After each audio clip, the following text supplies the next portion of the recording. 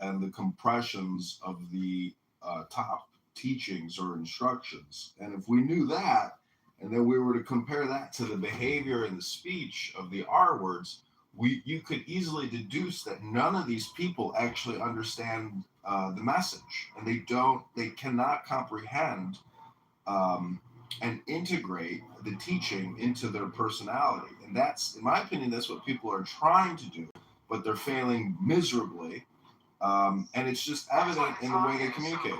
Yeah, the Tanya is a perfect. Tanya talks all about that. The Tanya keeps talking about that. What is it called? The Benoni? The in-betweener. Mm-hmm. The Benoni. In-between. Yep. The R word and being not an R word. See, cell phones are actually using the people. The people are not actually using their cell phones. The election here for the Chicago School Board that I can actually, apply to. And so Monday, I'm going to go file the nomination. It's a political election, and it's a non-paid political position. You don't even get paid to be on the school board, and they expect you to work 30 hours a month unpaid. But I'm going to... The school board is definitely the way to start a political career, by the way. Yeah. A lot of people the school board, I don't know, I'm sure it is the same where you live in a much bigger city than me. The school board here is like, it all goes down at the school board. Yeah. That's like where it's all happening. There's like screaming fights, like police, and like it all is going down at the school board. I only have till like May 29th to get the signatures, but what I can do is, as I'm getting signatures for the school board, I can also get signatures for the mayoral candidacy. So that's my, plan. Well, speaking of our word, I am weaving a basket, which seems like, speaking of wasting time, I don't know what the use of time. What I don't understand is, like, why can't I watch a live stream of you weaving a basket? Why can't I see your shorts of you making the baskets? I know, that's a great point. Well, because I'm wasting time talking to you. I guess but you could have a separate... You have to get another burner phone. A separate phone. Yeah, you really need 100... I need to just nut up and get some more phones. So you told me, like, I don't need your help, but there are cheap smartphones. I just need a cheap smartphone that can do video and internet, right? Mm-hmm. That's it. And let me text you the one that I think you should get. You sent me one like a year ago. And I remember thinking like, oh, I could do that, and then I just never did. But you're right. I could be live streaming and talking to you at the same time.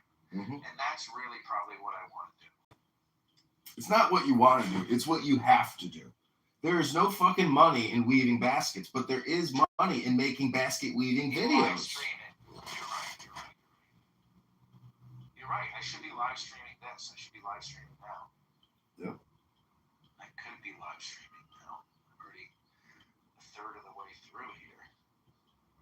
Let me show you the phone that I think you should get. It's only just a higher quality phone, yeah. But you don't really need it. But you really do absolutely. I mean, just buy this one or buy the. Let me get you the other one. Like my friend Zach or Max came over here to my house yesterday, and he's like, "Let's start a business." And I'm like, okay. I'm like, well, are you prepared to buy 3 cell phones, and are you prepared to start creating content? No. Okay, well then I guess we won't start a business. Right. I guess because no matter what business you are in, actually content. Did I tell you about my friend? Not my friend, but this girl I knew from college is making $14,000 a month working as a crossing guard. What? Yes, she works for an hour a day as a crossing guard at an elementary school. $14,000 a month? What? $14,000 experience as an elementary school crossing guard, and she mails you a postcard for $8 a month. And she has 2,000 subscribers, so 2,000 times 8 is, or 7. She has 7 or something. She sells it for 7, or she has 1,500. You know, if you can can sell 6 times 2 is $12,000. Yeah. Or $6 times 2,000 subscribers is $12,000. Well, imagine what you could do if you were the doorman at a strip club instead of just a crossing guard. Right. Well, so I'm working up to having the courage to start videotaping my driver's ed lessons. And I feel like that could make very good content. That license plate video where I'm making fun of the lady's license plate is now my most viewed video on TikTok. Mm-hmm. That's my biggest video ever, was me bitching about this lady's license plate. And it now has 40,000 views and 6,300 likes. 6,000 likes. And it was just me yelling at traffic. I would really, you have a product with your baskets and other, handiworks and whatnot. Yeah. But yeah, that would, in my opinion, as your friend, it would be to focus on creating videos around that, because there's so many artistic ways to do it, like cuts and sounds and speeding it up, and like there's just so many ways to like film that, and you're already doing it. Like, kill 2 birds with 1 stone at all time. When you film, you're always killing 2 birds. I guess, well, the issue, I mean, I really appreciate your time. I don't want to just use you as a free business consultant, but you are, I consider you my friend or whatever. Right? You can, having more filming equipment is just the beginning. Like, once you actually start making money, you'll invest in more equipment. But anyway, the issue is just that I'm teaching and I'm not devoted to filming. When I'm teaching, I'm distracted by the teaching. And I feel like if I were filming, that would be a distraction from the teaching. So what I really want is somebody to come to my classes and film the whole thing. Mm-hmm. But I guess those people, I really want, it's the same way that you want somebody to come collect signatures for $1 a signature or something. I would love it if somebody could do it for $20. Can I just give you $20 and you just fucking film my class? But we'll put an ad up on Craigslist. You can always do a service exchange and say, hey, I will teach you how to make a basket, and I will a free basket class or something. Yeah. You have to. You gotta fucking ask. You gotta do things. You can't just sit around and whine. You can't just complain. Don't talk about it. Just do it. Another thing is, do not rely on anyone. Like, if you want something done right, you have to do it yourself. And, that's just the way life works. It's unfortunate. Like, talking versus... But see, again, you're just hitting a button. It's not rocket science here, my friend. I have made a couple cool videos. I just need to do more. It's always more. Every day is a new day. Every breath is a chance to begin again. And imagine, eventually you could actually stop weaving, and maybe you could just read books on the internet and make money. Now that would be the dream. I was talking with my mother, and I mentioned, because we were talking about Clubhouse, so, Abby, think about that. Yeah. She complimented my mother's artwork. She said, "Oh, she likes my mom." One of the people do random things. Like one of these guys I know, he just sits there and reads books all day, and he records himself reading. Mm-hmm. He was cracking up. She was like, "That's his contribution," and I said, "That's his contribution. He reads books of women." She said, "I love it." So I thought you would appreciate that. There's this retard. Oh, excuse me. There's this R word on YouTube who has 60,000 followers. He's totally schizophrenic, and he just sits there with a pyramid on the top of his head, and he sits there and says nothing. But sometimes he does mantras. But it's just you can tell he's not doing well. He's mentally not well and physically not well. Wow. But people in the hundreds sit there and watch him on his toilet with a pyramid hat on, holding some kind of metal rods, just sitting there going, Nam, Nom, Nam, Shiva, Om, Nam, Shiva. Is he literally on his toilet? Yeah. He's actually on the toilet. Or something, it's close enough. Making money, you'll invest in more. But what I'm saying is, nobody cares about what I do, but the the circus freaks actually do very well on TikTok. Have you seen the fat guy? The fat guy who orders food? No, is that TikTok or IG? It's on TikTok, but it's all over everything. You might even recognize him just from the ether because it has gone viral. And don't look it up because it's a horrible waste of time and you'll just regret it and you're already wasting time already. But just understand, he's a fat man.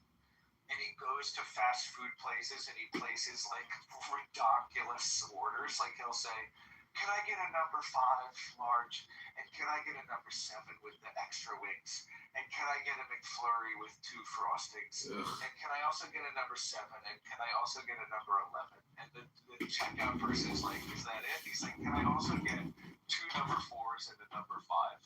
And I also want a number 7 large." And then he gets all the food. It's like 11 boxes. And then he just eats it. He's huge. He's massively obese then. He's just a massive, huge, fat man who films himself ordering fast food and eating it in his car. And you're like, you should film yourself doing your basket weaving, and you're filming yourself like reading wisdom, like ancient wisdom, literal like wisdom of the ages, trying to like, I mean, whatever, you don't do your laundry or something, you have 60 pairs of underwear, but at least you are trying to bring wisdom into the world. Versus this man who is simply getting 15 ordered Raisin Canes and he's simply eating it in his car and he's got, more views than you. But it's just absurd. It's just an absurd reality that we live in because it's a wild world. Well, the thing to note is how the brain works in terms of consuming content, creating content, like you said, absurdity content. Because it's really like if you're watching somebody destroy themselves by eating all this fatty food, like you yourself are like in a way experiencing that person's experience, and so it creates all of this like brain chemical based off of that experience, that happening. And this is why pornography is the biggest content of all time. I mean, if you were to total up all the number of hours of porno consumption throughout history, it's obviously like one of the biggest forms of content ever created. And you have to ask, why is pornography so really a great tragedy? Like when I'm masturbating, I think about all of the beautiful women, that I've had experiences with. Yeah, and it's like I'm reliving the experience. Anyways, very grotesque conversation, but nonetheless, it's an important conversation about content and the stupidity that people like. For example, are you going to see the new Matt Damon film, The Odyssey? I didn't even hear about it. Is it actually The Odyssey, like Odysseus? Yeah.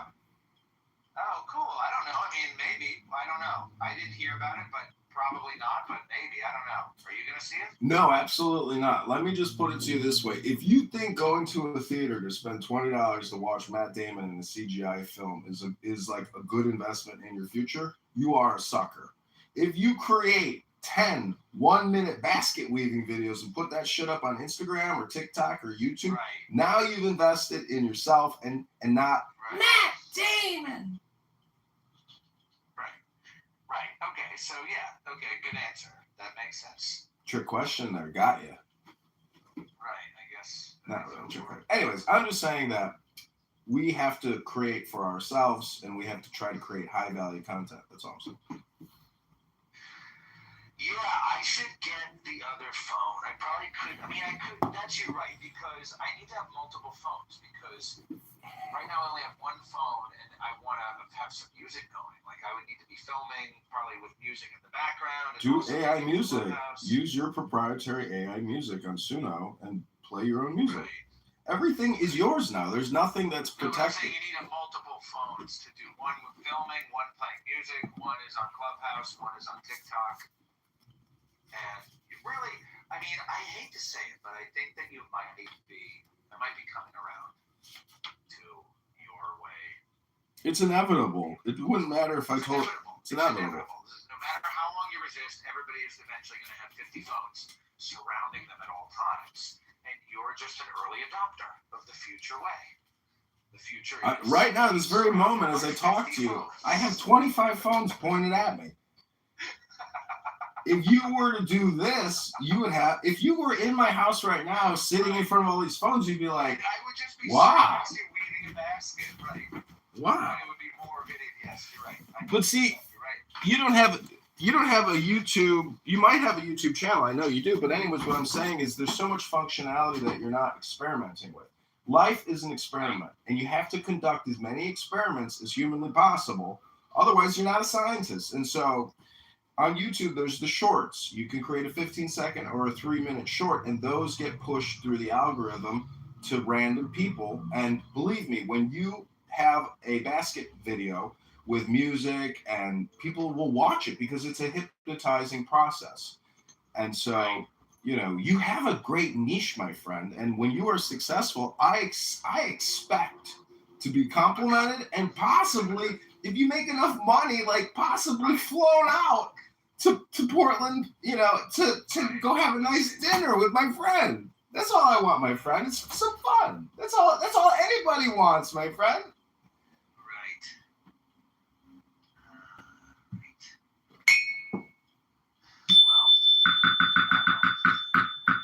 Here we have Cheryl. Do you know who Cheryl is? Does it really matter? If they don't raise their hand, I could care less. Pastor Cheryl. It's not true. I'm not saying I don't care less. But the truth is, I created this room to listen to mantras and to maybe read a book. A book. Oh, Aurora is here. Aurora, that's Oh, she's gonna annoy you. That's for sure. Hey, Aurora. You don't find me amusing anymore, no? I think some guys on this app might find you very attractive, personally. I think many men find you attractive. I don't know who you are, darling. That's what a lot of people like to say. He knows you. Yesterday, I got into an argument with a woman. She kept saying, "You don't even know me, bitch! You don't even know me!" And I was like, "Bitch, you don't know me! You don't know me, bitch!" Then they kicked me from the room. Be like that. And I told her I was going to come back in anonymous and film her and put her on YouTube. She's like, "I don't give a fuck, bitch!" Did they give you hell? No. It'd be like that. It'd be like that. Mantras are. Harim, harim. Well, I'm also live streaming myself. I'm currently live streaming myself weaving a basket, and I've got about 40,000 viewers on TikTok because everybody loves watching me weave a basket. And even though I don't even have to interact with the viewers on TikTok, I just have it set up there. If you're watching on TikTok, please donate. Cha-ching, cha-ching, cha-ching. See, people just sent me like $50. So that's what I'm doing right now. I just got $50 for weaving a basket. Underwater basket weaving, you should put that filter on. Yeah, see, would you watch that? Would you like the link to my live stream, actually? Actually, I do art, so So you don't need to. What kind of art do you do? Visual.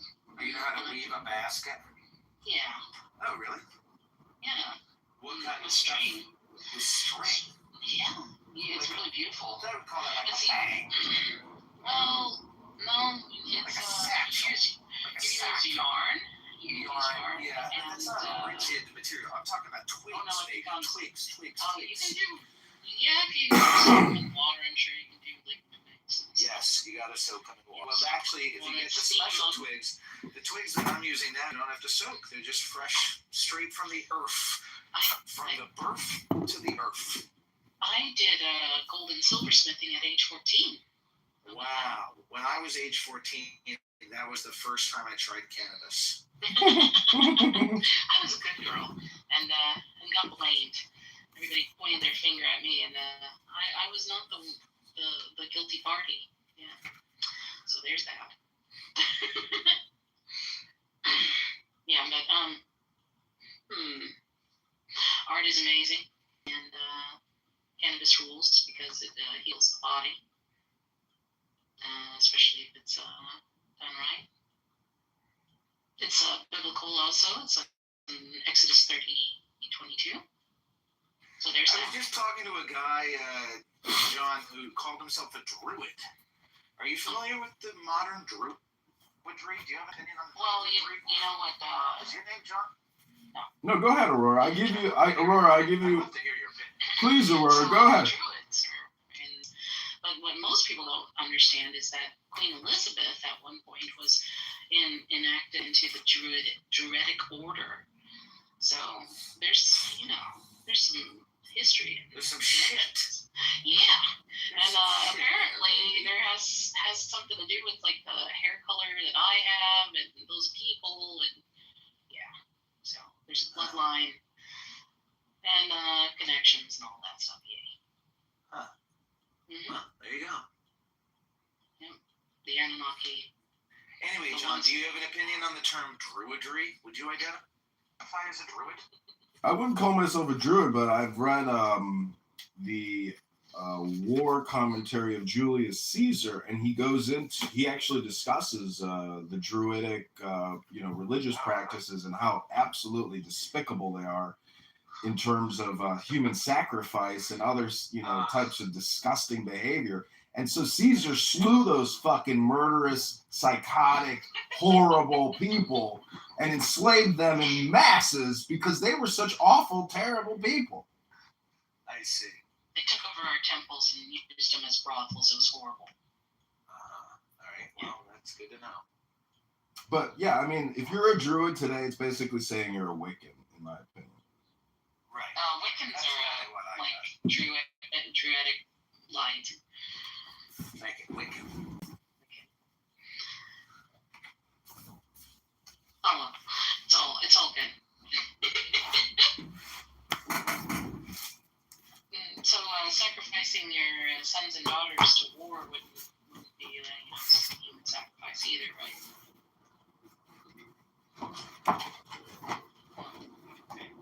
I don't know, but I should definitely be licensed. Aurora, What am I gonna do? I should just order. I was a good girl and got blamed. They their finger at me. Aurora, I actually like John. Aurora, what was your name on here before? I can't remember. Oh, you were alright. I know, after you tell me, I will.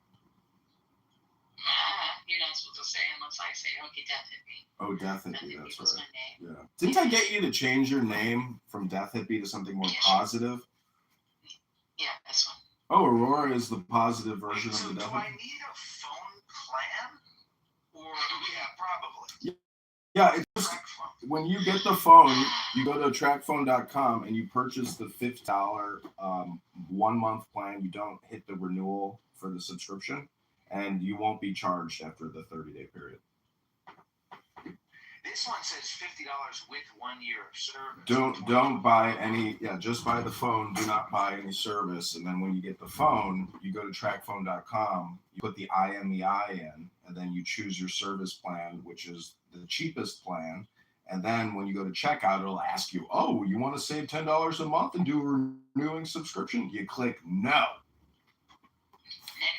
And then after the 30 days, your phone runs out of cellular service, and then you just run it off of Wi-Fi. I mean, you'll be using it on Wi-Fi anyways, but you just got to get the cheapest phone plan that there is, and don't do the resubscribe. Got it.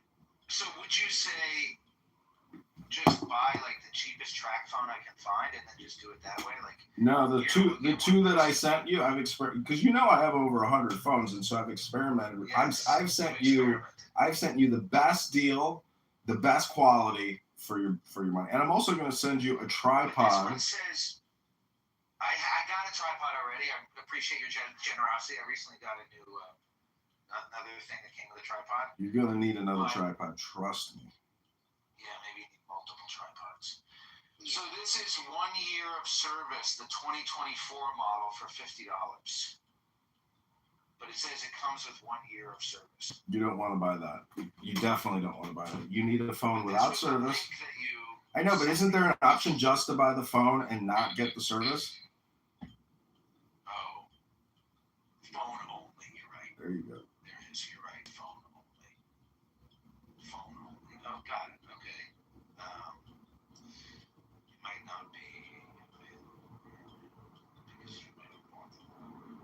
the reason why it's not available is because everybody else is buying them because they know that this is because you just said it. this is the greatest value. Do you know how it took us 20,000 years to develop these devices, and people just sit there and look at TikTok videos all day long?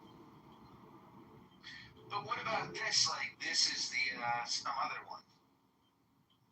Track phone, Motorola, 5G, 128, prepaid, 50 MP camera. You don't want prepaid. You want to trust me, Zach. I've sent you 3 links. I'm finished discussing it because I've sent you 3 items that I believe you should buy. If you don't buy them, All right. it's up to you.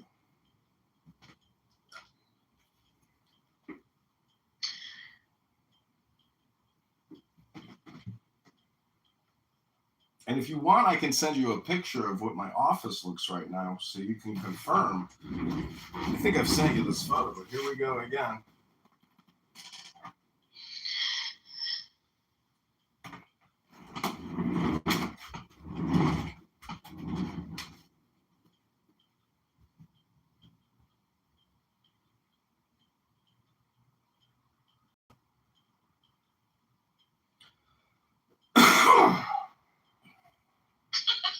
The level of ouch.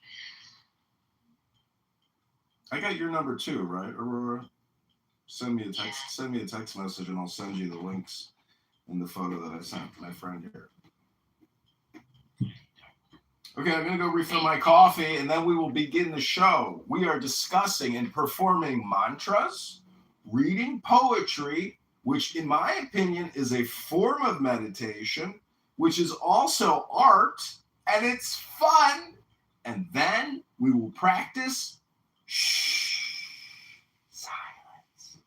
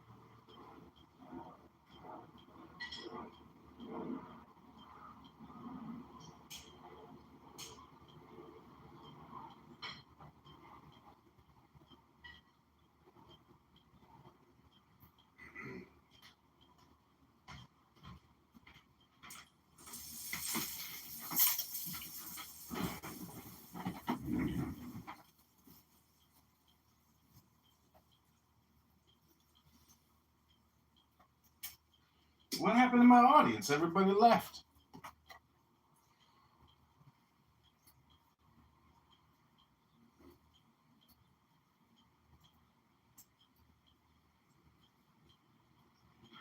And got blamed. Everybody pointed their finger at me, and I was not the guilty party. Yeah. So there's that. Yeah, but art is amazing.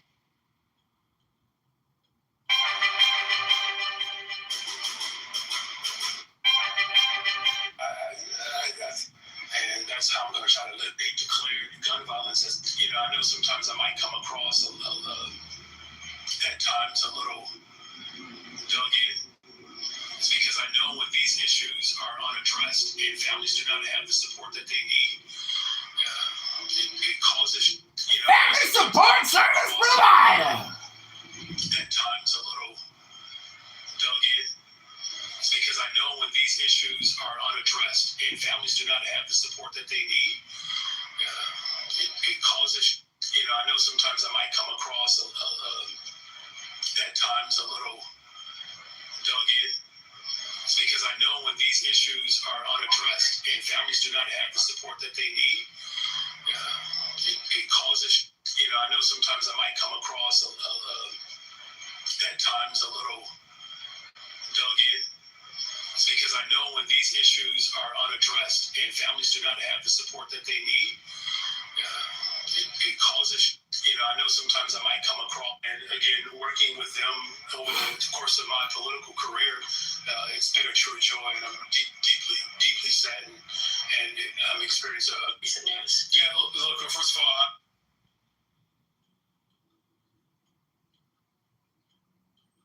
they are. जब तुम daily post करना start करते हो ना, I feel that electricity. Nike is looking. Isn't it funny how people call?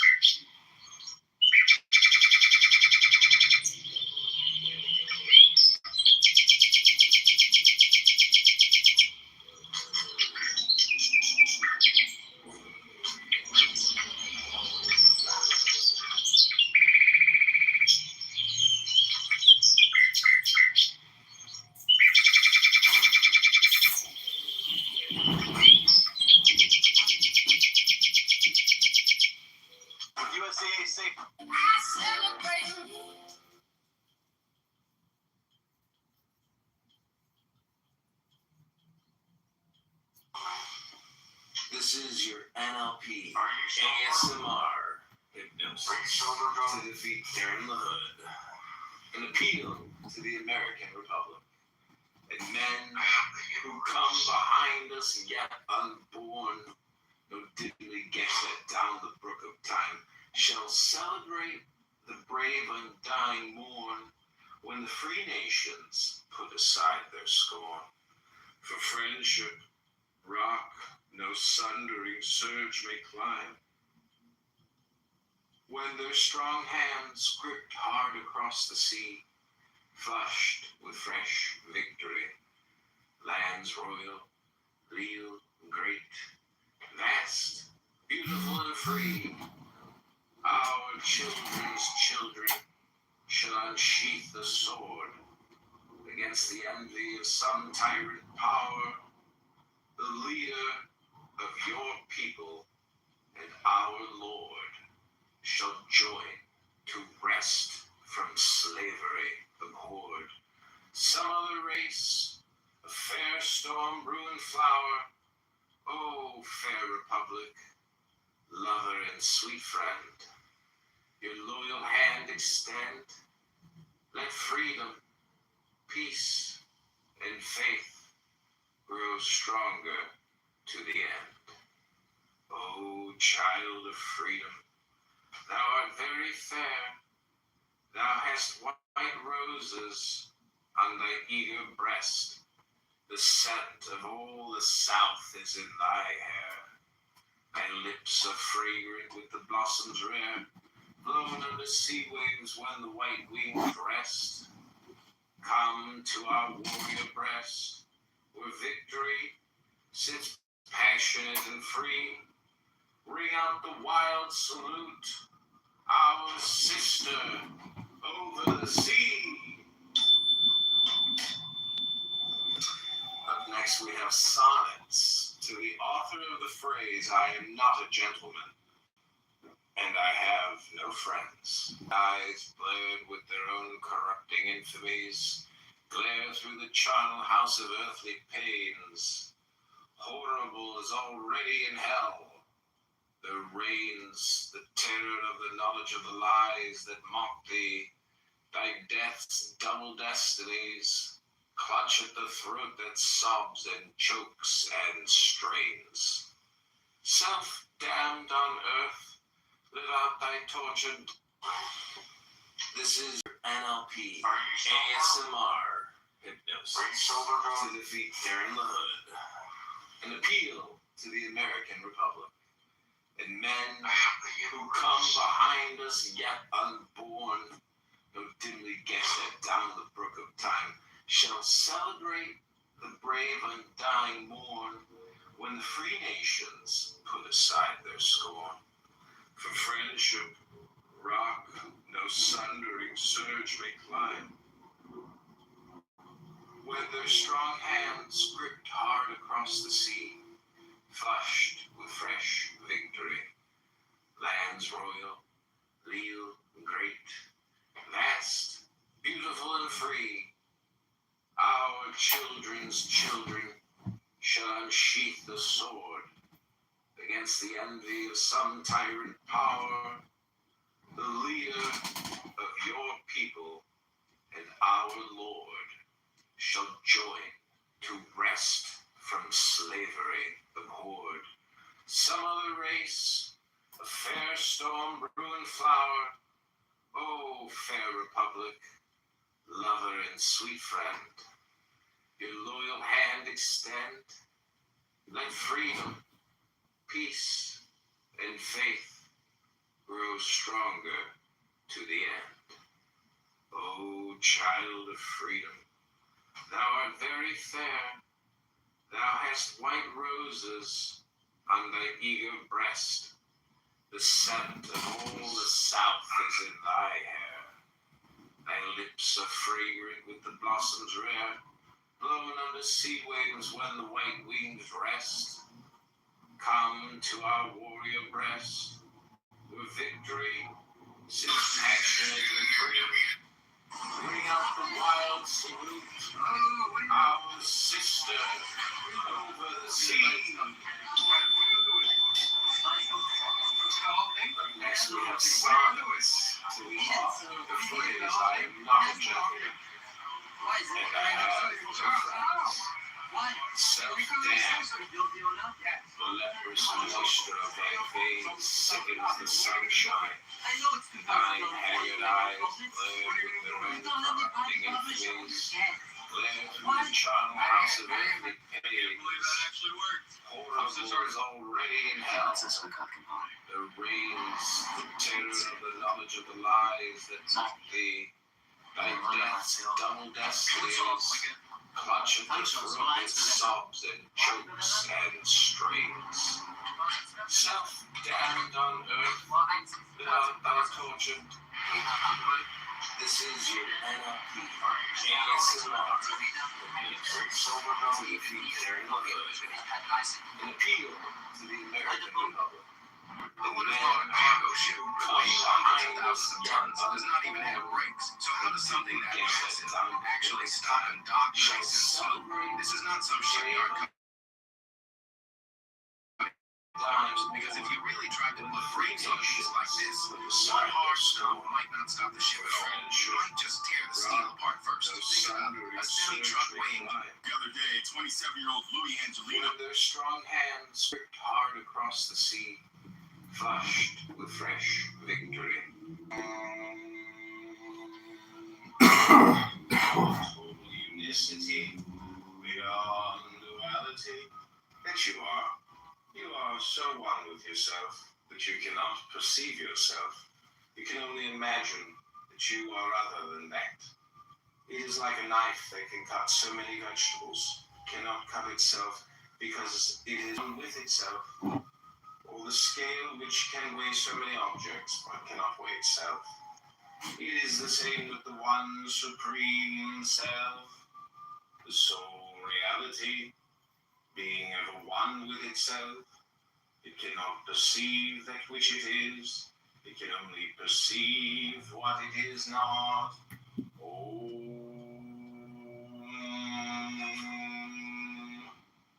Though others may talk of the way of the Buddhas as something to be reached by various pious practices and by sutra study, it must have nothing to do with such ideas.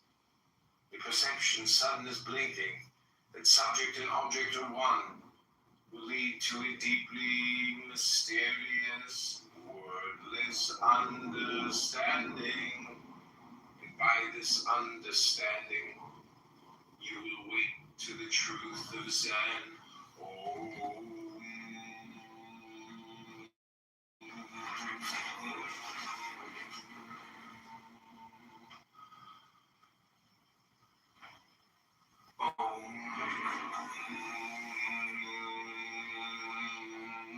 When your mind doesn't stir inside, the world doesn't arise outside.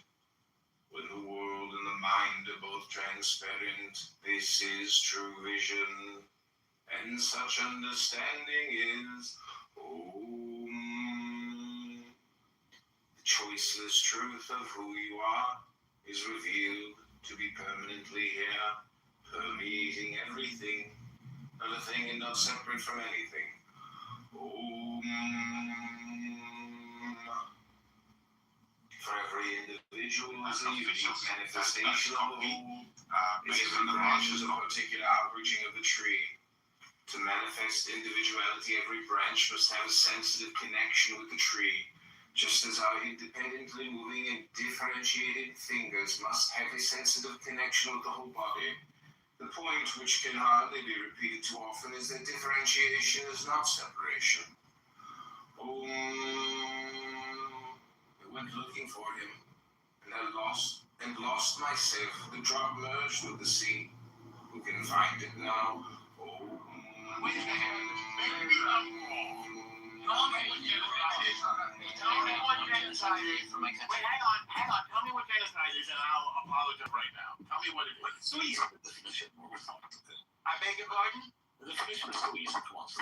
No, I want to hear what genocide is, because I made. Mom always said life was like a genocide. You never know what you're gonna get. All right, go. Now, what is genocide, sir? Searching it up. Yeah, search it up. What is that? Looking it up. Yes. Because you don't know. You made a claim on a crime against humanity, and you don't even know what the crime is. I'm just gonna help you out. Don't help them out. Part of You didn't know what the crime is. Don't help them out. Actually, that the people were actually killed. Sir, I'm asking you again. You made an allegation. What the hell are you talking about? Allegation I am about Dr. Waz. What is genocide, sir? Yes, you made a false allegation. What's it mean? Can you say? You know what it means? Tell us. Tell us what it means. No, wait, everybody quiet. I want to hear this. Hang on, sir, wait a second. Wait. Sir, it's an intention. Is there an act or something? Sir, hang on. Sir, it's an intention. Is there an act? Yeah. Some posts about the ketamine kid, and this guy called me, and he's basically saying that like he thinks that they're all drug dealers. Well, yeah, if you're selling ketamine, you are a drug dealer. No, but that was like him going straight, and the ketamine clinic got shut down. I'm trying to figure out what happened. Oh, so that guy sitting next to us with the pinky ring banging the table was a drug dealer, kingpin type mafioso. Didn't he seem that way? Do you have any photos of him? No, I didn't take any photos of him. No. Damn, me neither. I'm trying to figure out who that guy was, because I told you he buddied me after. Yeah, he was. Say, hey, buddy. Yeah. Good to see you, pal.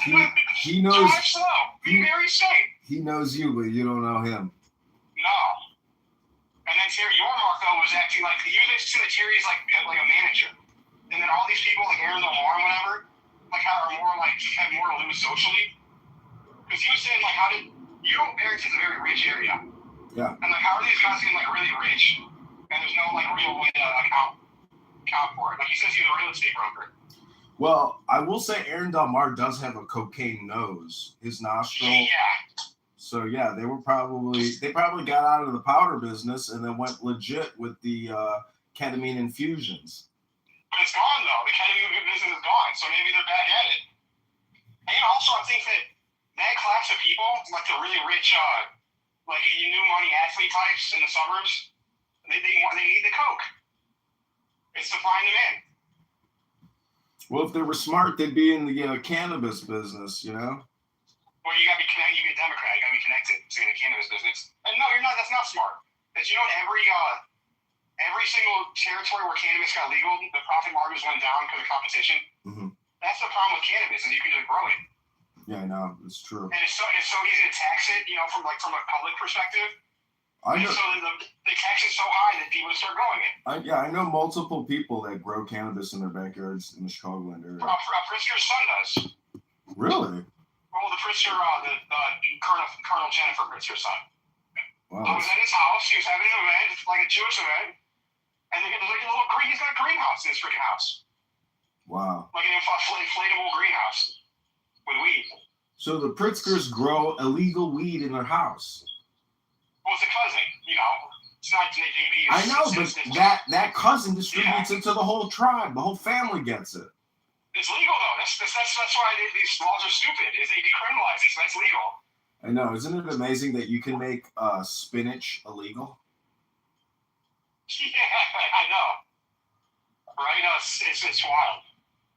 But remember that gray area period where they had the head shop? Do you want a tobacco pipe? You want a tobacco pipe and a tobacco grinder that catches a tobacco keef? So we're still not yeah. It's actually like a drug delivery mechanism. Yeah, but you can drink weed or eat weed, so it's not. Yeah, my dad said that to me once. He's like, if cannabis wasn't harmful, it wouldn't be illegal because you can just eat it. Like it's just an edible, basically. There's some shit you can't eat. That's your dad might be correct. I mean, I think it's a lot of it is just money. It is money, and that's the thing. Listen, all taxation is theft, and the government, the bigger the government, the bigger the problems. The smaller the government, the smaller the problems, and the smaller the government, the bigger the economy. They are the government is a parasite organization by nature. just by nature. And so that's why if you don't have the most astute management, they become huge parasites, and everybody ends up working for a massive parasitic organization. Brandon Johnson says over and over that he is basically a family service provider. He says it. He says that straight up. He says it straight up. That's not what the government is supposed to be. The government No, it's not. So, anyways, He thinks he's a Genovese family. these people are communist, socialist parasites. That's what it is. That's what we're dealing with. But I'm on an investigation. I need to figure out who the kingpin was. Because that guy, you weren't there for that when I went upstairs. When he hate buddied me, that was spooky. Well, I was like, I'm gonna fucking kill you. Like, hey, buddy, good to see you, pal. so he sat there. We sat next to him for like an hour. Didn't say a word. He was just watching. We were all just watching the game, but he. I knew. You saw that? Or yes, we paid the check. I didn't hear him say that, but I figured that he knew that we were there, and we knew that he was there for the same thing, but we just didn't know his association. Yeah, I think that I was knowingly trolling him. Like we were having funny conversations on purpose. But I think he was I think he might have just said like, hey, see if they're coming up, text me. See, the ketamine kid reported to him. Yeah, Like, exactly. as if that guy was controlling the situation upstairs. Well, Hollywood says that the ketamine kid is a manager and the ketamine kid isn't the boss. So that actually makes sense. Right. And I thought that guy was the owner of Moretti's. Because he wore a fucking jacket. See, looks can be very deceiving, meaning that guy. And demeanor, because he looked like he was scanning the room. I thought it was more just like counting my money. How's business going? We moving things along? No, I Table knew. 4. I assumed he was there for the same reason we were. I didn't think that I knew he didn't work there. I know he has nothing to do with the place other than he was there for the GOP event. No, I misheard you because I thought you pointed him out as the guy that worked there. No. The guy that worked there was another guy behind the bar who he didn't say anything. I thought to you were talking to him because they just acted like they worked there. And that other guy looked like a town. He looked like the scumbag friend of the owner. No. Those guys. Did you see that guy? That guy seemed like he looked like the goon. That was the muscle. It's too bad we didn't take a photo of him. No, there'll be photos. Because they were at the event. I'll see. I'll ask around. Have you ever used a reverse image search? Yeah. Probably could have figured out who he was. No, but also I know all these parents and GOP people, so. Oh, I see. Yeah, you're right. I can just ask around if I get the image. But I'm going to do some FOIA requests. I'm thinking there's an actual drug dealing, a serious drug or sex dealing or operation in the North Suburbs. Yeah, you're right. They're pimps, actually. That's what he is. He's a pimp. I think so, and I think that Christine might be one of them. But do you know who Christina McCoy is? No. Have you seen pictures of her? No. She's like objectively probably one of the most attractive women in the Illinois GOP. I'm not saying I got a crush or anything like that. Because that's a very low bar. But she's like a blonde former Bulls cheerleader. Spicy. And it pretends to be the biggest MAGA activist ever, but is best friends with DeVore and Aaron Delmar. She was supposed to be Aaron Delmar's running mate. Oh wow. So she lives in that area, started a PAC, and is a part. I'm thinking that it's their prostitution or drugs or both. Well, I keep reading articles about housewives with 3 children running prostitution rings and providing services explicitly for police. Yeah. No, I saw that with also there was that surgeon's wife that was doing it. A lot of them are just bored. Yeah. And also money, of course. But these I think we're in a very dark age, and it's just the fact that black market billions of dollars a year. Yeah. And so people are doing drugs and they're buying sex illegally. We're all the people providing these services. It makes sense that they would actually parasitically integrate and take over the Illinois GOP because it's a weak, non-existing, functioning organism. But you need some political clout to do illegal shit. It gives them social credibility when they deserve none, and that's exactly why they're there. They're basically using influencer marketing techniques to give themselves credibility when they either are up to no good or have been up to no good. That's why You gotta write this. That article, what you just said right there is an article. That's deep. They're using influencer style tactics to get credibility that they do not deserve. But it's marketing for their underhanded business as well. It creates a network for them to They can say, "Hey, we're safe. I'm the head of the highways. We can move in some ketamine. I'm the highway coordinator." The whole thing is a filtration system, meaning that they want to basically it's just a business network. They're doing MLM is really what they're doing. Yeah, 100%. And they're getting, and just like MLM, it's all about getting their people, recruiting their people under you. Yep. That's my deputy committee man. But Aaron won the 5th district. Tom DeVore lost. Really? Yeah. Joe Masson won. But Beth Smith won. So, it's just really, I think both sides were bad, so it doesn't matter in all these races. The only person I'm happy that won is this poor old Lana Saldette, who's like 84 or something like that. No, long-time reader, don't know her record. So, she won. There was some article I read, I don't know, maybe it was Ted DeVore's article saying that, Dabrowski and Mendrick, they all disappeared completely. They're not even. Yeah. So, what does that tell you about? No, I saw that exact post, and I saw what happened. And so, Tom is best buddies with Aaron Elmar, and probably engaged in the same kind of behavior. Mm-hmm. Probably, or possibly. Yeah. And they clearly have been working together the entire time, but Aaron's never, DeVore's never full out endorsed Darren and Aaron, really. I think one post he said I'm voting for him, but he does all this passive aggressive shit, helping their agenda without saying he's helping their campaign. So I think Aaron called him and is like, "Why is Ted helping me? It's not fair." Because Aaron doesn't look like he's crashing out.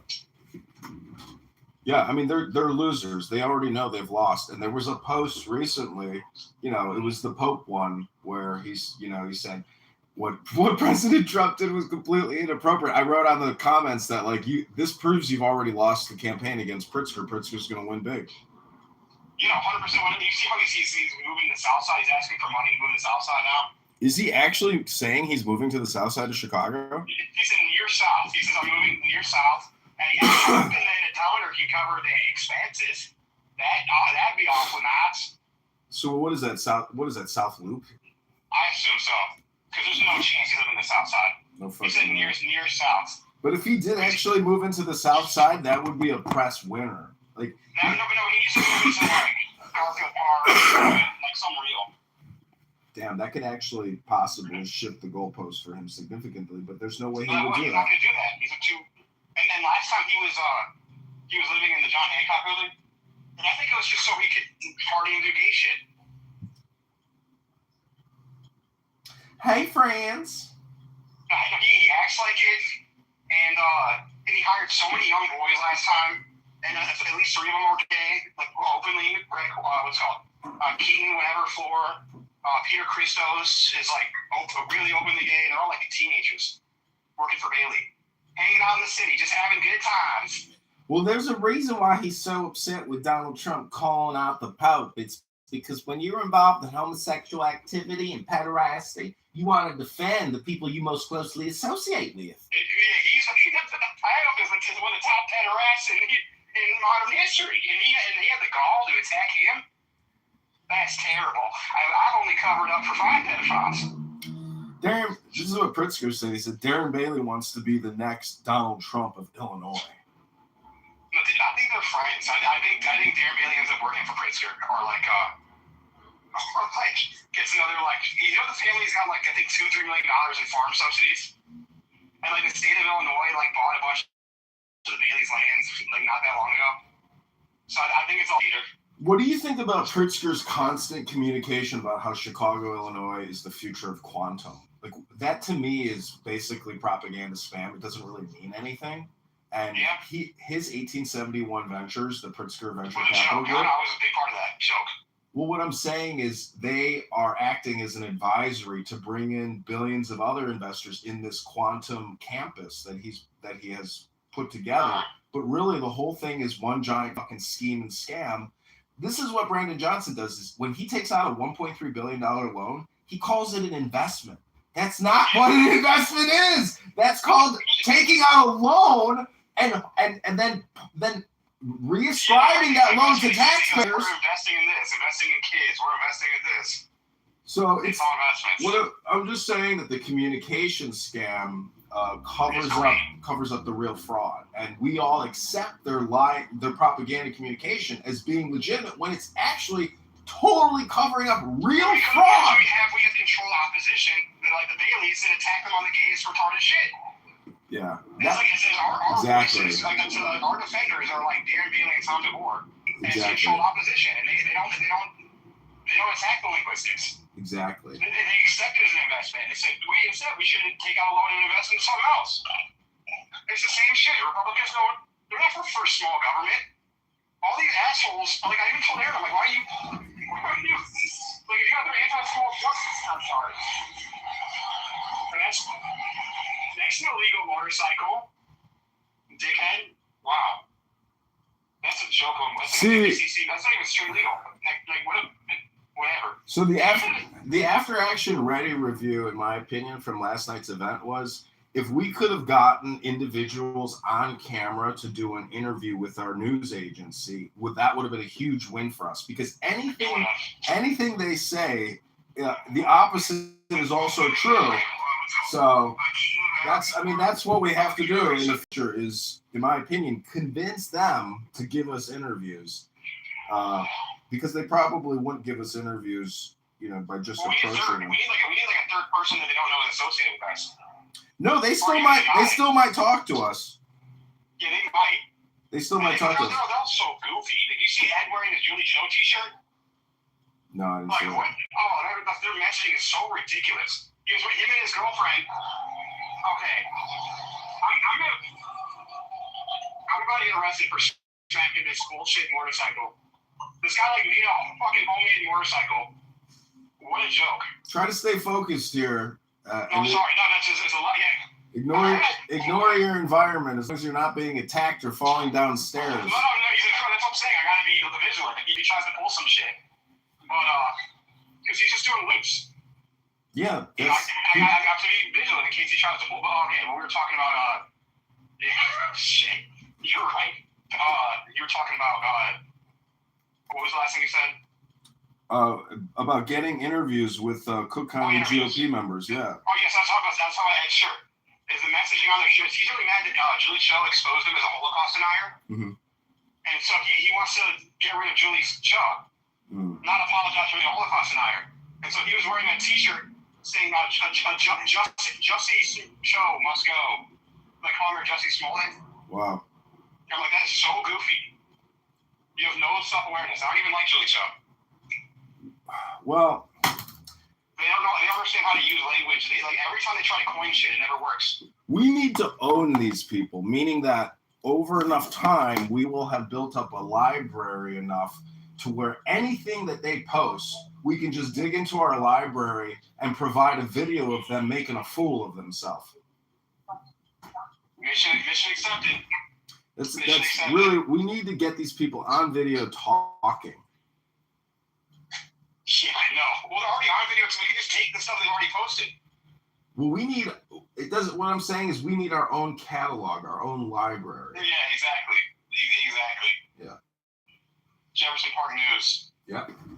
I got to get going, though. It's about to be raining. Okay, take care. And my phone. Copies.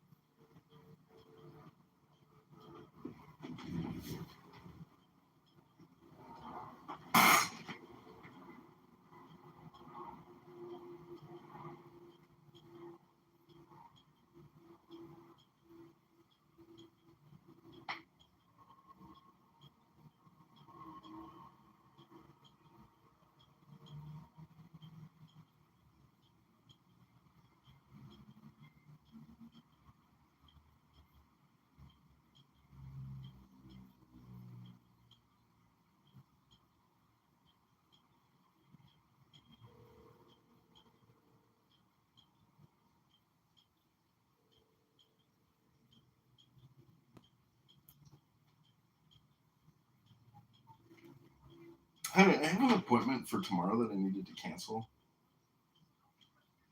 John Kitover.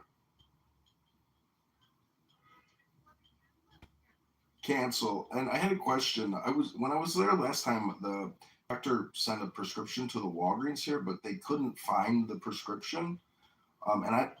They couldn't find it. So I was wondering if he can call it back or if he can resubmit it. Dr. Agarwal. Yeah. It was like an antidepressant. I can't remember the name of it. Maybe.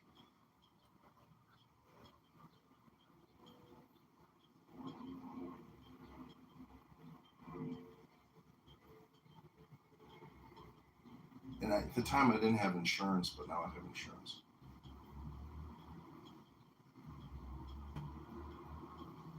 Was it Vraylar or I can't remember what it was called. I have the paperwork actually, but I have to go through my paperwork to find it.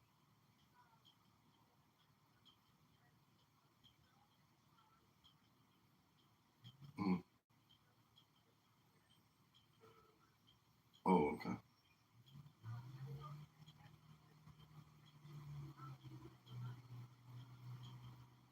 Well, I'm a veteran,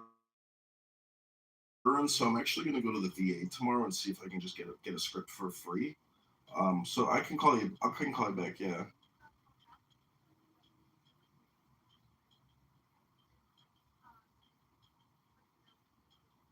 Yeah. Okay, I understand. All right. Well, I will. I will probably call you back on Monday then, if I do need to. But tell Dr. Agarwal I said hello and have a great weekend. I appreciate you. Thanks.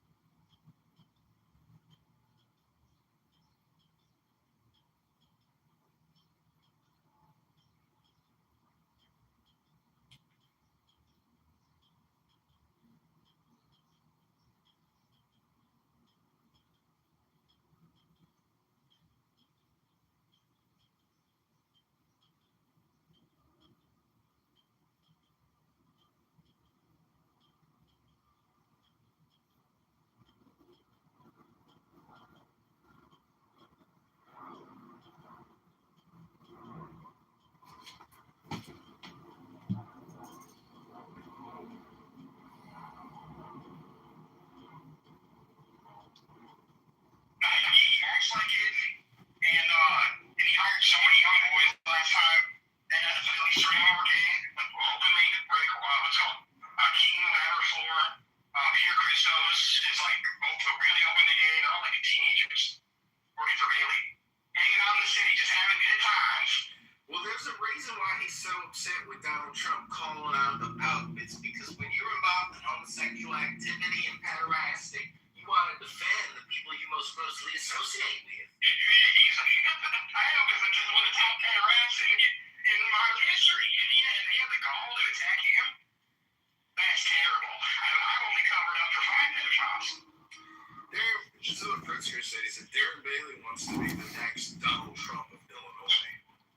But I think they're friends. I think Darren Bailey ends up working for Pritzker, or like gets another, like, the family's got like, I think $2 or $3 million in farm subsidies. And like the state of Illinois,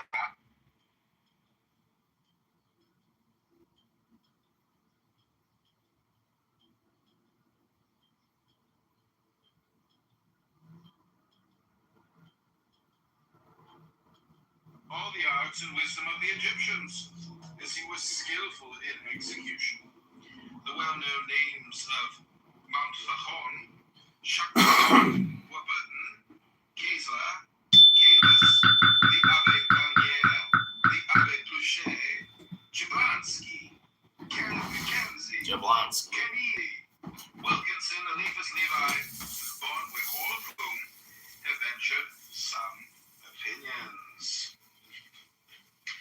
Are sufficient proof of the worldwide interest that this Mensa Isaiaca has aroused. Many years have now passed away since the author made a labor of love of the drawing of the tablet from which the photogravure in this volume was taken. And his drawing being finished, his work seemed incomplete until he had supplied as its companion an explanatory treatise. However scanty and imperfect it may be deemed, he begs the indulgence of many a learned reader for its shortcomings, and if he has apparently undervalued the opinions of the modern school of scientific Egyptology, it is only because of his conviction that the tablet is essentially an esoteric character, therefore insusceptible of ordinary methods of interpretation. The photogravure provided with this little volume, 10 inches by 8 inches, is of course much smaller than the original, which is approximately 50 inches in length, 30 inches in breadth. So far as can be ascertained, the tablet has not been engraved or printed in its entirety since 1719, when it was published in France by Mount Facon, and it has never been printed in England.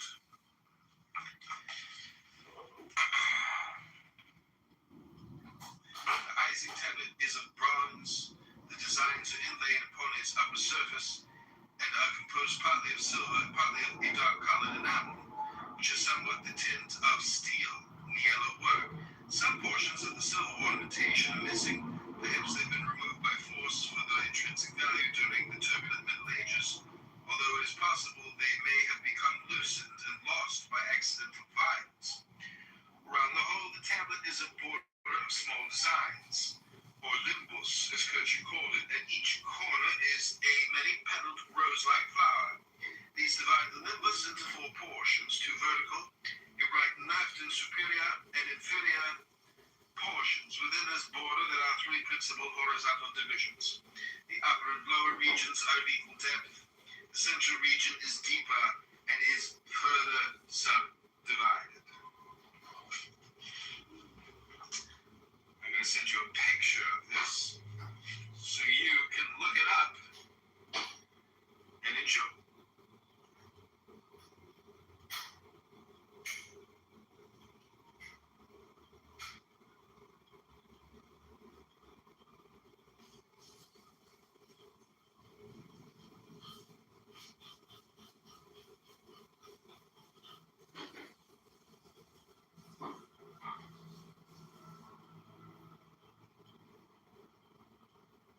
Wilkinson, Eliphas Levi, was born with all of whom have ventured some opinions.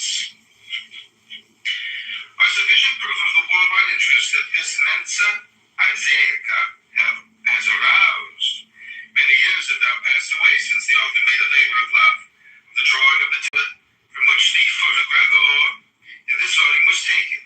And his drawing being finished, his work seemed incomplete until he had supplied as its companion an explanatory treatise.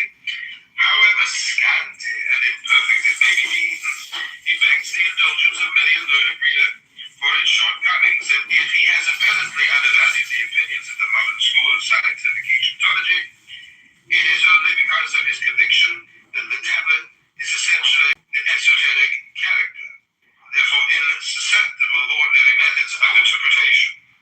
The photogravure provided with this little volume, 10 inches by 8 inches, is of course much smaller than the original, which is approximately 50 inches in length, 30 inches in breadth. So far as can be ascertained, the tablet has not been engraved or printed in its entirety since 1719, when it was published in France by Mount Facon, and it has never been printed in England.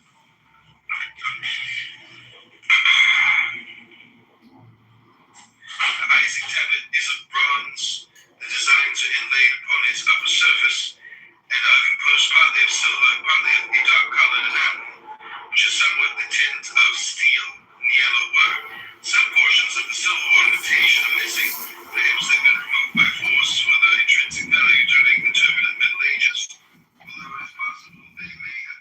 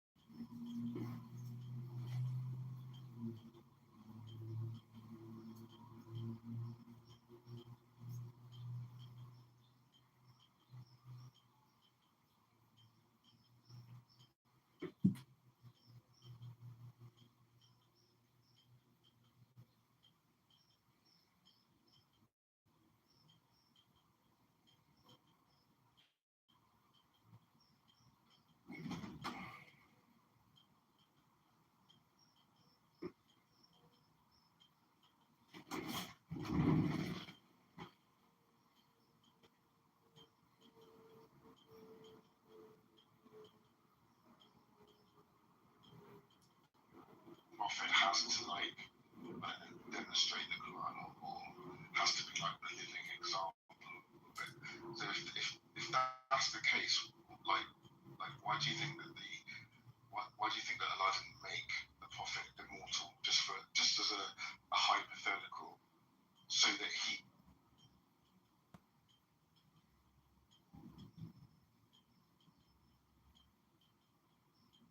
the Four Noble Truths that I start with from the Buddha teaching.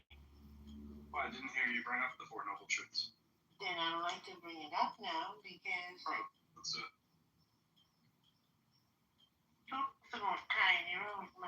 Dukkha, which disgrace it. She's like a 20-year-old Swedish woman from Sweden, by the way. Sam, What's up? I gotta give you your flowers, man. That shit was fucking hilarious, and you freestyled the whole fucking time. It made sense. Delivery 9 out of 10. That shit was, man. That was about. Thanks, man. Thanks, appreciate it. I love how they didn't mute you, but they just entered the room. I was unmutable. Most powerful. That's what you call a mic drop. It is me learning to freestyle. I never thought that it would be useful on Clubhouse, but here we are. You know, it's just very useful. I like the idea of screaming out, "You can't mute me, you're gonna have to shut this damn room down." Hello, Beef. This is Alistair. I'm requesting 60 seconds to read from a philosophy book. Sure, go for it. Okay, this comes from Native American Wisdom. This is from Black Hawk Sock. Oh, no. Black Hawk down. Oh, no. Not again. Bye.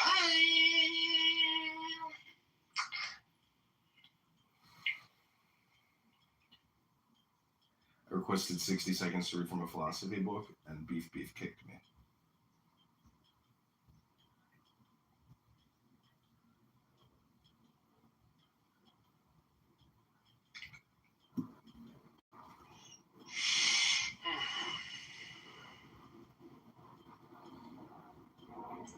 I seen him and Dave talking for a second today, which was interesting. He's back. Damn it. I talked to Sasha. Sasha said she's off Discord in the app and off, which is, I guess, probably means her life is going better. But, Maybe they got reported a whole bunch of times for saying some crazy shit. yeah. Galilean, come up. I need our affirmation. Come on, Galilean.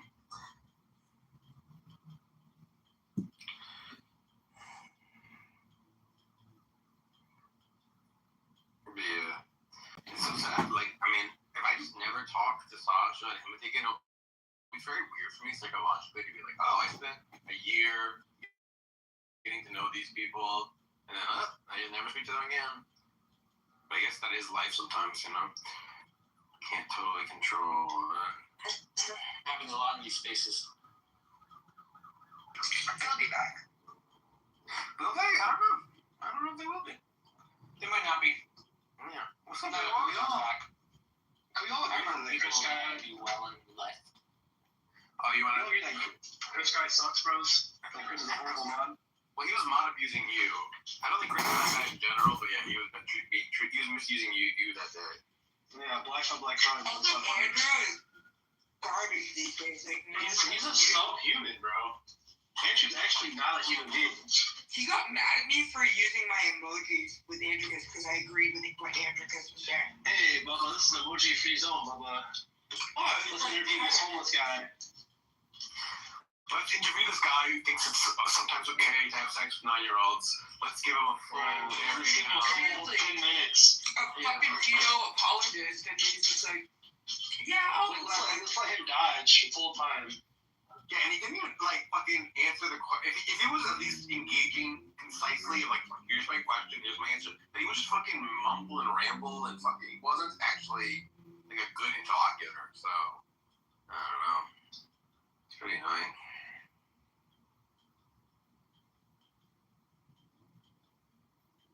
Hey, look, you missed my conquest of El Normo. I wish you'd seen it. You would have been proud. Yeah. What'd you do? Throw Kenny off a cliff. that's good. That's maybe a good joke. We bartered over some deli meat.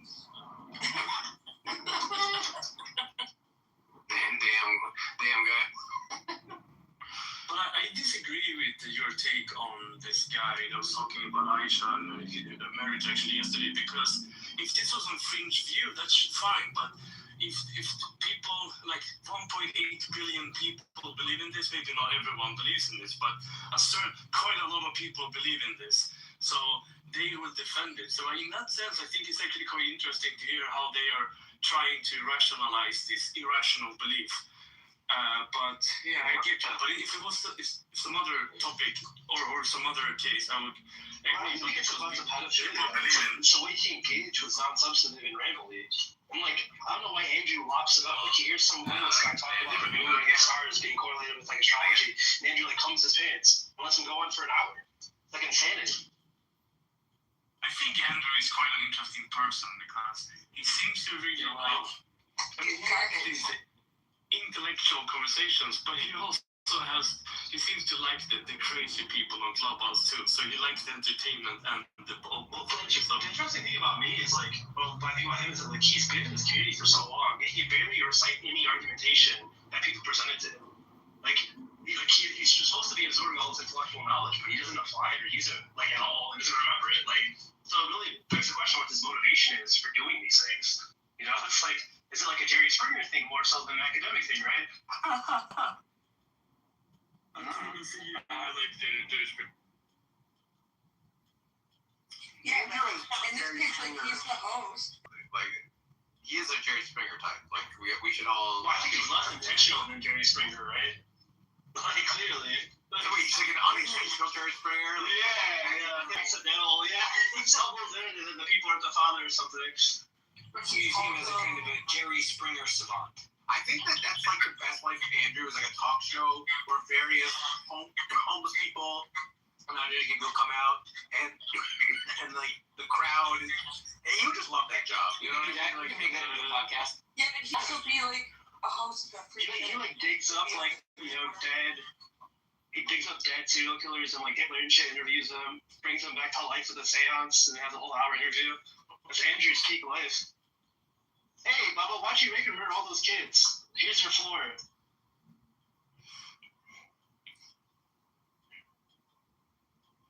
Hey, Beef Beef. What's up? I just had a question about philosophy. Have you ever crossed Dawood? He's a Muslim. Yeah, I debated him. I had a couple of debate with him. What is up with that guy, dude? Like, well, I just don't get it. Because he's all like John Rawls. He like wants to make Islam seem like super reasonable. So he wants to like kind of like, you know, French it up with some philosophy, but also he doesn't want to get rid of Islam. So the most that what he'll do is he'll make a bunch of scathing criticisms of Islam, and he'll like try to find some philosophical jargon or some like sort of like maneuver for why it's not as bad as it sounds. Not that Islam is good, but it's not as bad as you're making it sound, which is like not really a defense of it. And then he just loves doing that for some reason. He's like very motivated to do that.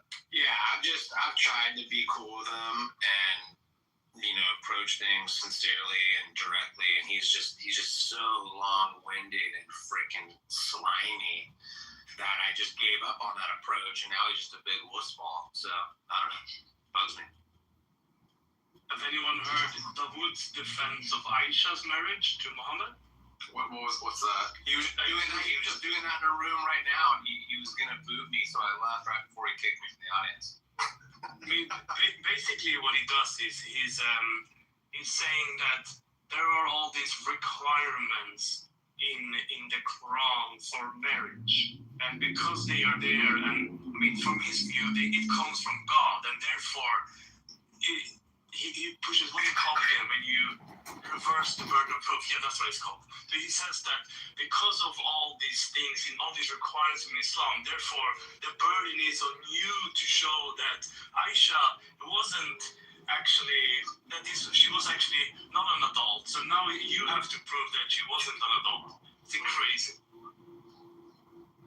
Yeah, but and he also prefaces everything and frames it because he'll just say, because in Islam, according to Islam, right? So like, it's just these people, man. I'm almost just ready to just shut up and just remain silent most of the time. I think that'd be cool. Yeah. I know. For some of you, for sure.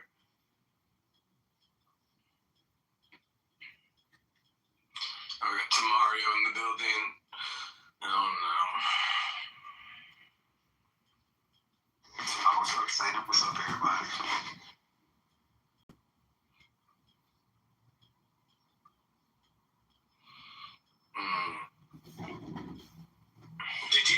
Did you explain what happened with Norma? Or did we get sidetracked from that explanation? Oh, did you hear that? I heard you say that you owned him or something, or you just Well, what happened was but you it's never fun to hear. Yeah, but you should just not do that. You know, if I ask someone a question, you shouldn't interrupt them.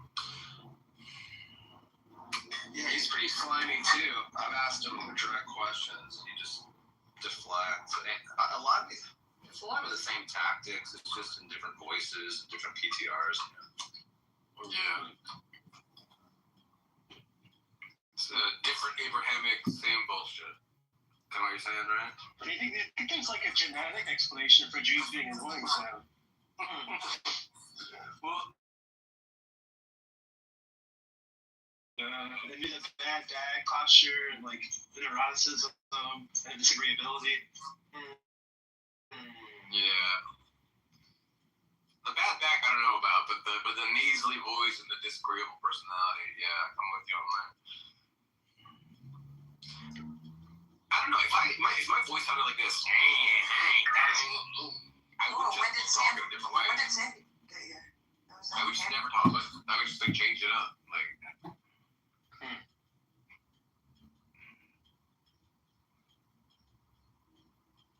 You sound like Nick Kroll. Like, yo, Mark, it's in the middle of your phone and type in chat or something. Mark can't chat on the. Mark is kind of here, but he's not really here. So That's true contradiction. he can hear us, but he can't really interact with us. That's kind of how it is. That's he's like a ghost. Yeah. That's cool. Ghost rules apply. Ghost. Beware.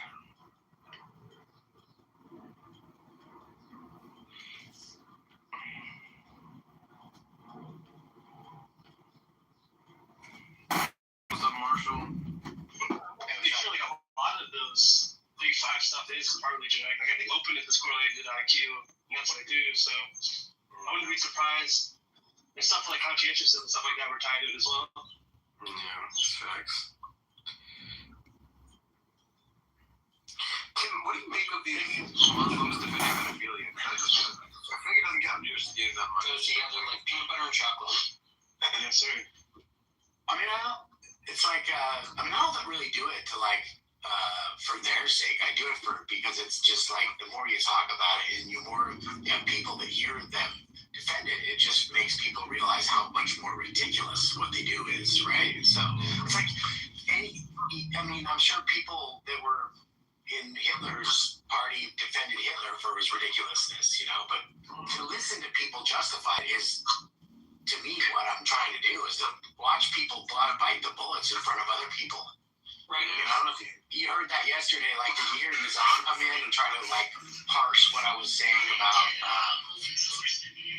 We were talking about that lady who got beaten and it turned green, and then he was like, "Well, just so you know, in Islam, you have to get married to." I was like, "Well, so you're biting the bullet and saying that she has to have sex with her ex-husband who she claims beat her. And that's just make Sharia law is. He's like, well, that's the way it is. I'm like, okay, great. Well, we all know God's religion is. It's God's law, bro. We're gonna, Not to defend that position, but out of curiosity, do y'all think that all men in antiquity were pedophiles essentially? Because Hashtag not all men. it was standard custom. You could take a young girl and marry her. I think all societies, matter of fact. That's actually not true. That's actually not true. Wait, Sam, should we take that next concept on you or no? It'd be cool if we could tell stories and say that it was true. Wait, say it again, Gail. I was talking to Sam specifically. I said Oh, you I were thought you excited said about assessment. I think you did actually. I know you took that sociotics test they gave you, but I don't think you took the Big Five one. The Hexco one has like a sixth dimension of like humbleness and trustability on it. It's pretty interesting. Yeah. Wait, what did you get on your social quiz? It just said I'm a. Sam or me? It just says so. Sam's like a pretty clear IE, like intuitive optical extrovert, I think. These are nonsense words. And I'm pretty sure his Big Five would be like social, limbic, unorganized, disagreeable, and inquisitive. Like a Sagittarius. Well, I mean, there's a lot more data around Big Five psychometrics and like an INTP on Myers-Briggs, but sociotics is a lot more informative, where the dichotomies are a lot more rigid, and the methodology for verifications is a lot better because you actually have interpolations that have predictions about compatibility. I think it adds another layer and stuff like that.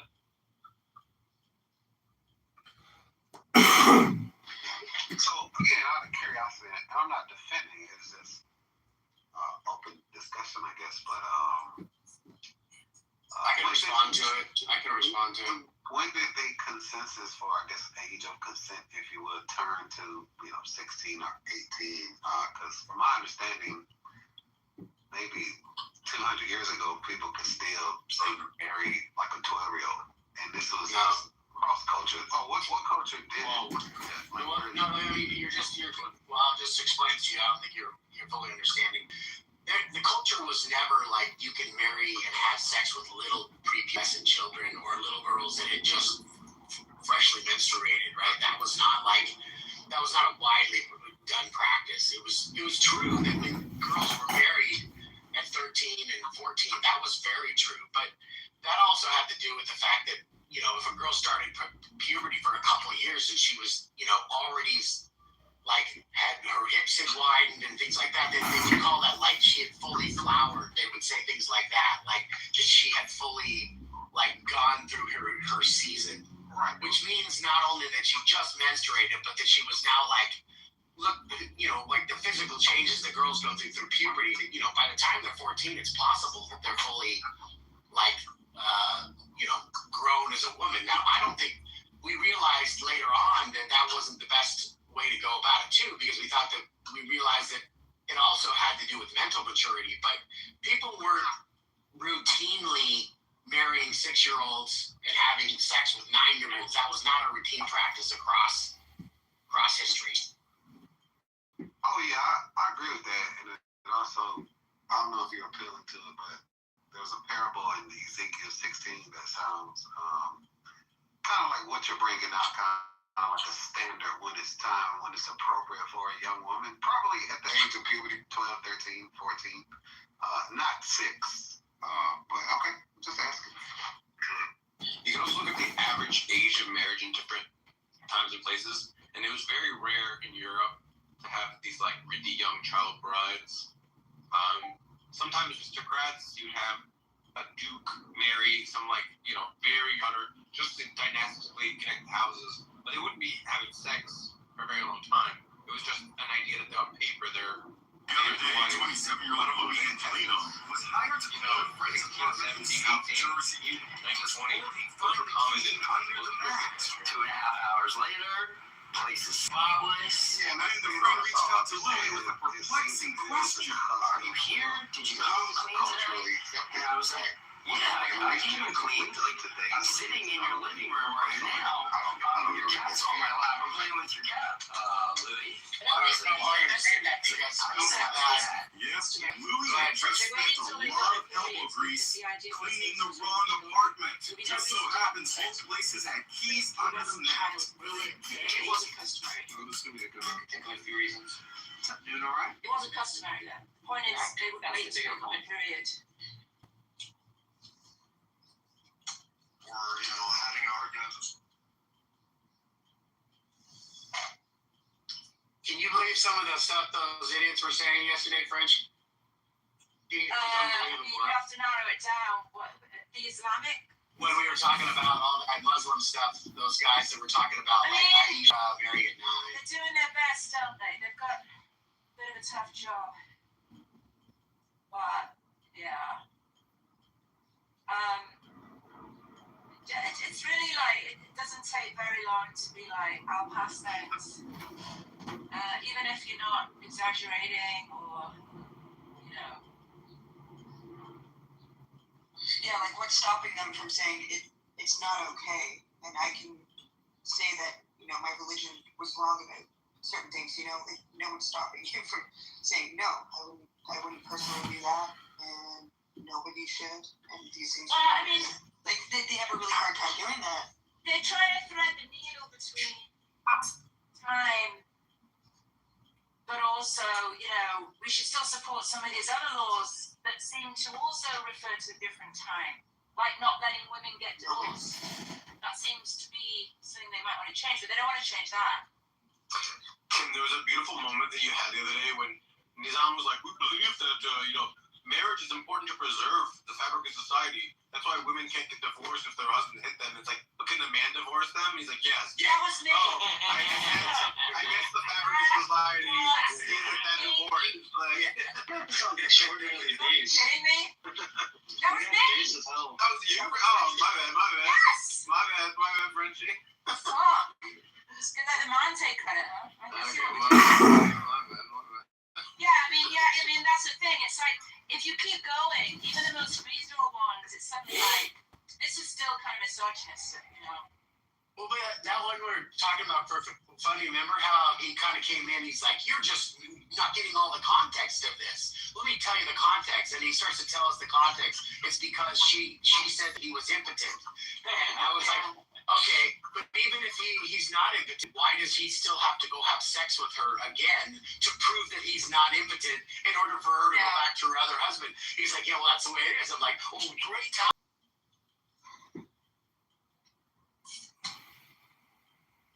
But there are Christians who come in here saying very similar things, so I don't know that they're like. There's a lot of dumb people on this planet Earth. Yeah. One of the problems they have a hard time is because, like, if you understand how it works with Muhammad within the faith, is that he was to be emulated. He was considered a man of perfect moral character.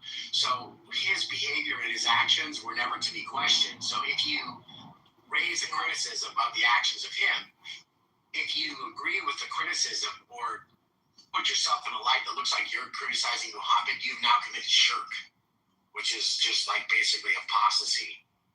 Without knowing anything about him, if you just ask someone, do you think 7th century? 6th century? 7th century. Do you think a 7th century Arab warlord would be like morally perfect? Probably Who's not. going to say yes, right? Without knowing anything about it, you just assume not, because how can you be? You're always going to be doing like morally great things to get, success for your people. Well, if you guys really want to get them up in arms, next time they come in the room, ask them if they can provide any pre-Quranic evidence for the Kaaba coming from Abraham. What's the Kaaba? That's the stone that they circle around in Mecca when they go on Hajj. Oh, black cube. Yeah. It's actually a building, and there's a stone on the corner. Yeah, there's a roof. And inside of it, Okay. It was always a pagan. It was a pagan shrine for thousands of years. Mm-hmm. And Muhammad came along and said, "This was built by Abraham and Ishmael." Oh. He makes the claim that Abraham came to Mecca. Processionist. And that he built the Kaaba, and it was a sacred, monument to God, when Muhammad comes, it was actually a pagan shrine. So he managed to take over Mecca, and he kicks all the pagans out. But then he says, no, this is actually from Muhammad. So it's like a nod to the pagans that didn't want to give up their desire to worship the Kaaba. So he integrates it into Islam and said, no, it's actually good. You guys just have the wrong idols. You just got to worship it this way. And then he does. But the funny thing is, there's exactly zero evidence that there was ever any evidence, archaeological, historical, anecdotal, written, oral, anything that was made up in that Abraham was ever in Mecca and ever made the Kaaba. So it'd be like the Christians sticking up a Stonehenge or something like that. So actually, Jesus planted that stone. Right. Yes. Or like Joseph Smith finding some special site in America and saying this is the site where Jesus came to preach to the Americas, and you're like, well, how do we know that? It's like, because it's been revealed to me. Yeah. Great. So Muslims are just like the Mormons, really. Yes.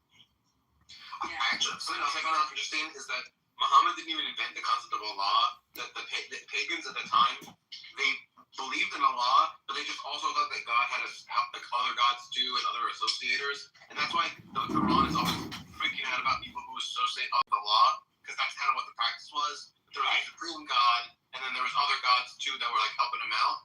And then Muhammad was like, no, it's just Allah.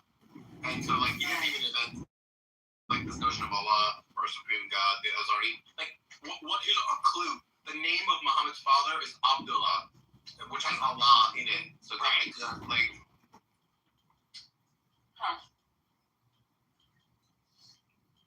they already had monotheism, they just didn't have rejection of idolatry yet. When you think about Muhammad, Frenchie, like basically he's this warlord that's in 7th century Arabia, right? And he's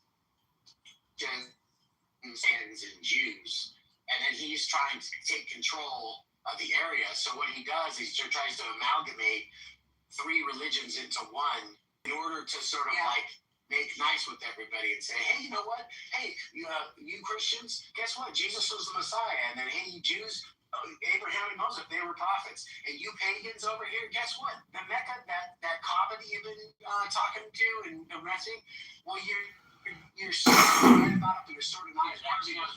So we got it. Yeah. So he just like makes a new move.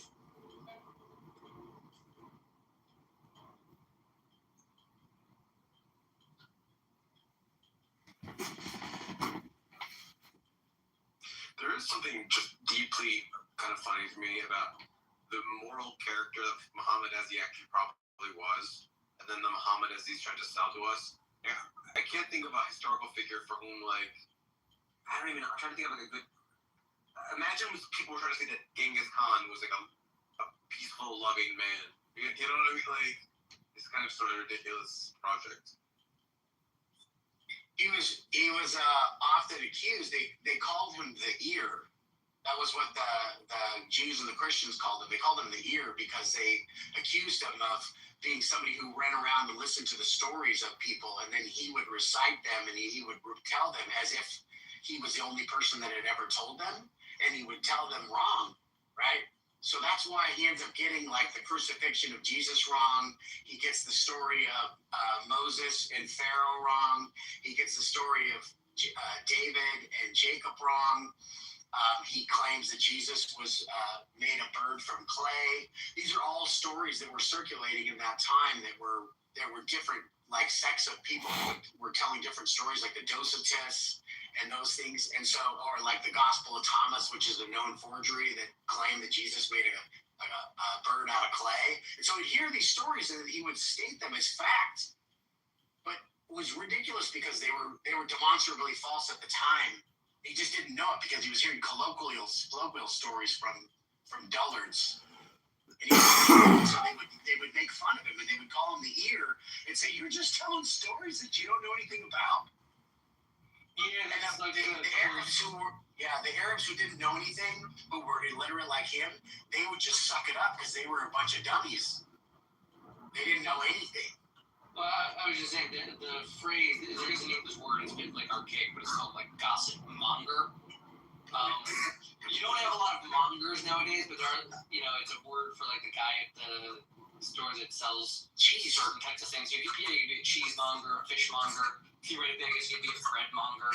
But like that determination of a gossip monger, like in the Jewish law is identified, the prohibition against gossip, is a guy who trades stories, like a merchant guy. Like he's seen as like a door-to-door salesman.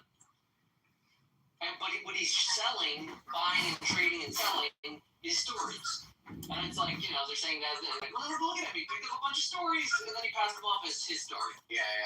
Well, I'll give you for an example.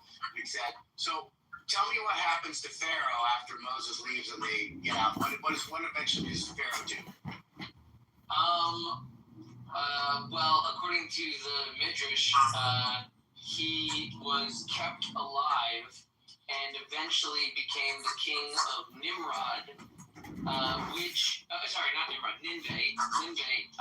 which explains, it resolves like a narrative gap from a certain like reading perspective of why the king of Nineveh, without any prompting or any discussion, just engages in repentance immediately because like some guy shows up in his streets and says that the God of the Jews told him to repent.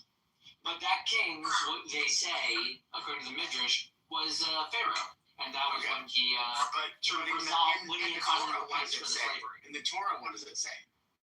In the Torah, it implies that he dies at the Red Sea. Exactly. He dies at the Red Sea, right? Guess how Muhammad recites the story. He says that he repented and he accepted Allah as the one true God. Mm-hmm. Right? So when in the sea?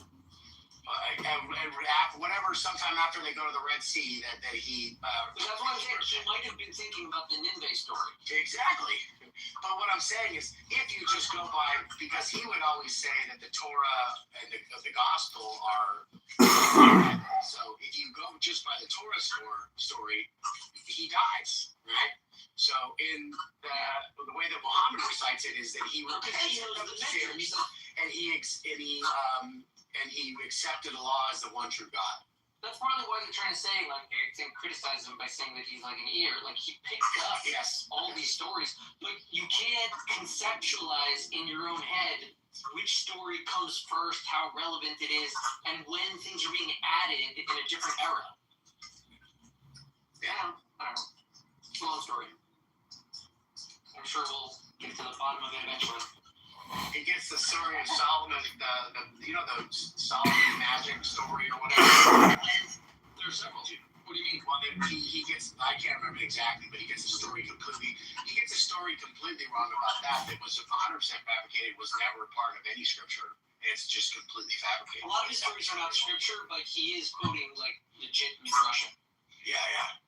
But it's just like that's late. Yeah, and he doesn't even know that. Like even the Jews are not claiming that God says that, but Muhammad says that God told him this. Correct. Yeah. The Talmud of the Jews. Yeah. It's a good book.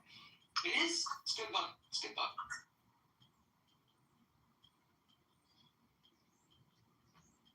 Protect the Family Publishing House. I do think that my favorite argument against Islam is that you're a very dumb person if someone comes up to you and says, God tells me I'm allowed to have more wives than you. Do you believe them? Like that's just like how dumb do you have to be? Just like Joseph Smith. Yeah, it's dumb to believe it. It's all about men wanting to get strange. I keep telling you guys though, like a lot of people, majority of people, most of the people throughout history and on the place alive today, they're dumb. They're not that smart. They will just follow some guy that tells him like God talked to him and he's got some wives for him. By the way, they're all dumb. Your friends and family, you yourselves, all of us, we are the dumb. There's another awesome documentary on Netflix about the polygamist down in southern Utah again. It just came out a couple weeks ago. I highly recommend you guys watch it. You'll trip out. What's it say? Well, the FLDS, the Fundamentalist Latter-day Saint Church of Jesus Christ, they were run by a prophet named Warren Jeffs, and if you guys followed it at all, he got arrested about over 10 years ago. He got arrested. They had tried to move part of their sect down to Texas, and he ends up getting arrested, and he's in jail to this day. And so now you've got these polygamists that believe that their prophet is in jail, and when he's in jail, initially he starts issuing edicts, he's doing all these prophetic edicts that he's issuing, and he says to everybody, you can no longer have sex. Everybody has to stop having sex, because if the prophet stops having sex, you guys can't have sex. That does not work. There's no way they follow that. No way. The funny thing is they're so brainwashed to him. They did for several years. And there's a matter of fact, because before then, there's all these polygamists. These guys have like 25, 30 wives. There's literally like a barn where they've taken all of the cribs and they've stacked them in the barn because nobody's having kids anymore, right? It's crazy. It's crazy. That's a good thing. It is, right? But I mean, just like this idea. Well, no, it's going to be like the same kind of population explosion bubble of China. If they have 2 men long of a period, they have children. Population bomb. Exactly. So I'm surprised. I would have thought that would be the one thing that would make them go like, nah, this guy's not it, man. There's no way. There's a great twist. If it's okay, I'll share it with you. So they go along, and about around 2018, 19, one of the members of the church, his name was Sam Bateman, and he was kind of known as a schlub. He was a member, and he was there. Well, he decides that he secretly gets married. He shows up with all these wives all of a sudden, all these like Mormon, polygamous wives, and he starts flaunting them and kicking around. And people are like, "What's going on? You're not supposed to be getting married and having sex anymore. We're not even allowed to have sex. Why are you getting married and having sex?" And then they're all freaking out at him. And he gets like 20 or so wives, and they're all underage. And he tells everybody he's the prophet. That Warren Jeffs is actually dead in prison, that the government is lying to you. They're just sending you like hologram images of him. Right? It's actually not him. It's alive. And he gets everybody like up in arms. But half of the people in this town, it's called Short Creek down there, half of them are like, I don't trust him at all. He's not the prophet. The other ones are like, he is the prophet. Right?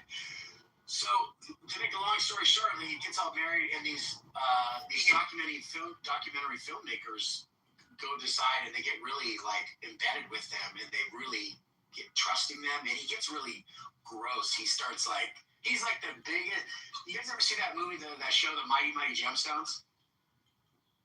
That's on HBO. Anyways, it's like these evangelical preachers. He starts acting like an evangelical preacher. Like they start buying him Bentleys. He starts wearing like Michael Jackson leather coats and all this stuff. And he's like riding around on a dirt bike and doing all this stuff and showing all the ladies how cool he is. But he ends up like, he has some supporters, these guys that run like a really successful construction business out there. They're also polygamists. And they get in and go with him, and they're like, we believe that he is the prophet. We believe it. And so then he all of a sudden has this revelation and tells his 12, 13, and 14-year-old wives that he's got their dirt girls. He makes them go have sex with all these other guys that haven't been able to have sex because they're not supposed to have sex. So he sends them off to have sex and says that God told him to do that. And they actually catch him because he admits to it, so he's like in jail for like 50 years. But I highly recommend you guys watch it. It's unbelievable. It's such a crazy story. What's the name of the new guy? Sam Bateman. Sam Bateman.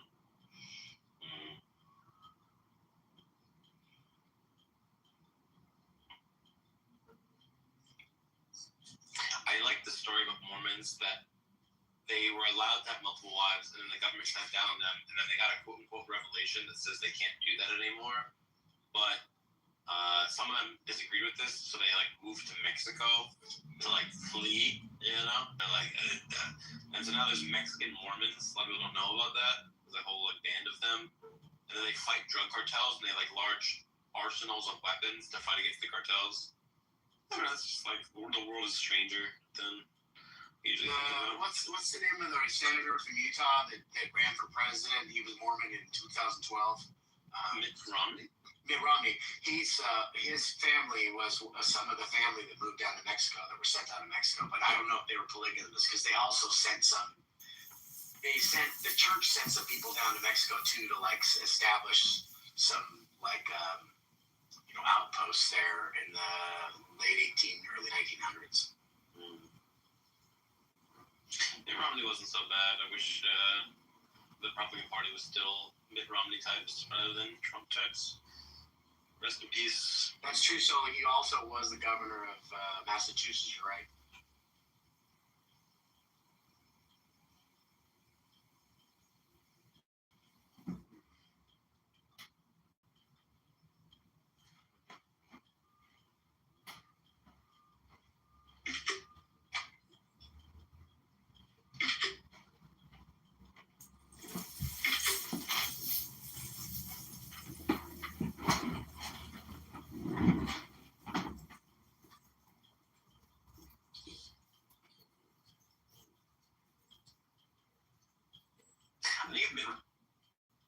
The creator of heavens and earth is telling everyone that even all human and jinn come to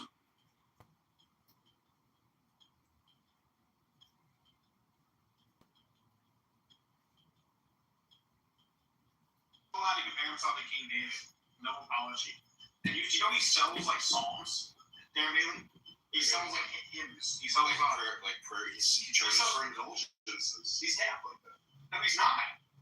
He's not Catholic. It's the craziest part. But he cares about the Pope. And he cares about Chicago, which is called a hellhole. And you're not allowed to use religious imagery. It's the same. Psalms for sale. You got some songs for sale. $50 for songs. So this is my impersonation of Darren Bailey. Yeah. Hey, friends. I'm a pedophile cover-up artist, just like the Chicago Pope. And friends, what Donald Trump said about the Pope is ridiculous. Ridiculous. Well, why are you jumping out of the camera? You're recording that when you're going, ooh, I'm a pedophile. There's no proof of that. This is a comedy entertainment show. I know.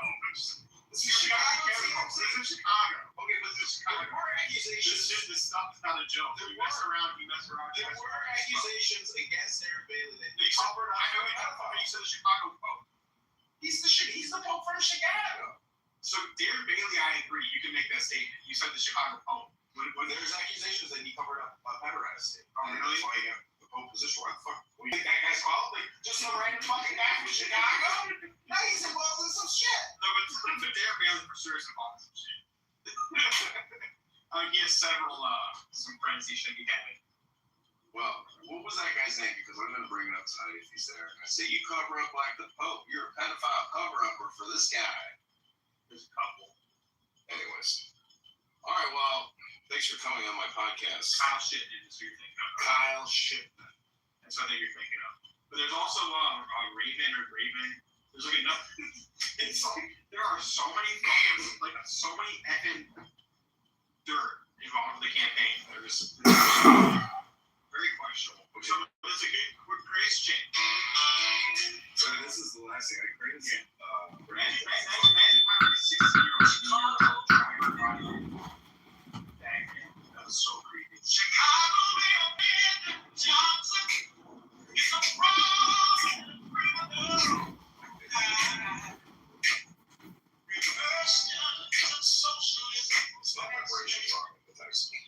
Free buses for abortions from outer space. We're ripping out those bike lanes. Let's go. We're ripping them out. Rip. Almost 1.5 million. That's what he's going to do. He's going to rip out the bike lanes all the way from the south side of the north side. From Western California. Mayor John Kitover. Please don't scroll. I'm just trying to become a big content creator one day, but I have have no supporters. So if you have the chance, please subscribe.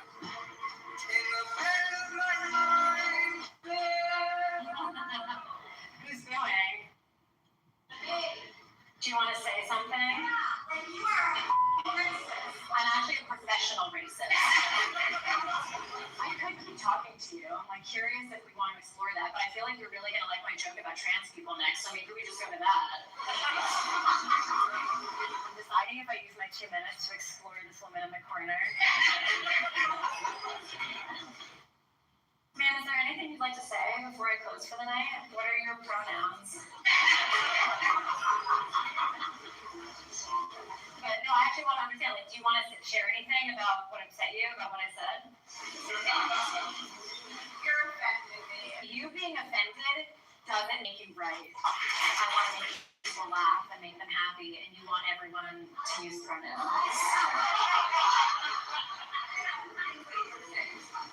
Do you think it's untrue or just unfunny? Can you name one thing I said that was untrue? I'm gonna have to go in a second, but maybe I'm not gonna abort this. You like abortion, but I don't. Stay here with you. We're gonna ride this out. Adoption is an option. You're saying I can't speak for all Black people, as you are currently speaking for all Black people. Do you know how to spell my first name? It's actually Arynne, and that is a Black girl spelling. So I can say whatever I want. I'm Aaron Wexler. I'd be happy to tell you everything. Thank you all so much.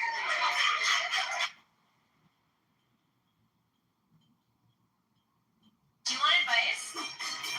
I was gonna tell you to quit smoking, but you look really cool. I like to make my own money, and I'm an independent woman. Wrong attitude. Don't get on birth control. Why? Because it makes you attracted to gay men. It does. Have you thought about killing yourself? So we should buy low and sell high. That's the advice. I actually never heard that. Our advice: don't do drugs unless they're free. Would you like advice, sir? It's free. Nothing for free in this world. That's great advice. Nothing is free. Have you considered getting a sugar daddy? What can we help with? Balance, don't have balance. What's the job? Chemistry. You make that. You know what? We get that a lot. We're from Ohio. And we want to move. The answer is yes. The Armpit of America. No, she can't. You need gays in society. It's like salt. Without any gays, without any salt, it's flavorless, and too much. Should we continue to shop, or should we check into our hotel and go have a cocktail by the pool? This is Sophie's choice. And how am I supposed to choose between my children like that? I know. You're also fresh. You're a little fresh. You know what I mean? You look like you could use advice. You could be the next Malala mixed with Sheryl Sandberg. For better fashion. I bet the bullet hit the part of her brain that took out the fashion sense. What if I go fit? You would find a girl. Malala lost the fashion sense part of her brain. To your grandma, and the girl will be like, "Oh my God, that's so sweet, Grandma Rose. What would it be in Italy? Rosa. Yeah, Grandma Rosa Parks." Single guys in their 30s out in Miami trying to on vacation. Okay, go to the club. You should trade Anna Karenina in the middle of the club and consider being straight. Have you considered being gay? I have. We're changing people's lives. You know, like we're good therapists because our customers are all crazy. You want advice?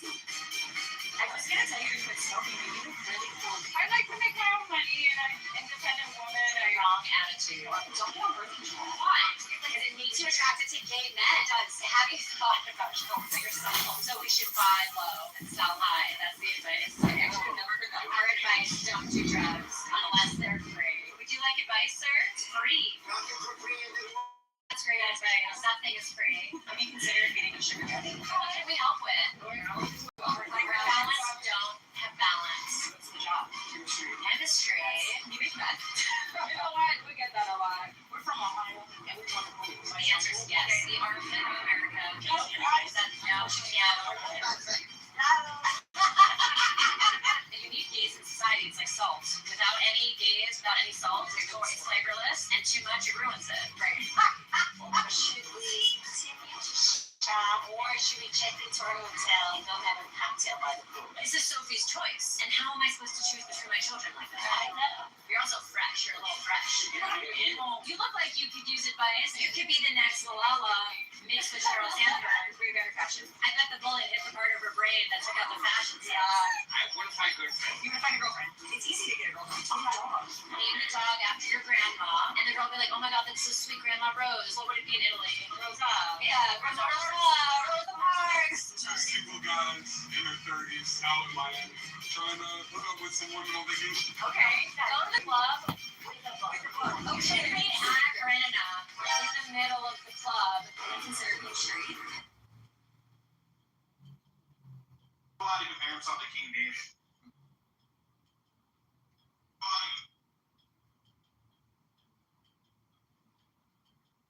A lot of compare himself to King David. In daughters about Baby, I write it out to write her name. Baby, I write it out to write her name.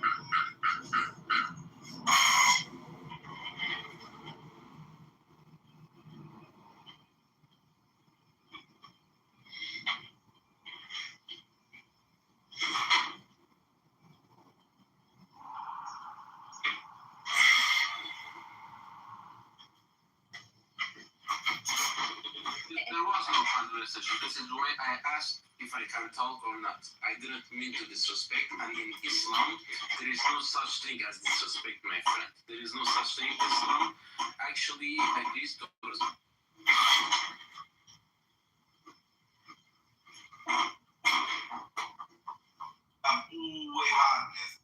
Baby, I write it out to write her name.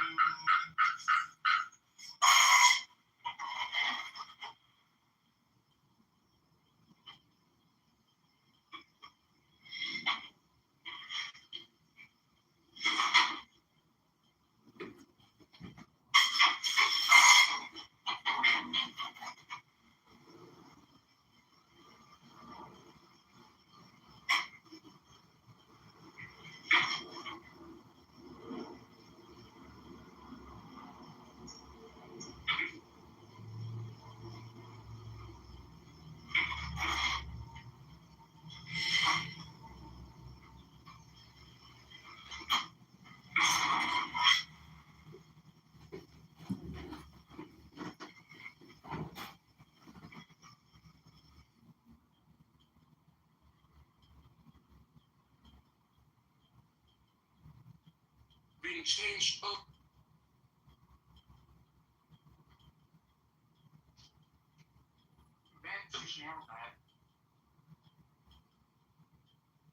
bitch, she needed to smoke. The Tina the lick of the coke. Get up here, white boy. This is the Book of Love, Oracles, and Wisdom, read by mayoral candidate John Kitover. Hope you enjoy. We're going to be reading from the Isiac tablet. Invite your friends to the room. Share it. There's a lot of people here in Clubhouse that are really bored. They really want to help some international non-native English speakers practice their English talking about the true faith. Welcome, Willow. I'm going to read a book. Welcome to the Love Oracles. This is a wisdom book read by John Kitover, mayoral candidate of Chicago. This is the I Ching. That's what we're going to read, is the I Ching, actually, and create a bunch of clips. So if you like this, like the video, subscribe to the YouTube channel, go to our shorts section, and watch all the other shorts on the I Ching, which is the Chinese love oracle book. It's really a wisdom book. I hope you enjoy it.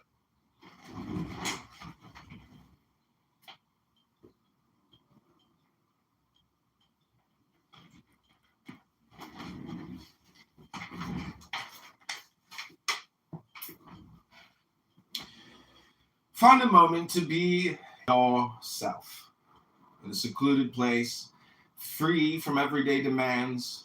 When you feel you've achieved contact with your most intimate self, mix the cards. We give shape to the 64 hexagrams. rendering the sentences as images, to read them in regard to love. For a more immediate impact, question yourself or visualize within the depth of love in which you are immersed. Let it appear before you as it is. Don't judge it, don't interrupt, or don't interpret it, nor wish for a different kind. If this is difficult, you need not verbalize the question. Remember, you are not searching for consolation, nor for something to modify your current state. When you feel ready, spread the deck, and with your left hand, turn over a card, read the sentence, and observe how it reflects your current situation. Close your eyes and accept the message in silence.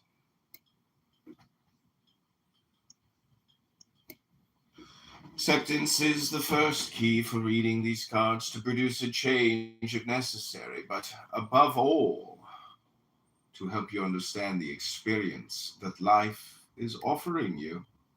And remember, this will also pass. It is only a season in your life. It is not you. Therefore, harvest the understanding that the card offers, whatever it may be, without too much exaltation or discouragement. This is the fundamental lesson of the I Ching of love. The sentences. Number 1, the creative desire. The Oriental tradition sees in desire the beginning of the universe. This card is an invitation to not complicate life. Accept the desire. It is unnecessary to fight against sexuality. Any repression puts you in struggle against yourself. And you realize that you need all of your energy. The card signifies that you are in harmony with the creative power of the universe.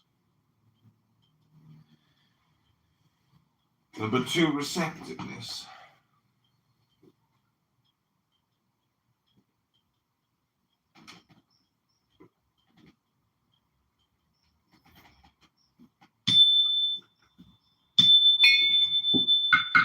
Receptiveness, this card is a sign of a strong yin presence. Receptiveness. This card is a sign of a strong yin presence. That of receptivity in your life. Observe how it governs your life. What are the implications and what ensues? The creative force in you is settling and acquiring form. Number 3, the initial difficulty. An invitation to not reduce the other to an object, nor to sell yourself in the name of love, but rather to open up to the freedom in which love can exist. Number 3, the initial difficulty. Number 4, juvenile inexperience. Card indicates that you are in front of an abyss. Don't worry. It is the nature of the water that characterizes this hexagram to flow. Continue to flow. In this way you will go beyond whatever obstacle that impedes your advance. Number 4, juvenile experience. Number 5, waiting. In love, it is important to leave a space for love to happen. Waiting is a spell. For a moment, you are in contact with who you are. You are totally centered on yourself. The card says you are waiting. You need nothing more. Number 6, the conflict. Often we color love with dreams, fantasies, pretenses, and beliefs. hindering its existence, or conditioning it until it is deformed. Observe how you have deformed your love.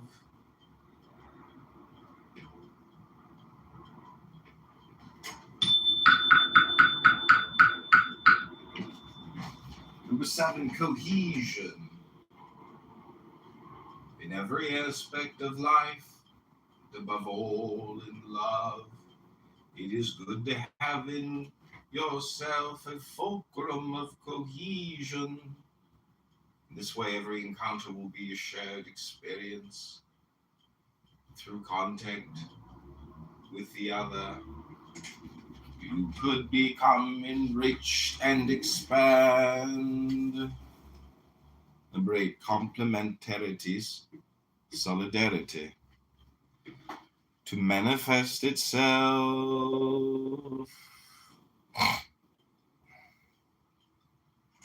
Number 8, complementarity, solidarity. To manifest itself, the Tao splits itself in two. It is the continual alternation of rest and movement that creates life.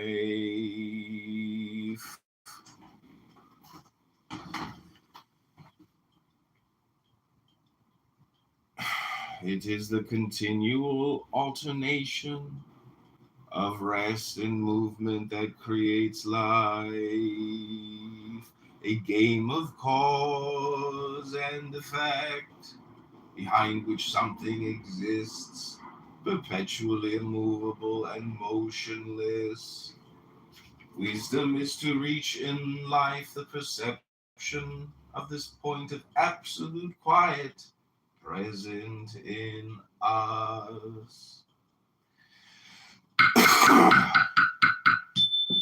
To manifest itself, the Tao splits itself in two.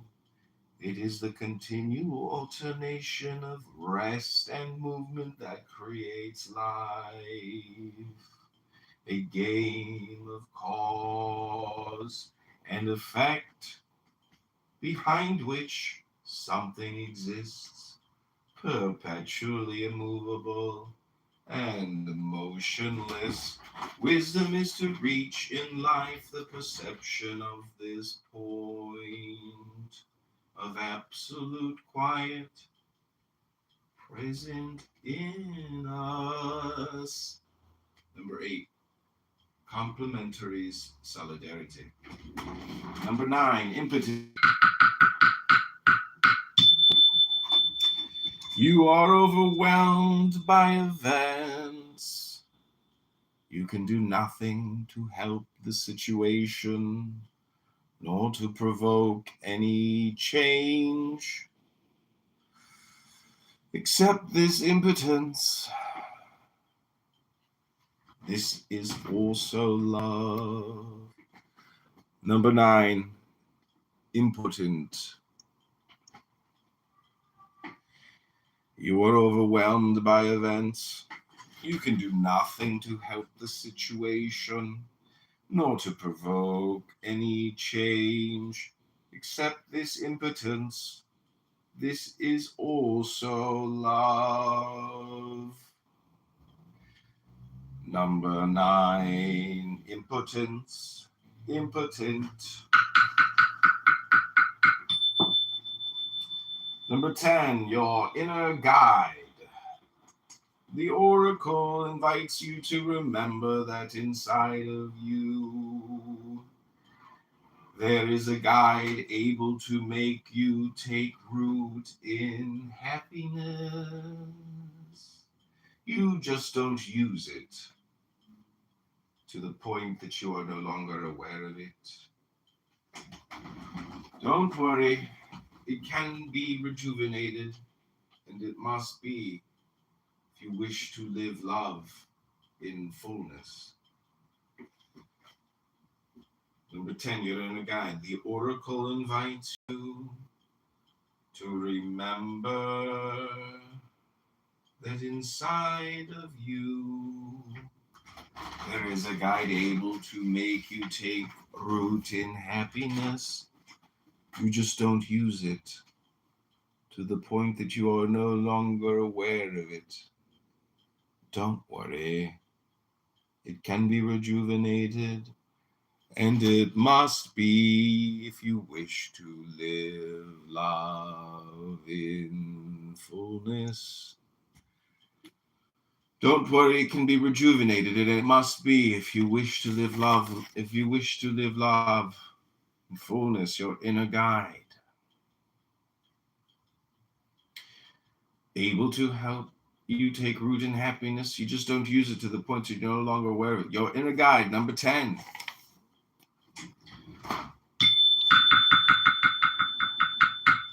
Number 11, harmony, love, and peace. In this fusion of love, you find yourself immersed in the fullness of the present. In this is full gratification. Let yourself loose in this short moment in the arms of the person loved. Don't ask for anything more. Harmony, love, and peace. In this fusion of love, you find yourself immersed in the fullness of the present. In this is full gratification. Let yourself loose in this short moment in the arms of the person loved. Don't ask for anything more.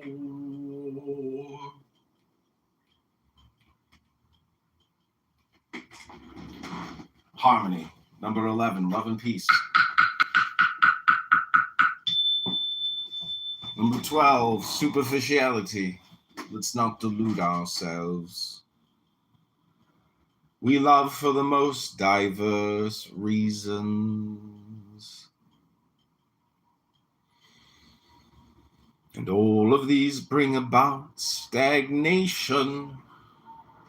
The I Ching advises to withdraw to yourself,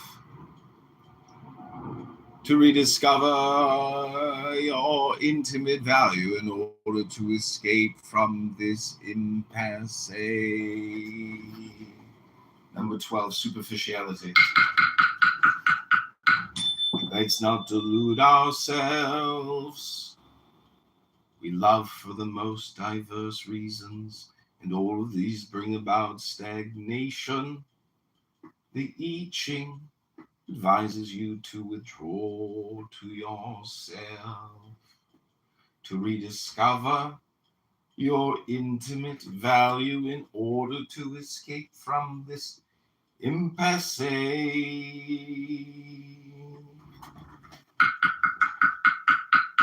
Number 12, superficiality. Let's not delude ourselves. We love for the most diverse reasons, and all of these bring about stagnation. The I Ching advises you to withdraw to yourself, to rediscover your intimate value in order to escape from this impasse.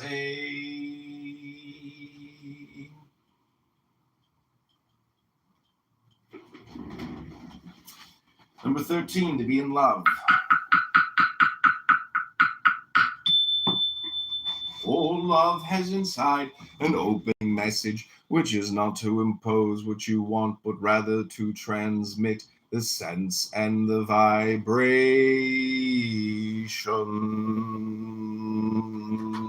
of being in harmony with the universal forces that rule the whole life of existence. Love is an impact in and of itself. Doesn't impose, it just shares.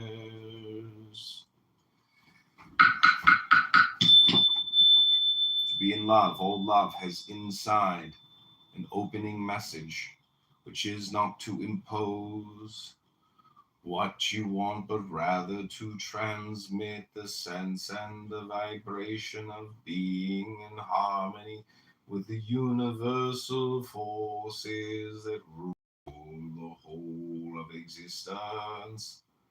Love is an impact in and of itself. It doesn't impose, it just shares. Number 13, to be in love. All love has inside an opening message, which is not to impose what you want, but rather to transmit the sense and the vibration of being in harmony with the universal forces that rule the whole of existence. Love is an impact in and of itself. It doesn't impose, it just shares.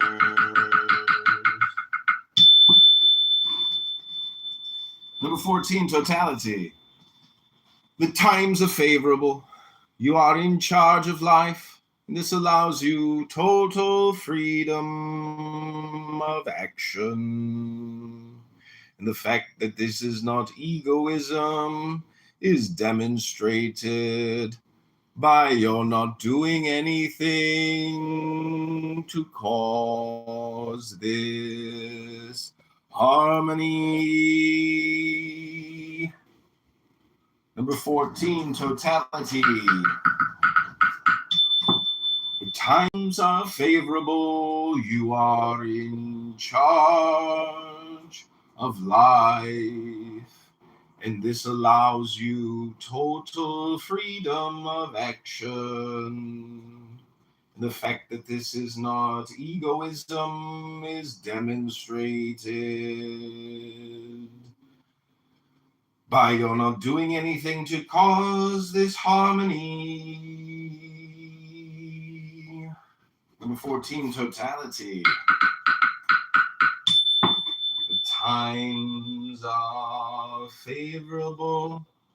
You are in charge of life, and this allows you total freedom.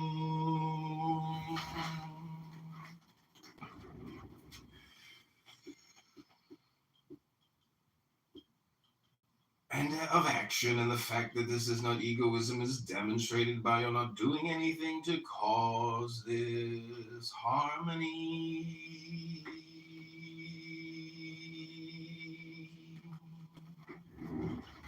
Number 15, uniqueness. Love happens, and it is nothing conspicuous. It is revealed in an image of modesty that the hexagram shows as the mountain below hides itself from the land above. This card is a favorable omen. Number 15, uniqueness. Love happens, and it is nothing conspicuous. It is revealed in an image of modesty that the hexagram shows as the mountain below hides itself from the land above.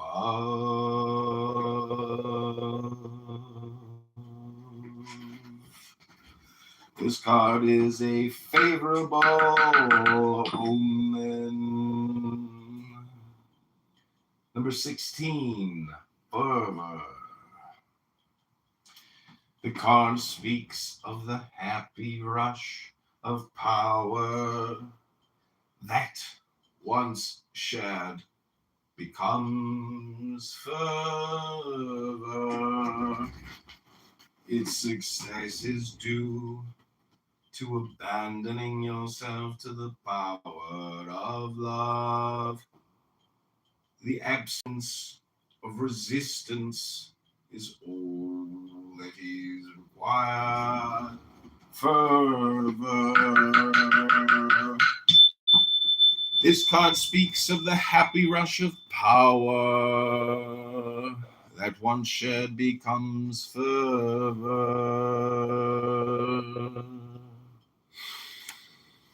Its success is due to abandoning yourself to the power of love. The absence of resistance is all that is required. Number 17, looking at each other. The card speaks of something that is revealed by looking at each other. Its meaning is simple. Acceptance of the current state of affairs. Adapting, which is neither condescending nor asking for compromises. You enter in the natural rhythm of the world. Looking at each other. The card speaks of something that is revealed by looking at each other. Its meaning is simple. Acceptance of the current state of affairs. Adapting, which is neither condescending nor asking for compromises. You enter in the natural rhythm of the world.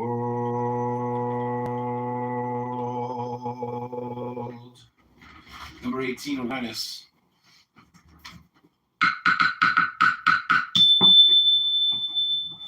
The hexagram represents a static situation.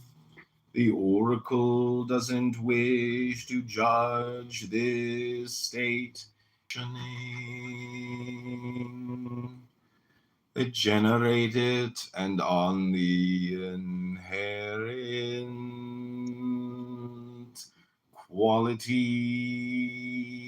you need to bring forth in order to exit from a stagnant situation which can only degenerate. Number 18, awareness. The hexagram represents static situation. The oracle doesn't wish to judge this state. It just wants to invite you to reflect on the mechanisms or the conditioning that generate it, and on the inherent qualities you need to bring forth in order to exit from a stagnant situation, which can only degenerate. Awareness. Number 19, listening to each other. The oracle gives an omen of prosperity.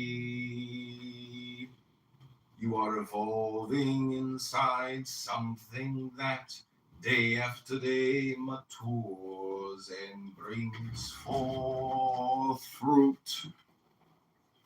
Listening to each other. The oracle gives an omen of prosperity. You are evolving inside something that day after day matures and bears fruit. Number 20, contemplation. Together with the Taoist doctrine, this hexagram represents and characterizes the vision of the world from the wise. Quan is attention without an objective, not limited by the self. In practice, it is meditation, the other side of love. Learn to add it to your game of life. Contemplation.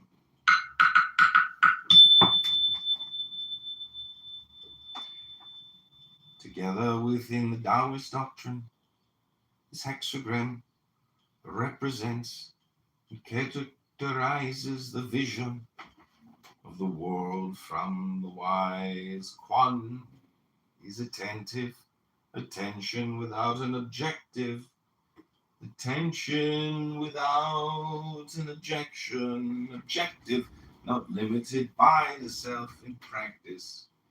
It is meditation.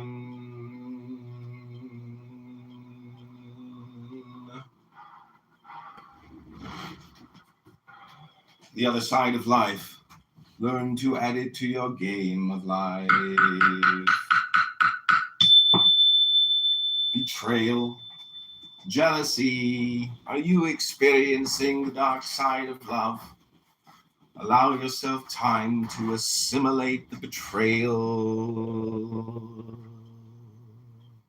In those desperate moments, it becomes absolutely clear what you loved in the other.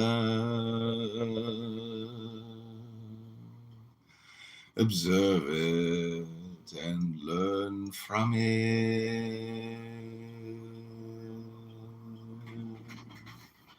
Maintaining the knowledge within yourself in these moments. Grow, evolve, become yourself.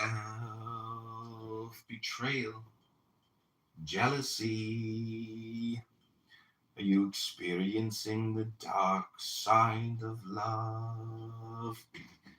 Allow yourself time to assimilate the betrayal. In those desperate moments, it becomes absolutely clear what you loved in the other. Observe it and learn from it.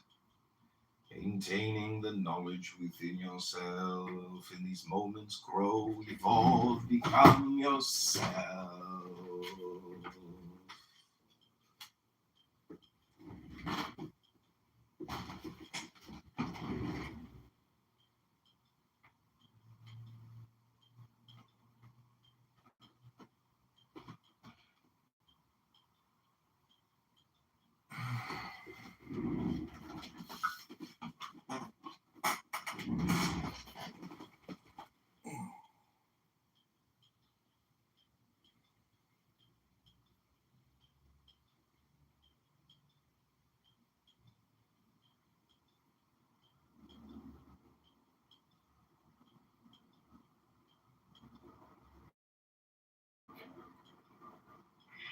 A mantra is like a serpent coiled around a sandal.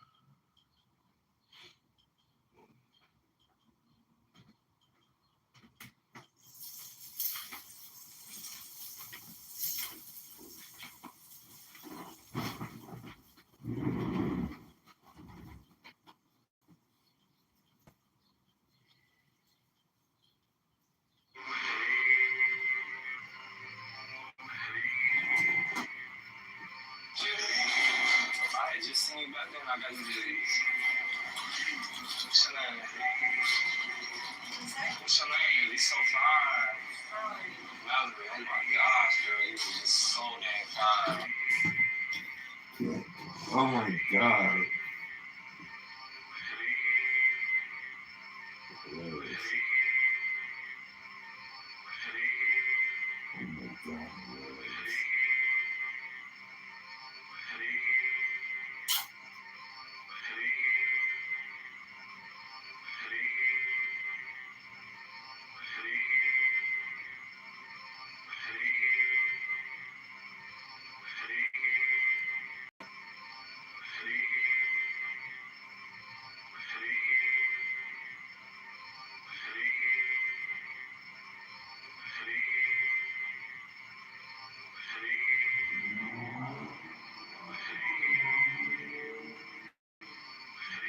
Like, you a different type of fire. You sing it up? For real? I just come up here for nothing, man. Man, I ain't talking to you, bro. Don't even talk to me. Don't even talk to me, bro. You got kids?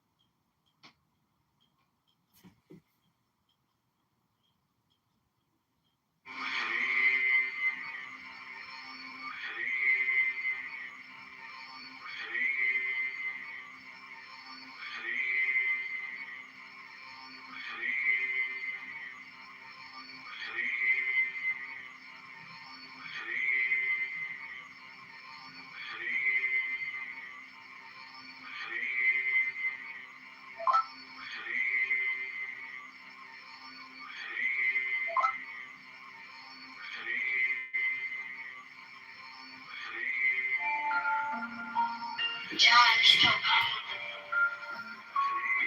The Chicago Leader Transportation. John is intelligent, creative, joyful, reliable, strong. Courageous in going to liberate Chicago for Chicago Rear Time.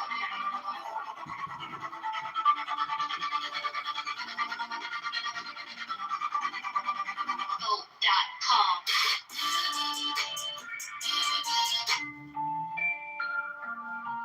John Kitover.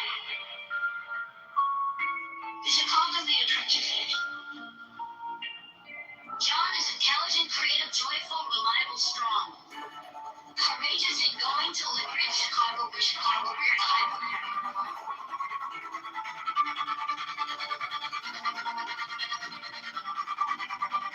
Vote.com.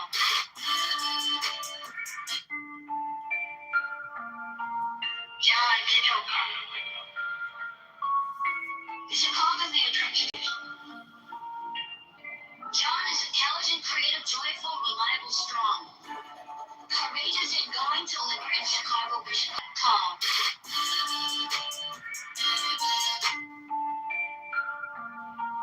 John Kitover.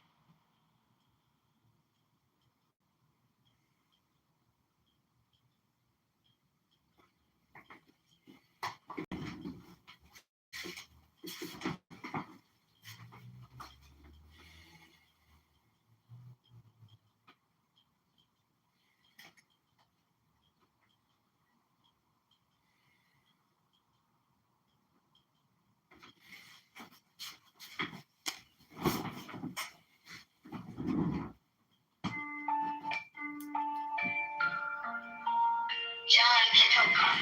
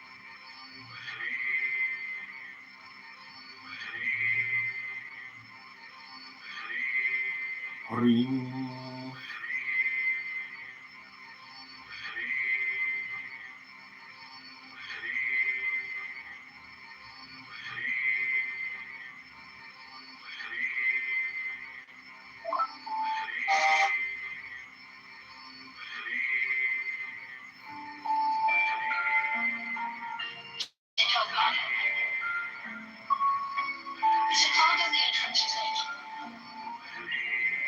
John is intelligent, creative, joyful, reliable, strong. Courageous in going to liberate Chicago for Chicago Rear Time.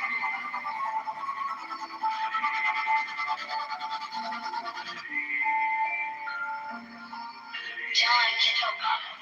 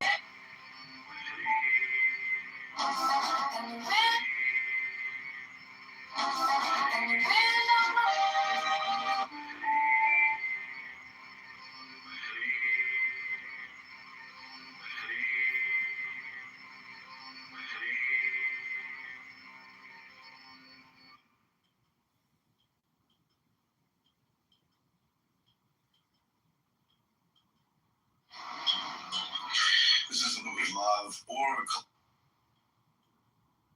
He gets everybody like up in arms.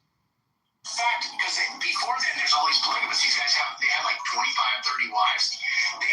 There's literally like a barn where they've taken all.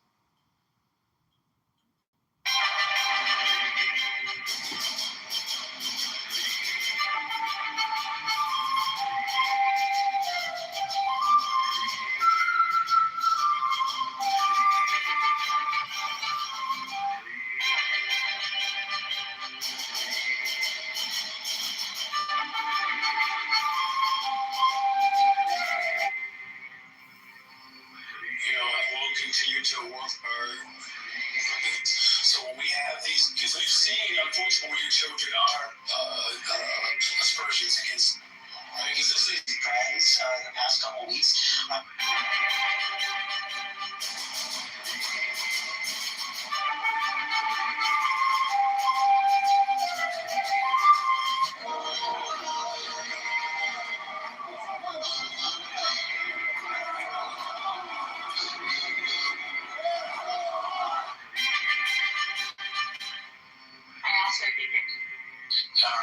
We'll see what happens moving forward, but I'm not. That is also not one of the things. It's not just us. Like during when you read about it, you're opening up chapters around the world. It's not just. Back. Unfortunately, almost always happens. It seems to happen when it gets better.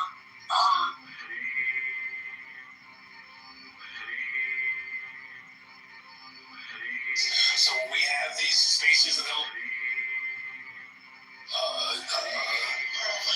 Yes, Mr. Pugh, thank you.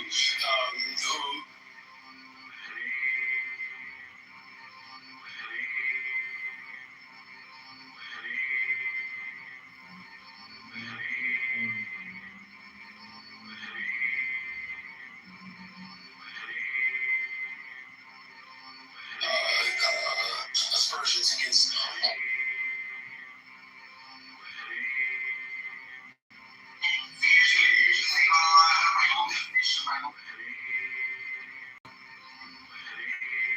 Sometimes we need something.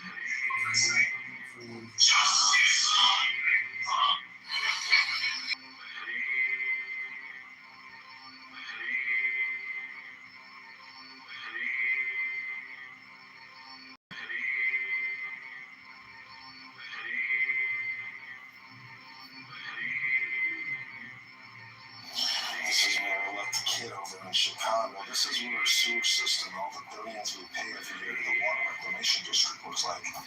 They don't work. Look, got a drainage in the middle of the street. We need that on the sides of the street. This is where we left the Kitover in Chicago. This is where our sewers.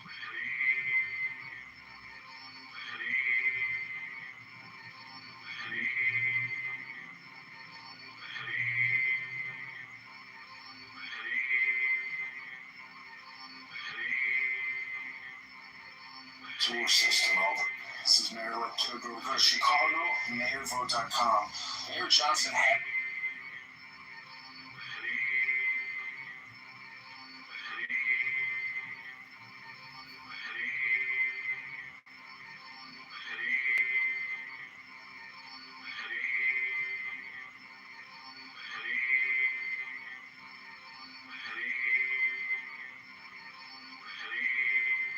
This is Mayor Kitover, Chicago.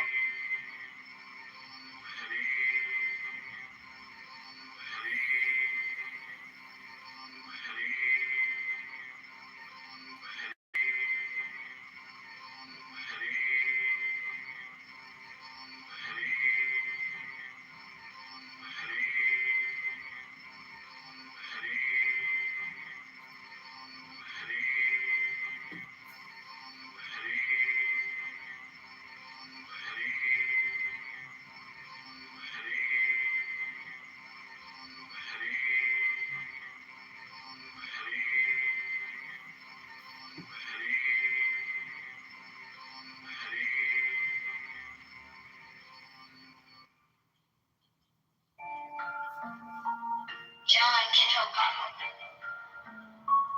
The Chicago Mayor Project.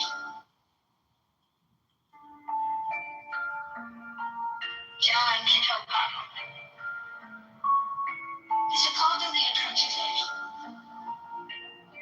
John is intelligent, creative, joyful, reliable, strong. Courageous and going to liberate Chicago for Chicago Republic.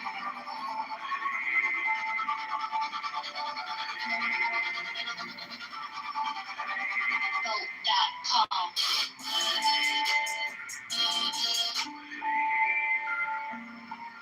John.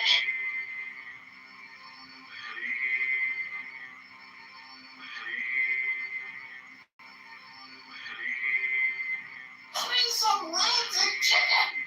Hello, hello, Karen, can you hear me, Karen? Karen, Karen, hello, Karen, Karen, get away from my car, Karen, Karen, get.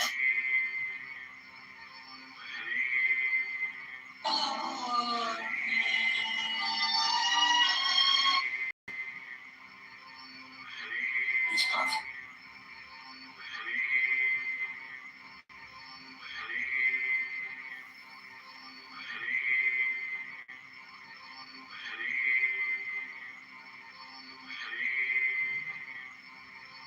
Let's jump in!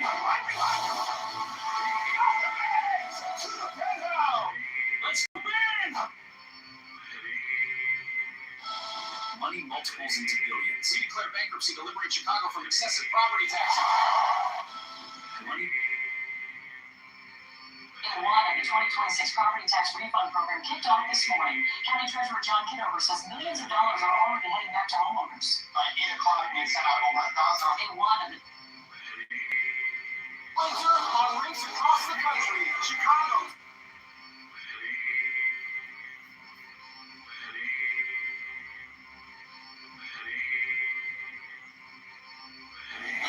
Okay, Chicago, the flooding, it could be worse. So over here is a sewer cap that I try to keep clear.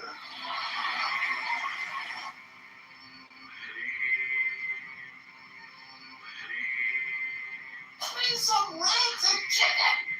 Hello, hello.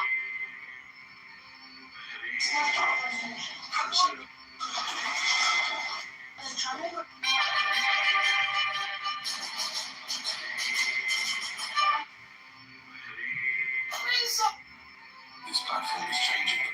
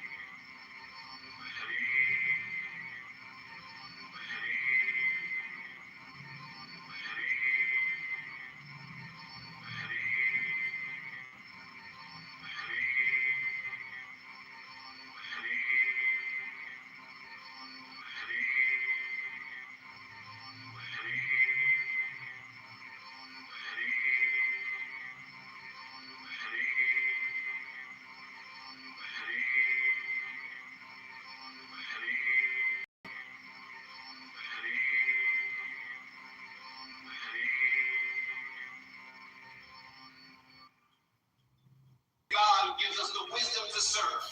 Good evening, friends and neighbors. When we talk about the soul of this city, begin with faith. I believe in God who gives us the wisdom. City Council, tonight's reading is from Small Business, Big Savings. Chapter 3, How to Run a Business Without Running it into You bet. Chapter 4, Cutting Taxes and Debt. City Council, tonight's reading is from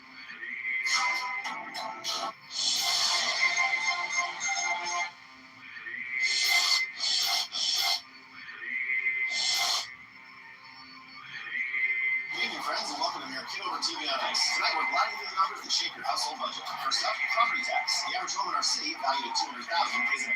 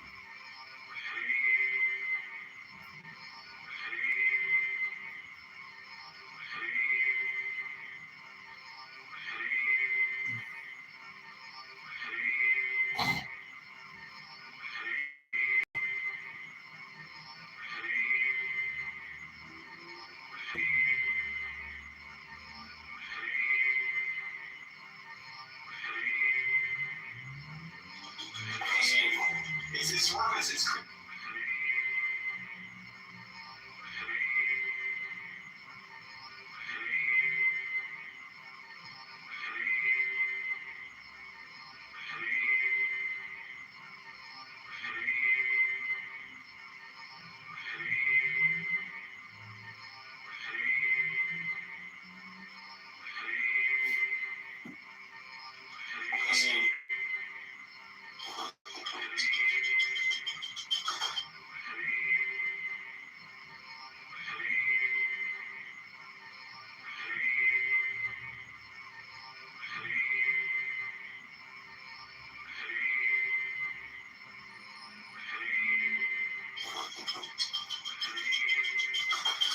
This is the ChicagoMayorVote.com node where we are attempting to overthrow Brandon Johnson, one vote at a time, one video at a time.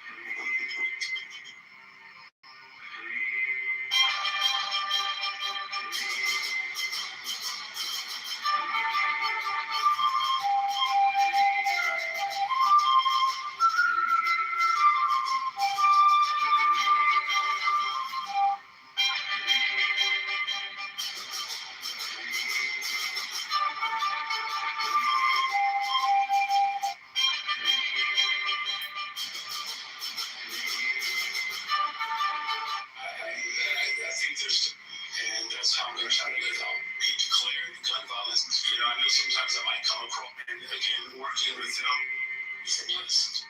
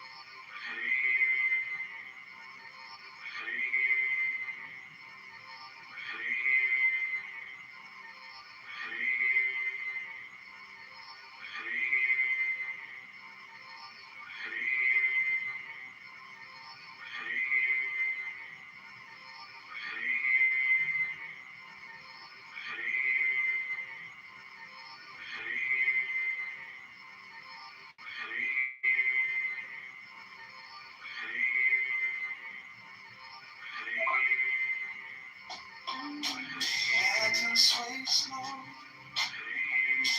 Dance and sway slow.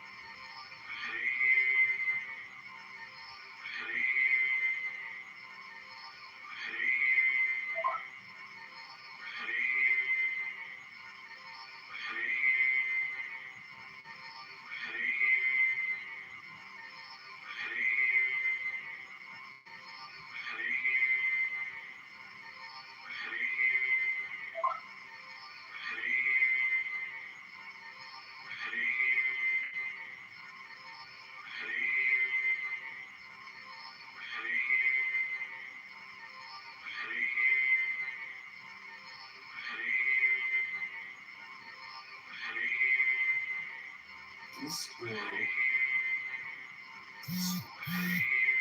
Happy birthday.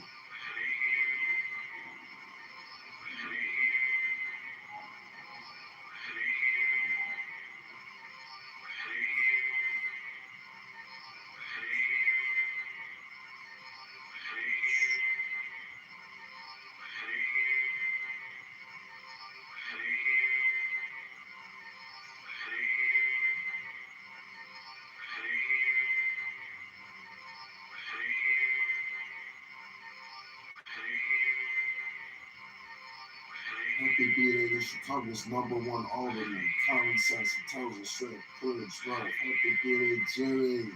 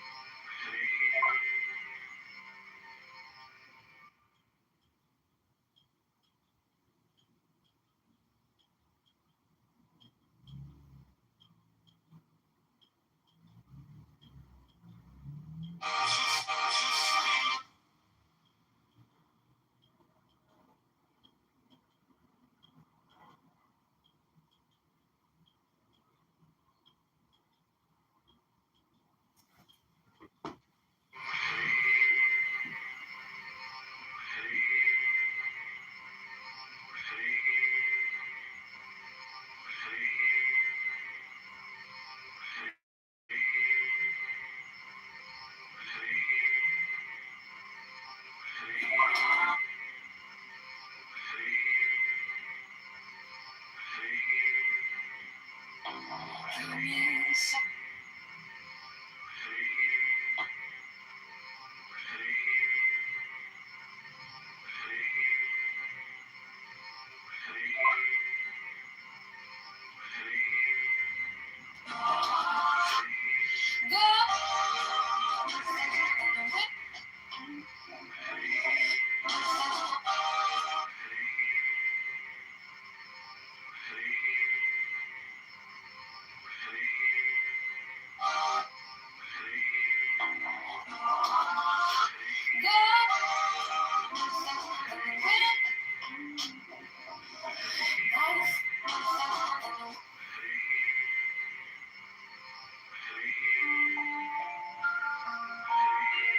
Kitover.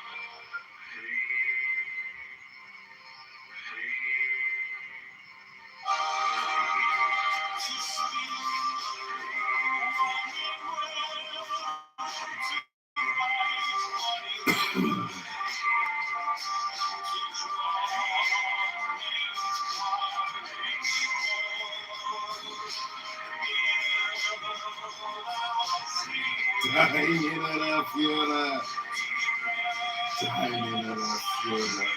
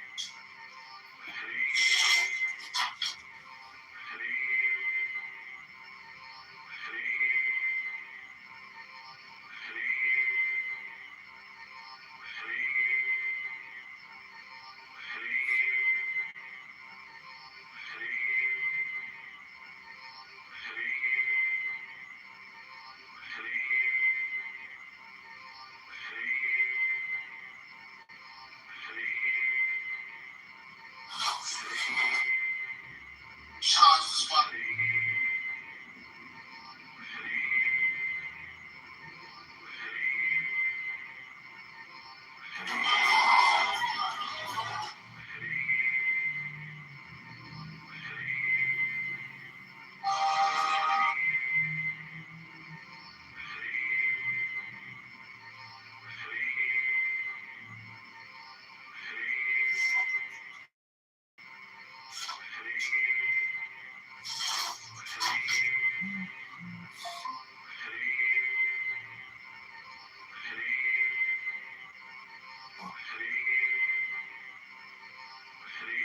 We are overpaying our foreign data by about 60%. And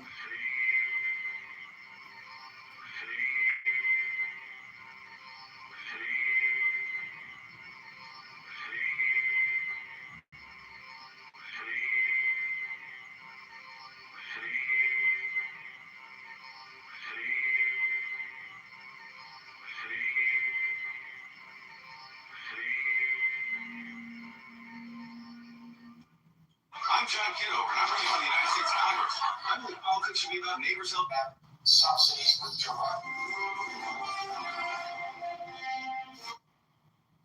is everything. Back, our next guest is running for Congress. Okay, y'all making the time. The new engineered beans are testing 8% higher yield. Price.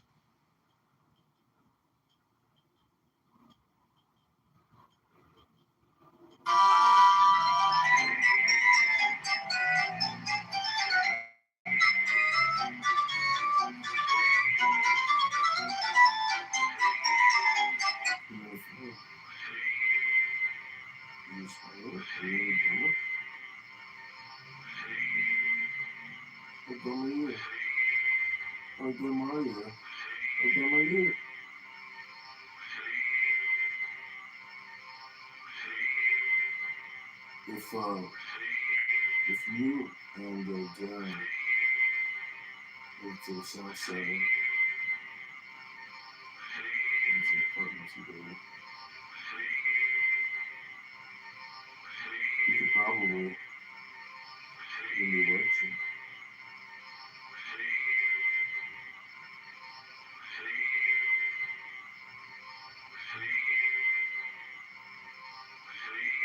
You'd have friends to do it.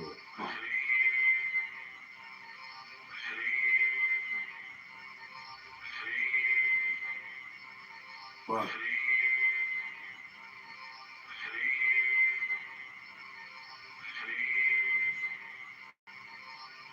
do it. Do it.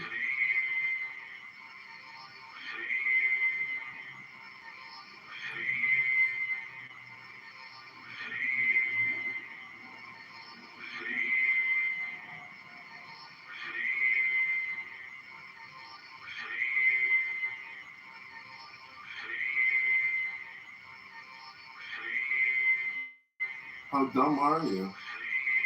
If you dare move to the south side and rent an apartment together, you could probably win the election. But you would actually have to do it. Do.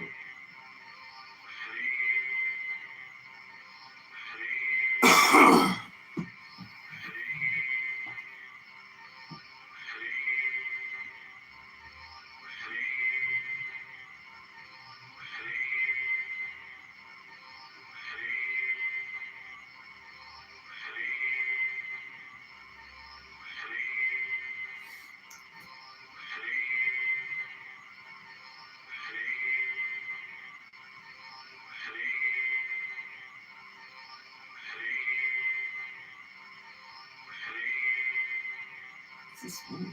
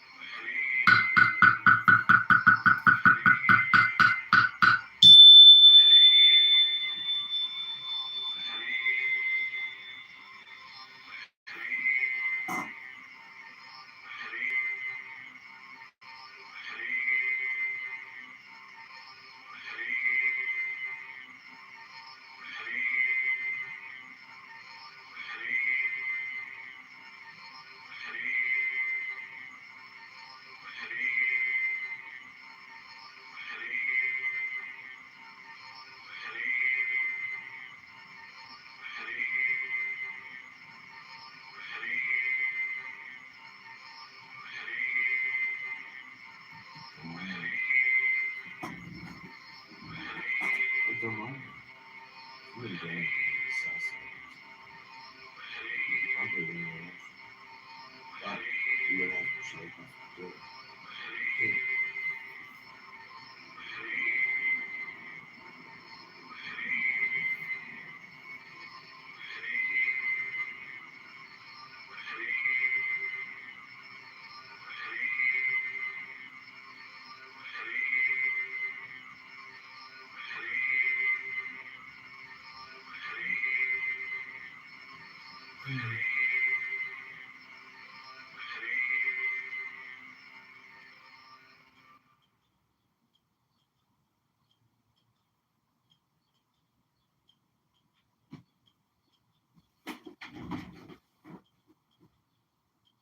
Jelly in my belly, we got ourselves a jelly bean.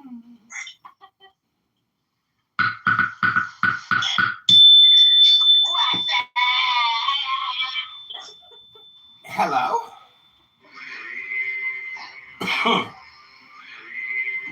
Hareem, Hareem, Hareem, Hareem, Hareem, Hareem,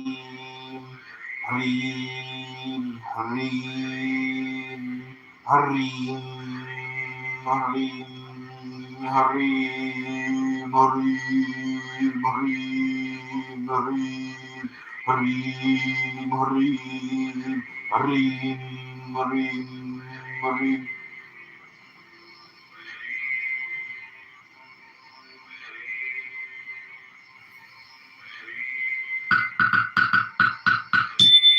Hareem, Hareem.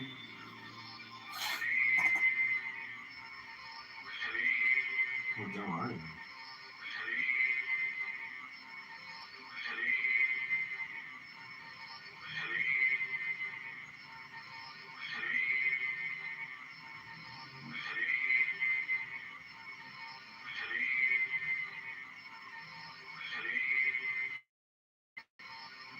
Hareem.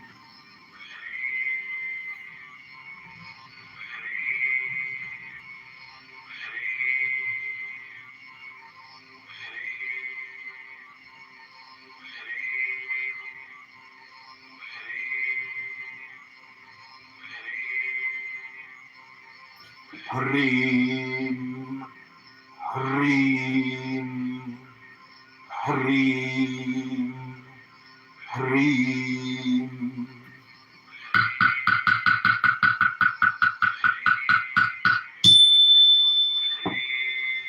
Lisa, come on up and pick a magic number, and I will read to you from the Love Oracle.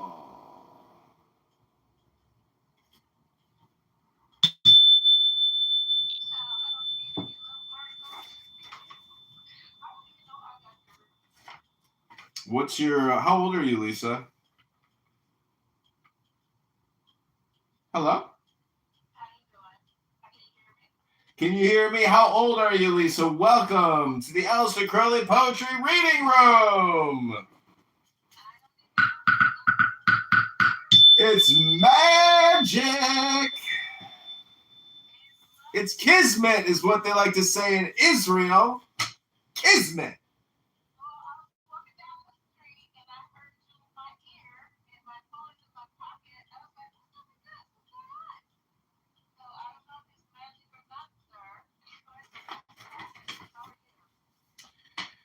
I'm falling in love with you, Lisa. You're so hypnotizing, mesmerizing.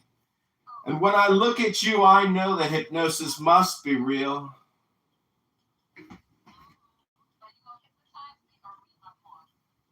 You're hypnotizing me with your presence.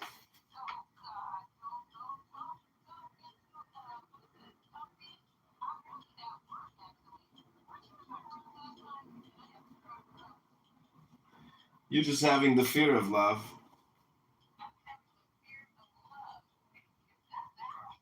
The oracle indicates that you are enjoying a notable strength, therefore it is the right moment to progress. You will find in this condition of strength the courage to face this total annihilation. Don't turn back, Lisa. Many in love don't dare, contending themselves with tepid compromises out of fear. You're living with the fear of love, Lisa. Don't deny it.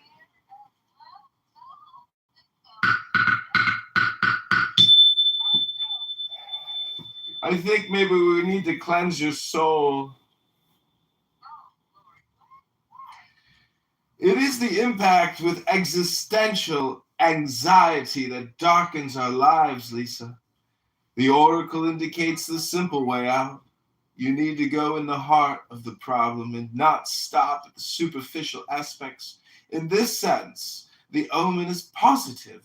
In whatever darkness you are immersed, Lisa, there exists within you the consciousness to learn from it. Learn from it, Lisa.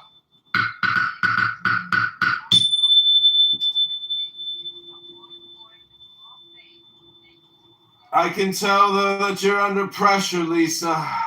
The situation is extremely grave. The difficulties seem insufferable. The situation in which you find yourself is desperate, to say the least. How can you get out of it, Lisa? Maintain a joyous serenity. It isn't important how dangerous or grave the situation is. Take root in trust, Lisa. This is the time, Lisa, to focus on your inner self. Your inner self. Not your clubhouse personality, Lisa, and your rooms and your houses. Focus on your inner self. That's the secret, Lisa.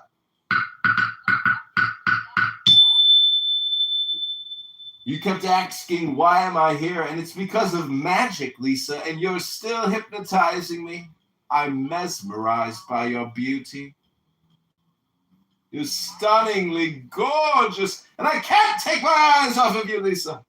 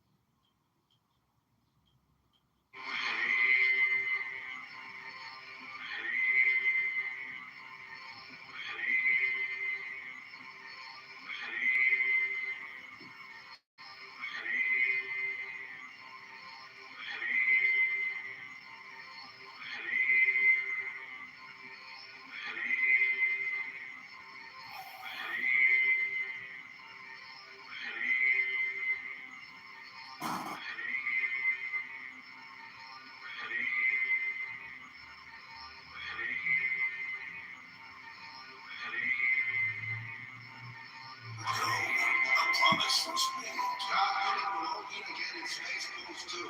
The sun's running. Hold it, wait a minute. It's me, Mel Brooks. I have a major announcement. Spaceballs 2, The Search for More Money, is not going to be the title of this movie. Why not? Because after all these years, I found the money. There it is, the money. It was in my basement. But everywhere I go, people say, Mel, where's the new Spaceballs? When are you going to make the new Spaceballs? When are you going to make a new one? Well, we did. And the title is Spaceballs, the new one. It's just like the old one, but it's newer. That's why it's called the new one. There you have it. I'll see you at the movies, and may the Schwartz be with you.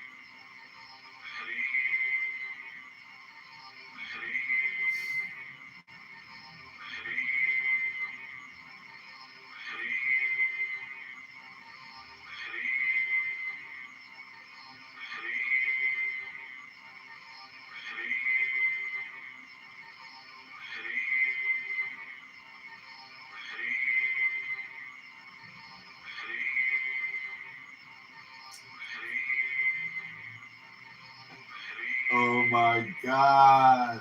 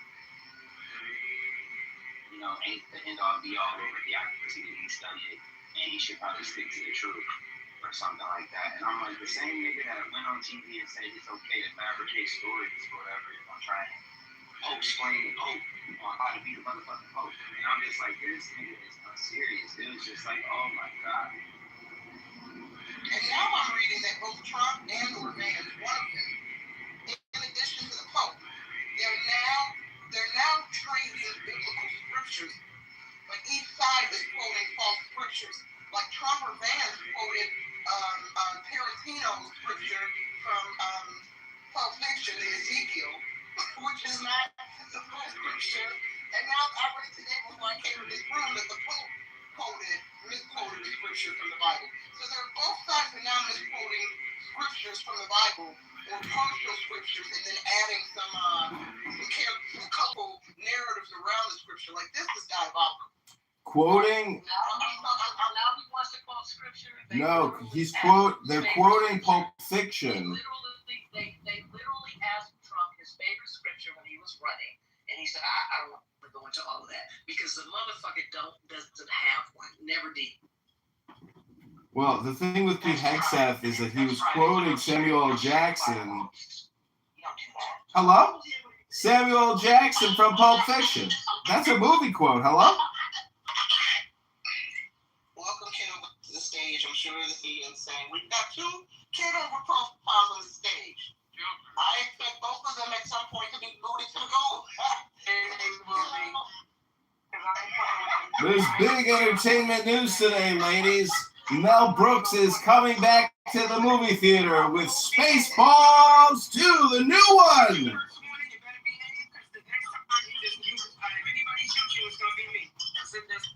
I was just trying to say that Mel Brooks is coming out with Spaceballs 2, the new one.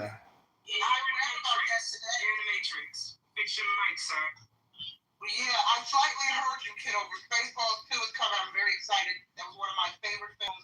Rick Moranis is coming back after retiring. You know, he left the film industry, for some of y'all who don't know, many years ago to take care of his kids after his wife died. So I know we're deviating, but yeah, Kitover, I'm excited about Spaceballs 2 as well. Would you say, son? I was like, oh, that nigga died? I thought he died. No, Rick Moranis never died. Oh, A-Check. I'm sorry, I see A-Check come up. What's up, A-Check? I just saw your comment.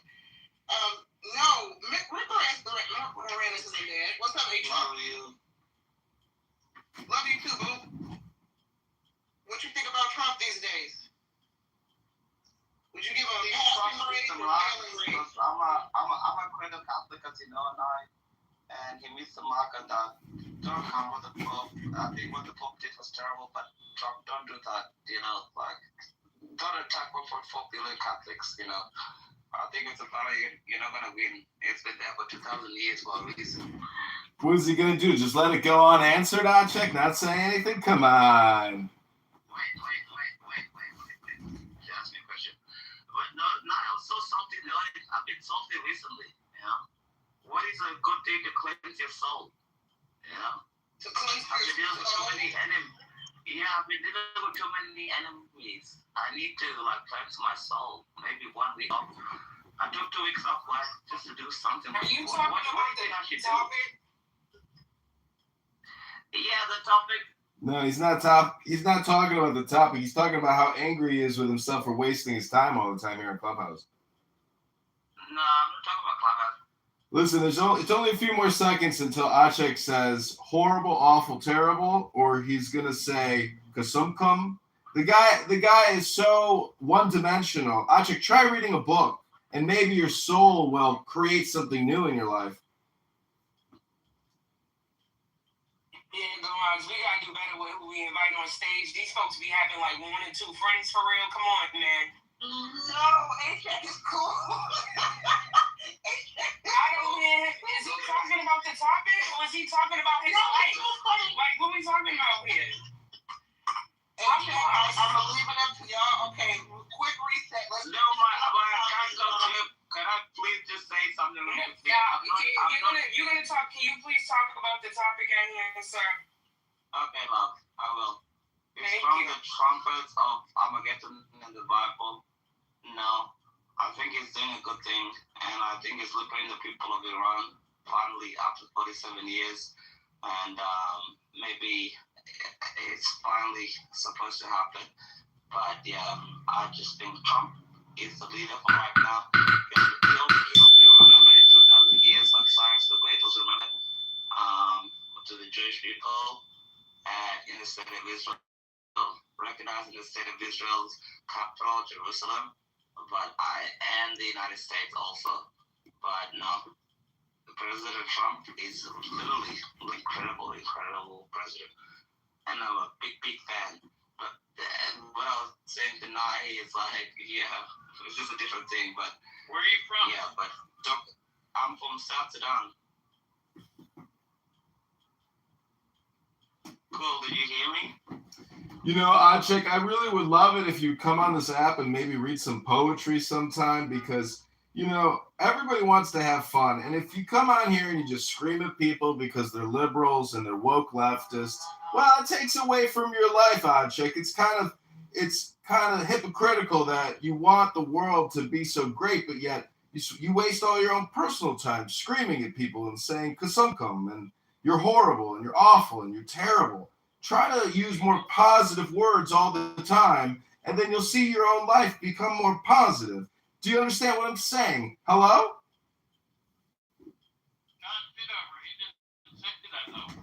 I didn't say that though.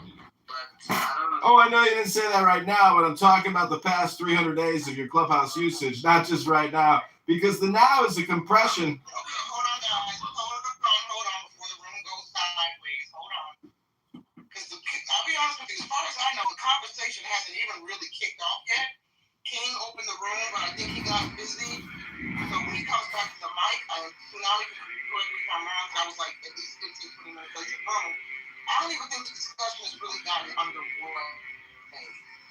So until King comes back, y'all be chill, be cool, okay, please. Just be chill so everybody can have a voice and nobody gets kicked off the stage and et cetera, moving from the room. How is motherfucker in South Sudan? Now he's thinking about what the fuck we got going on. Same way we know everything. I don't know shit. We do. It's the same. I'm not from South Sudan. Everybody checking for South Sudan.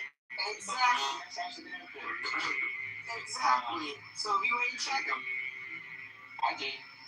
Let's think that's funny. I don't think that's worth going on Instagram right now.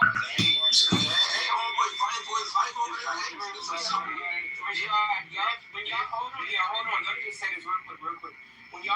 other off like that, it's a bad echo for one, and for two, the replays suck. So like it means like there's when you go back and listen to the replay, it's like skips. So it'll look like basically it's mute. So like try not to talk over each other for real, and for the record in the replays. So when somebody goes and listens to it, it doesn't look like one person is just talking to themselves or not talking at all, even though they're speaking. That's what happens when y'all cut each other off. So just allow somebody to finish and then insert your 2 cents after, because all that cutting off, ooh-wee. Yeah, see, the reason why I know so much about it is like saying, and the last thing we said, there was in the Sudan. The Sudan is 2 different countries. I don't know, you grow up, pretty sure you're an intelligent guy, but the Sudan is 2 different countries since 2011. Recognized by Barack Obama. That's why I actually like Barack Obama. He recognized my country's independence. So he's a great guy in my point of view. So there's a massive difference. North Sudan has a terrorism problem, and that's the one they're fighting. But in terms of the United States, the reason I know about the United States is free. It's a world's dominant superpower. I love Black Americans. I have many friends in the United States, and they educate me, When they talk to me, I just listen, I shut the fuck up. And they're like, oh, you want to come visit? And I go visit. I try to visit every single year. And I'm going to go in summer because I hate cold weather. So July, probably I'll visit the United States again. But yeah, the only reason I know about the United States a lot, I have a lot of Black American good friends of mine. And if you go visit them, I don't understand what your point of view is. I could be from South Sudan, raised in Australia. You can know anything from anywhere. I could be born in Alaska or Antarctica. I still know the same. It doesn't matter where you're born. It just matters what you learn, bro. Nobody cares about your background, Achek. We're just concerned about the title of the room. Do you think you could just, answer the title of the room and make a point? Try to make a point. Hello? He already did. I think we said no. He said he answered it, and he said no. He doesn't think that. I don't know. Who was talking next? Somebody just asked a question. I was just gonna say that yes, you can glean information from the internet, right? I keep abreast of what's going on in South Sudan because I have to, because we don't give a fuck about South Sudan. Not really. We don't give a fuck about certain countries in this country. But it's people in the United States who don't know what the hell is going on here, and because there are 2 Americas. There really is, and so people who even live here may not know. South Sudan is literally trying back towards the war right now, and civilians are the ones paying for it. But we mobilize instantly, politically, emotionally, places like Israel. We all know what's going on there. It's a huge contrast. It's loud. Millions of Black people are dealing with the aftermath of war in South Sudan. I don't know more than the people who live there, and I would claim to. But it tells you whose instability is seen as globally urgent and whose suffering gets normalized. That's why we don't know. But when I look at it, it's the same thing I was talking about earlier. It's like what we're getting in real time. A world that's choosing not to fully engage with it. But it doesn't make people uncomfortable at all. When you're saying it's actually happening, it's more violent in the South. Yeah, there's no war in the South. I'm a former commander in the South. There's no war in the South. It's the North. Yeah, that's why you see the violence from satellites. We have to feed 1 million North Sudanese every single day in our border. And we have about 100,000 troops in the border. With the North Sudanese, we don't want them in our country. It's not a South Sudanese problem. We have to feed the enemy, so we have to fall, because obviously we don't want to say, but not in the South. I'm talking about. It's 2 different countries, Madison.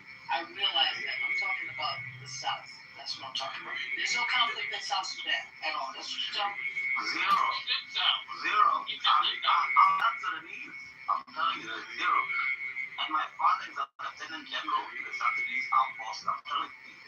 fighting in the South Sudan. Zero. It's in the north. It's the north is the problem, not even the south. And even a VA, you know, a VA, like the corridor between South Sudan and North Sudan, we even want to give them VA because we want nothing to do with them. So are you telling me, Madison, there's conflict, civil war in South Sudan that I'm not aware of? So what I'm talking about specifically is the forces that are aligned with Bashar and Kiir. That's not in South Sudan. Right, Bashar and Kiir are currently the legitimate government. Yeah, they're correct. Is that in South Sudan or not? This is South, yeah. Okay, that's what I'm... No, I actually correct and very talented. But at the moment, we for the time being, maybe 2 years we'll have a civil war. I don't know, but you're very, you know what's going on here. People are in this place over there like crazy. I mean, I know people who have been there before. I've had these conversations. And I'm not, you know what I'm saying? I'm not tripping. But I know that there's been a lot of problems in South Sudan. Now, it might be worse in the north, you know, but I'm just talking about what's going on there. That's what I was referring to. But we don't get a lot of that information, is what I'm saying, because it's not international. No, you're 100% correct. I'm not going to disagree with you. You're really very highly intelligent. Yeah, Rick Bashar and Salva Kiir are the two biggest problems in South Sudan. And frankly, I want to get rid of both of them. You know, when I went there last year, I got arrested by the national government because they're like, you were talking crap by the way, by some and they were just like, you were talking so much. So I got arrested for like 1 day, and then my dad got me out. But no, you're 100% correct. What's going on there? I got a question for you, because why do you think are you saying the UN is wrong when they say that the country is at risk of returning to like a full-scale war, and humanitarian agencies are starting to scale up aid? So is the UN wrong? No, the UN is 100% correct. We're going to kill each other, and probably in like the next 6 months or 1 year, whatever, it's going to return to a civil war because the Nuer and the Dinka cannot get along because they'll start to kill and make my job, but it's going to return to a civil war. In 6 months, 1 year, and I'll probably have to go back to combat, you know, and sign up again, like, to help my people, but yeah, it's going to be very, very violent. I got you. I was being predictive, I guess, when I was saying what I was saying, because I've been following. But everybody's collecting weapons, you know, everybody's like even me, I'm in the gym every single day because I know that the second it kicks off, I have to go back there and fight. If I die, so be it. But yeah, it's just a horrible thing that's gonna happen in my country in like 6 months or a year because it's terrible. And what these people do is just sad. But yeah, it's gonna be very, very violent, you know. And that's why I say, at least with you Americans, you can have at least an election, you can vote people out and whatever you want to do. But in my country, it's always just guns and bullets and violence, so it's terrible. And I don't want to do that. But it's going to happen either way. But you are correct, Madison. You're 100% correct. I can't even lie about this.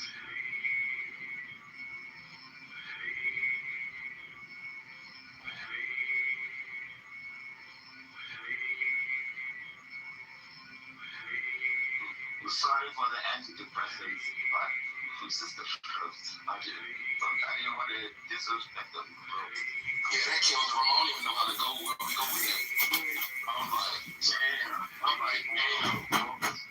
I was turned up a little bit ago now. I'm like, damn, my home is really stuck. Like, fuck. I just set up a GoFundMe. Like, stop playing. Hello, moderators. This is Universe. Put me in the queue. I'd like to address the title of the room. Hello? Goodness gracious. Because the interconnectedness of how what's happening over on that side also affects us on this side too. Because everything that's world politics is affecting people right now. So to the guy who is Australian but South Sudanese, whose father saved him from blah blah blah. Hold on, let the dog stop. Sorry about that. 1 second. Cause like I just came here on 10. I'm about to be like, fuck Trump, and then after my man just talked, I'm like, damn, bro. My bad, bro. You know what I'm saying? He ain't even vote for his man. It's like, damn. You guys got to talk about the Bible and the Armageddon. There's a bit of a connection with Shaq in that when we're talking about Trump, one of the ways that I tried to connect the dots a little bit is that we don't talk about South Sudan because there are certain countries that we just don't give a shit about, and there are other countries that we act like they're their bitch. We're their bitch, on a daily basis. What does South Sudan have to do with America First? What the fuck does all the other countries that we help have to do with America? Well, I was just asking you specifically. You keep mentioning South Sudan.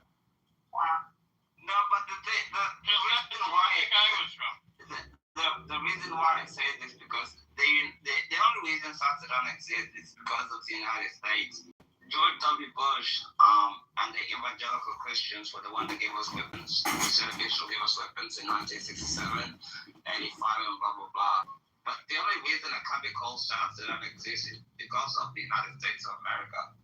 That's why every South Sudanese is pro-American and they're proud Zionists. Just two things that go hand in hand. That's just it. I don't want to take up your time, but There we go, and that's what I was trying to get into for y'all is that the Sudanese have a humongous Zionist problem with the crypto Jews from the UAE.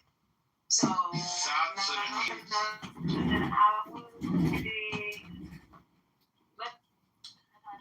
Hey, Butters, you should just go take those dogs on a walk. Became a South Sudan, like you said. Crypto Zionists? What the F are you talking about, Dr. Butters? I told you I ain't playing with none of you stuff today. I already said that. Yeah, well, if I can't talk, what's the point of being in your fucking room? I don't give a fuck. Bye. What the hell? Sudan was being raped for resources by the UAE and their allies. So right now, as you see what's going on.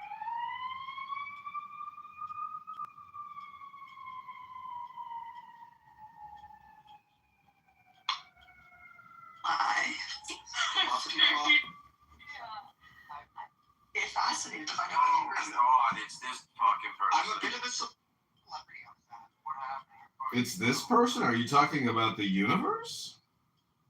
So Tommy, I have put thing of the where you glitch if you click on the profile, but I put it in my bio, but now I can't go on my own page. You can take it off. You just have to You gotta use Club Deck. So I went on Club Deck, but because I'm using burner numbers, they already expired, so I just yeah. The universe is this guy. Oh, so you're Great PTR, Yasemin. She's the world's most famous. Yasmin, can we do the X account interview already? I've never changed. Are you wearing those nipples out? What the fuck? MAGA hat, 45. Why did you say it like that? He is. We got. You know, No. You guys can deal with it. Captain looks like Matt Khalil. Sure. Universe, you're wearing a fucking Trump hat in 2020. Hi, Yasmin. When do you think we can do the X interview so we can talk about all the people who are like rabid anti-Israelites, anti-Jews, just the horrible anti-Semite people, the terrible people on this app? John, I'm happy to do it with you, but I have a lot of people that I know in my real life on my Twitter and some people that I don't want to be embarrassed in front of, so you have to keep your shit together. Yeah, can you do it as like a journalist and just do a Q&A with me? Just make it like a publicity piece? But don't embarrass me.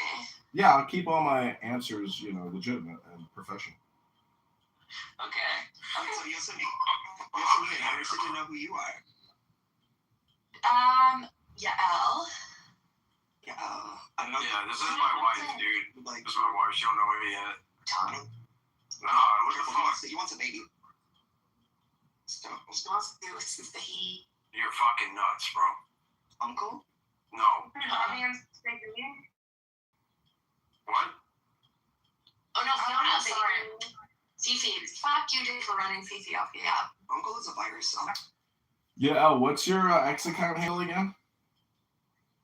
Bird Hops. Hold on, let me unpause. What?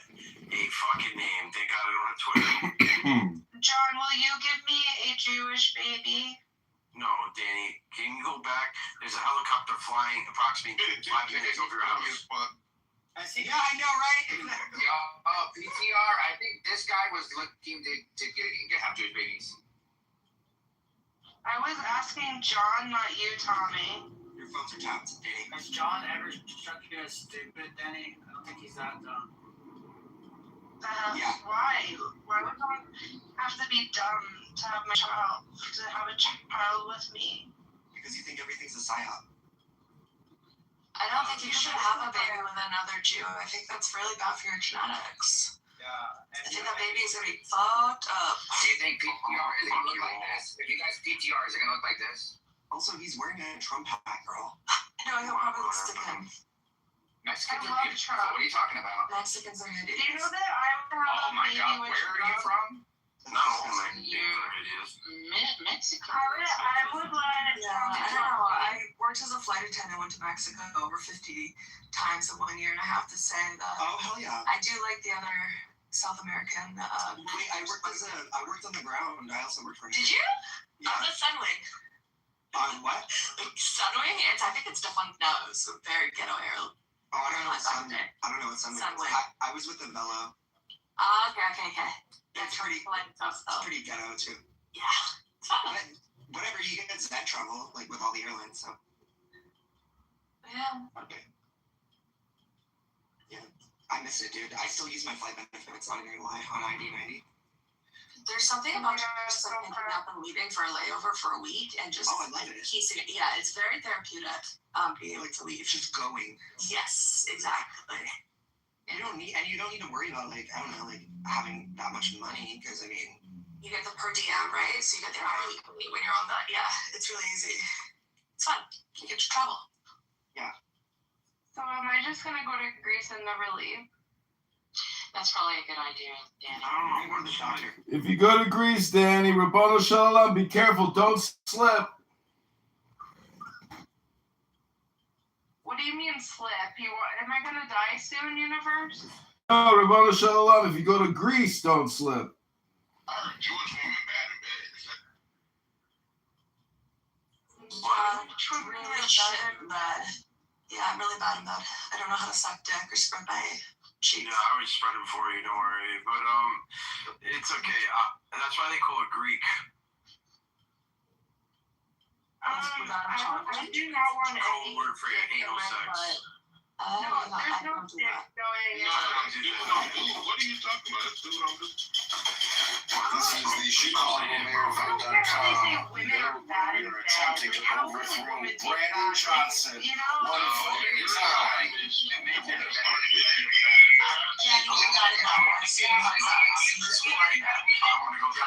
Not all the vaginas not made the same. I'll say that. And joyous serenity. It's like I'm sure you guys have It is experienced. really important how dangerous and grave the situation.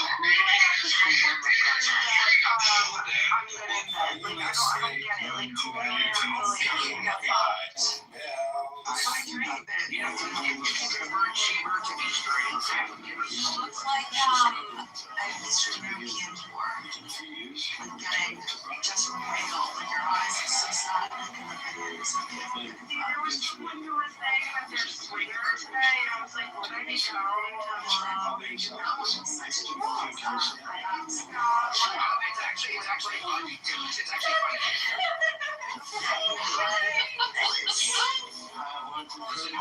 My guys. You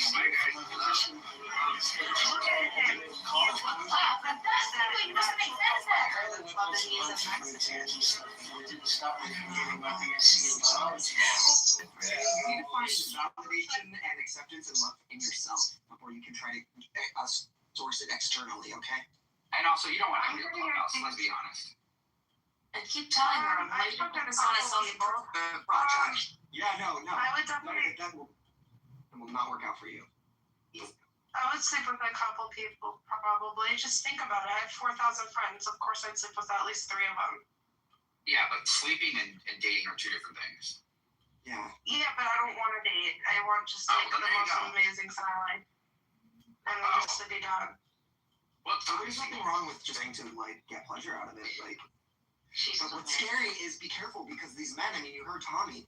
He would fuck with the condom to get you pregnant and make you a slave. You know. So. Wait, what? Be careful. Men try to trap women. They try to trap women with babies. I think it's the other way around. No, actually, it does happen in certain states where you get, if they get you pregnant, they get an inheritance and they'll try to get you pregnant. But let's not lie, though. It's mostly the other way around. It's happened to me. Yeah, it's usually the other way because at the end of the day, we're the ones that are I paid child support to my ex, so it happens. As a woman? Yeah, As it's a not woman, typical, yes. though. Yeah. No, it's not typical. He was an asshole, but yeah. What a douchebag. You know, the thing is even though when I got divorced, I didn't ask her for anything. I never got put on child support. I just don't understand how people even get to that point. Because you had a restraining order against her? Fuck no, are you crazy? Imagine having a restraining order against the mother of your child. What a fucking terrible life.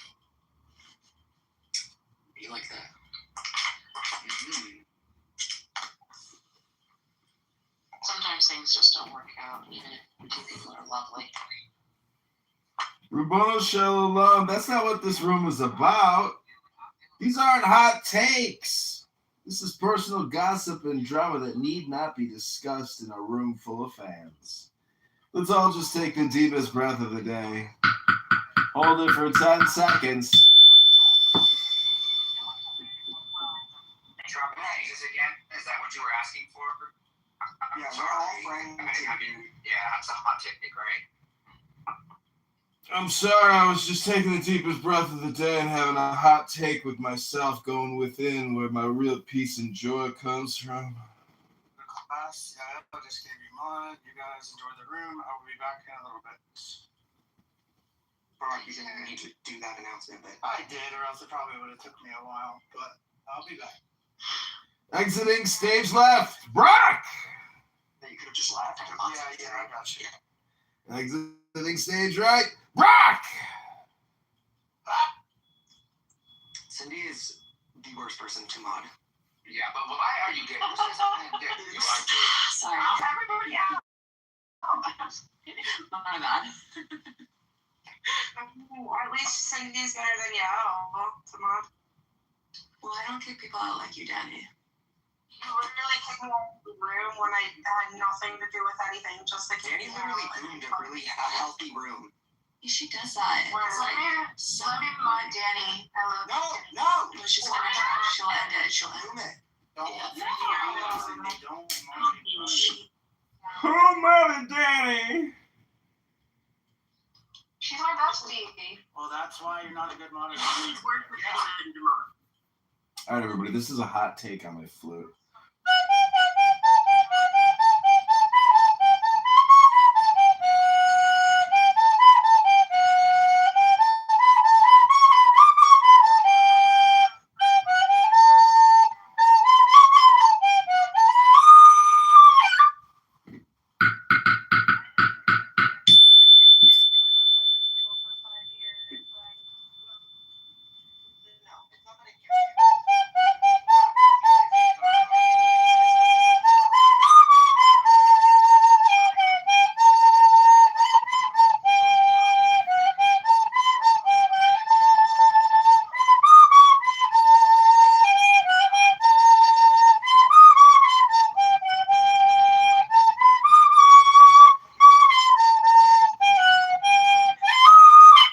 Never had one lesson.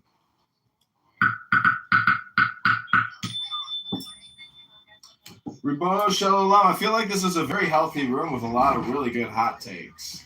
A lot of personal reflection, I think, is happening here right now.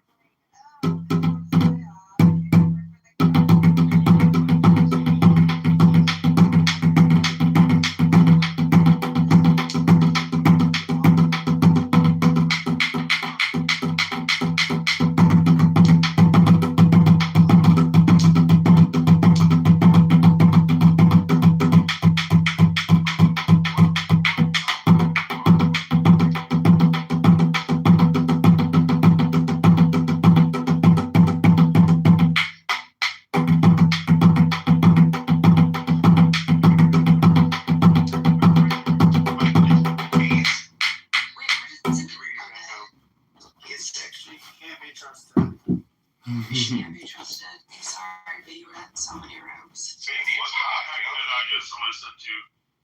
I don't know. Oh, Trump's in his drum. Okay, thanks. Can't we all just get along? I'm not. I'm back. Reporter Shalom, the universe has returned to your presence. Go ahead and insult the universe if you want. Project onto me all of your worst thoughts. I am complete. This is the universe. I will imprint upon you. Beauty. Go ahead, everybody. Make fun of me, yell at me, tell me what you secretly think of yourselves on the inside. Wait, why did you knock me down so you can fucking geolocate me? Yeah, that's why, Danny. Like, what? She knows about the geo-tracking location function within the Mossad IDF cell phone tracker known as Stingray. Shut the fuck up. I have sympathy for people like that and for their conditions, but at some point, like, it does. Oh, you're one to talk, Cheever? When was the last time you put a dick in your ass? Yeah, last night. Thank you. Well, let's be honest, it's not very healthy to have too much anal sex because the damage of your anal flora is really, it's hard to rebuild your anal flora once you destroy it by rapidly penetrating a scrotum into your tuchus. Holy shit, I ain't never seen nobody break the anal sex like. It's because that's not how it works. The asshole is a very resilient thing. Oh my goodness.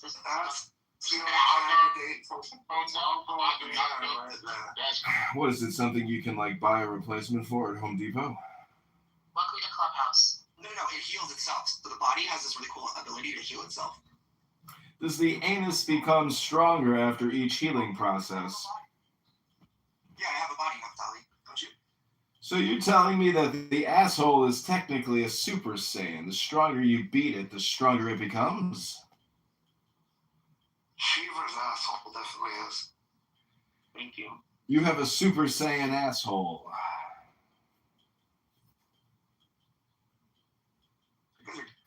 That's a hot take on tuchuses, everybody. Clip it. By the way, Mel Brooks, Spaceballs #2, the new one, coming to Jewish movie theaters worldwide soon. Spaceballs, the experience. Aren't all movie theaters Jewish?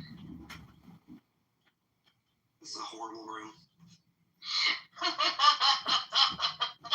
We need to go back to the room where we were singing to each other, Judy. Yeah, I know, right? Yeah. At least it was productive. Well, sorry for all the hot takes, but thanks for listening. No, it was more like Cheever was making some really cool sounds with the guitar, and we were both vibing very, very well. And it's too bad. It was too bad it wasn't being recorded because I'm pretty sure you could have clipped that and used it for something. Music. Oh, you could always try again, or you could talk about it again over and over, but never actually clip or create anything. No way I had to do this.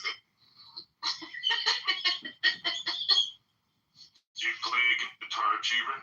Yeah, I'm a musician. I play guitar and write my own songs. I do electronic production.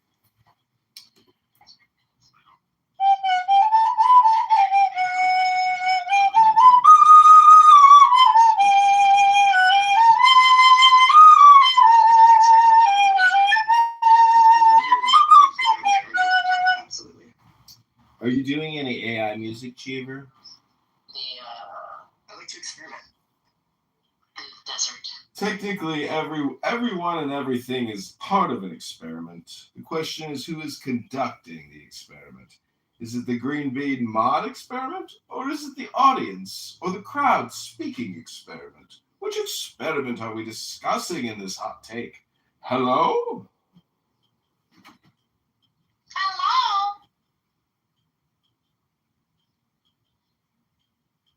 Do you guys like Bjork? Yes. I love Bjork. Do you love hot takes? Do you love experiments? Woo! Every room is an experience, not just an experiment. Every room is a happening, not just an experiment. Hello?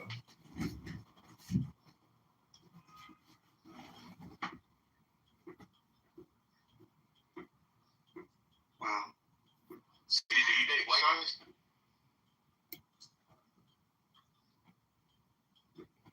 I don't date guys.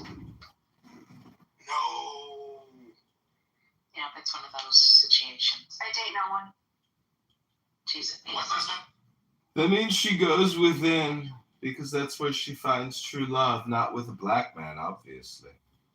Oh, universe sound like he hit. No, I'm just trying to tell you that you should probably download Hinge right now and Bumble if you want to find more love in your life. Or a serial killer.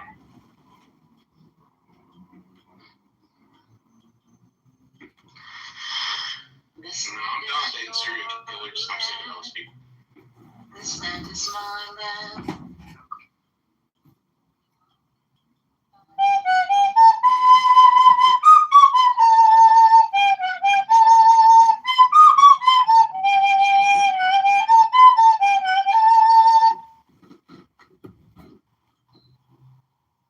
Thank you all for being a part of this happening we call Hot Takes. It's an experience and an experiment in your ears, in your brain, in your heart. Let us know what you're thinking and what you're feeling right now. Alright, baby, who should I date? You said what? I said, who should I date? What you mean, who should you date? If you ask me if I date certain type of guys, Yeah, do you date white guys? I don't really date anyone, but tell me who I should date. Here we go again. Circular watermelon logic. Right from your lips to your fingertips. This is the watermelon infinite loop you've been looking for. Hello, watermelon. Yeah, get the orange lube. This is watermelons and rainbows.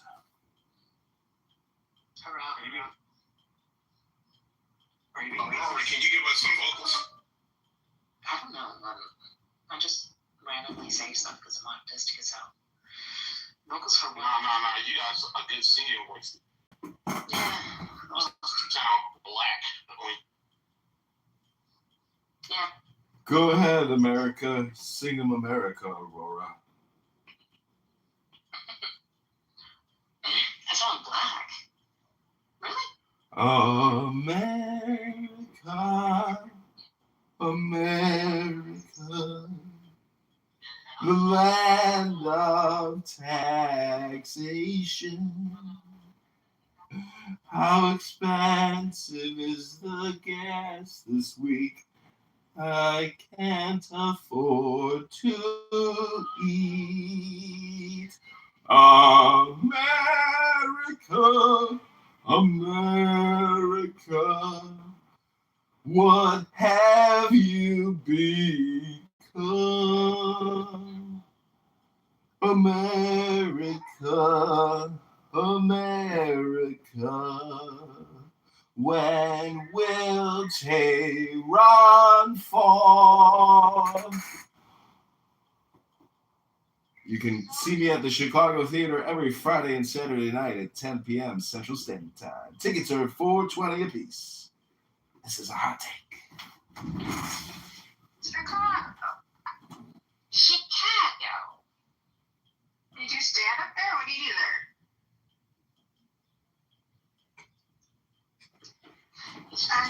Yeah, I'm doing, actually, you're live on a stand-up routine that I'm doing on 25 YouTube accounts. Thanks for being a participant in the John Kitover experiment and experience. We're live at the Chicago Theater on Edmond Street. Are there any white women here that would date a black man? Are there any beautiful, curvaceous white women that will date a black man? Can I ask you a question? Do you believe in hypnosis? Because you are hypnotizing me, and I can't take my eyes off of you. You are so mesmerizing and beautiful You take my breath away.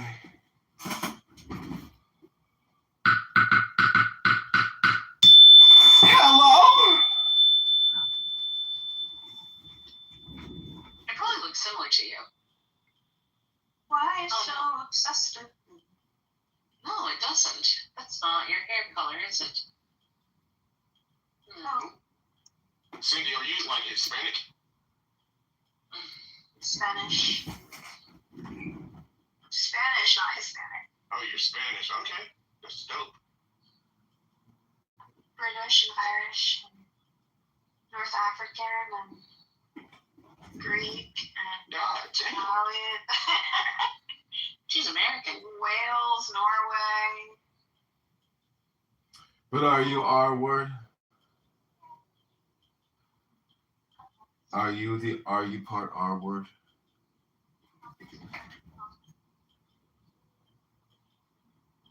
Did your 23andMe say you were R word?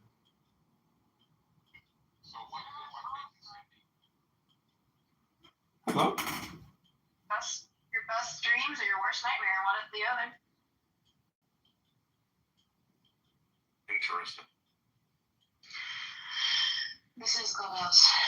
Beware. I'm the best. I'm so just submissive, giving, nice, loyal. Then what are you doing here? Blah blah. I create. What's your favorite move that you do?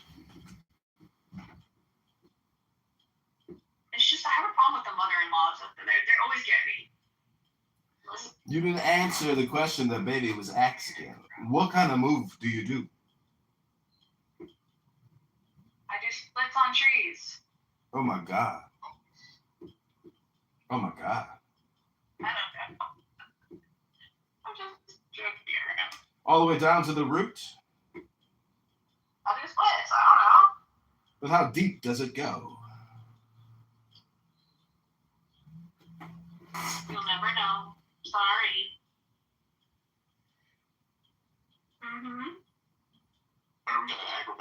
Okay. Jesse White Tumbler riding that tree down to the root. This is a hot take! I'll wear that red dress when I need to wear the red dress. When I need to seduce a man. I'm just kidding.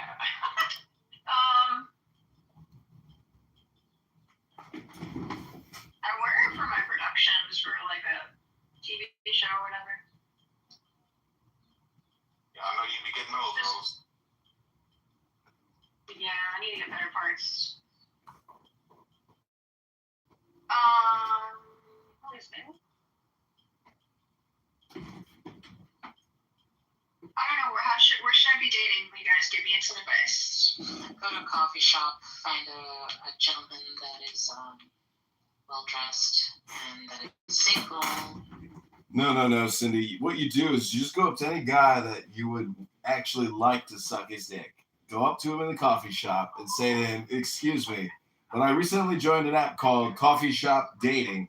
Are you the man that I was meant to meet here right now?" Wow.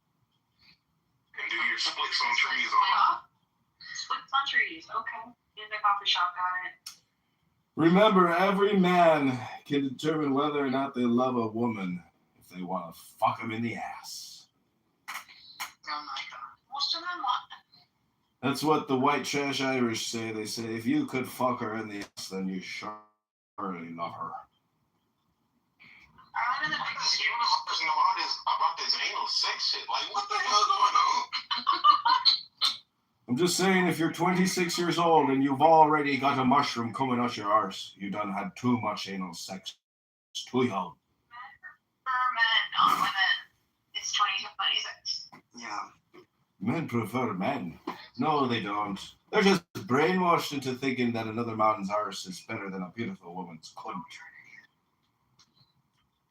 Men's arse be dirty? What the fuck? No, they practice bottom hygienation. Sex, they don't eat anything for a 24-hour period and clean out the rooms.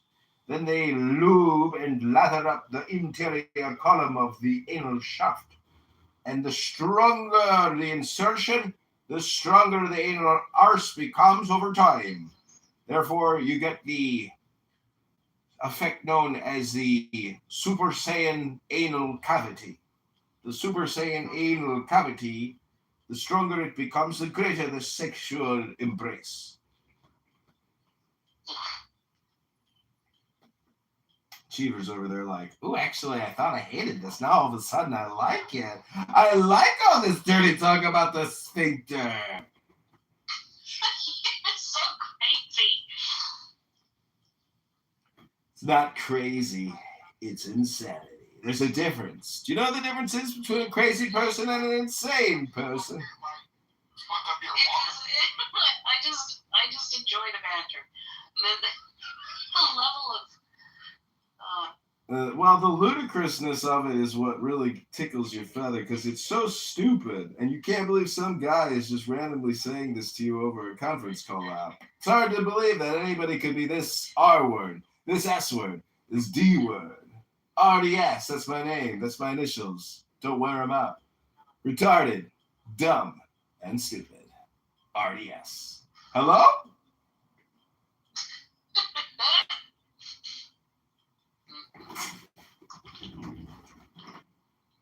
Alright, I'm gonna start dating. Like one of my friends said to.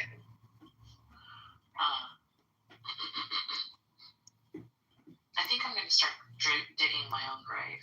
That might be a fun activity. Yeah. Might as well. Sayonara. Oh, yeah?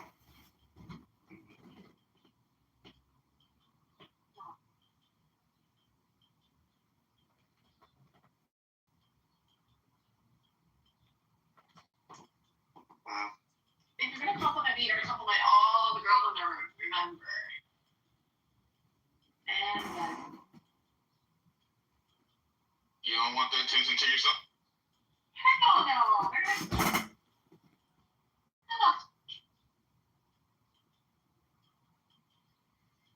Cindy, are you Megan Fox? Need attention, but it's just everyone else needs attention too, you know? Cindy, are you Megan Fox?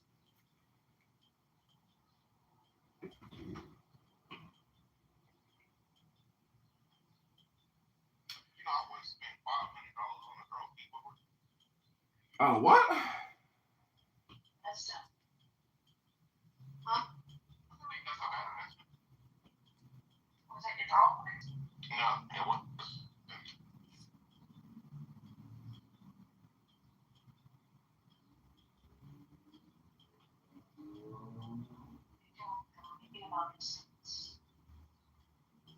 As someone like Altar,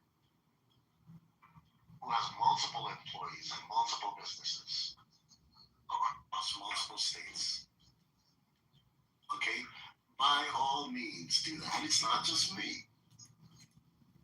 Okay, it's also Galtar too. It's a pattern.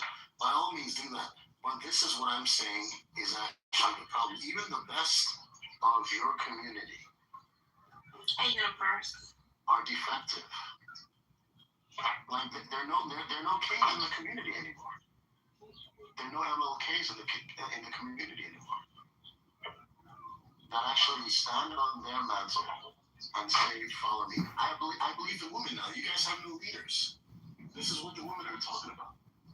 Because the second someone is actually equipped with the skill set to lead, with the education, with the know-how, with the critical thinking framework, you guys abandon that to be niggas.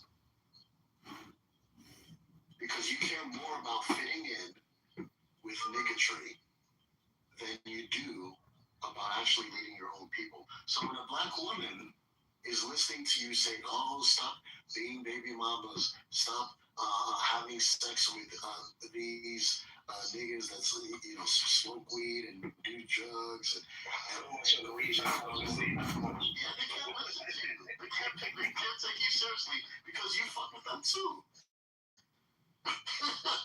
Why should they take you seriously? Look, You do the same thing. The whole situation with Galtar versus Cliff is that I asked Galtar, can you please let this is not just for the sake of time, but can you please let Cliff do what he needs to do so we can get the scientific observation that we're looking for? Because and he said, no, I'm gonna go ham. I don't like what he's doing. And I said, okay, but this conflicts with what the objective is, what I'm trying to achieve. So I'm going to have to stand back and right? That he was from an oppressed group of people, but nevertheless, they print money to own disposable people are oppressed. Give me a break, dude.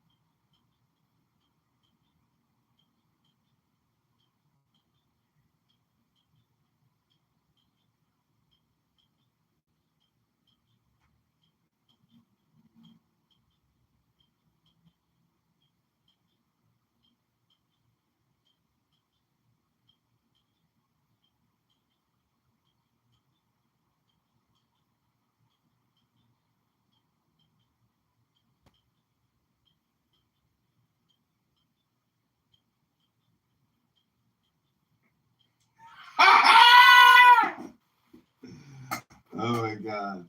Look at this.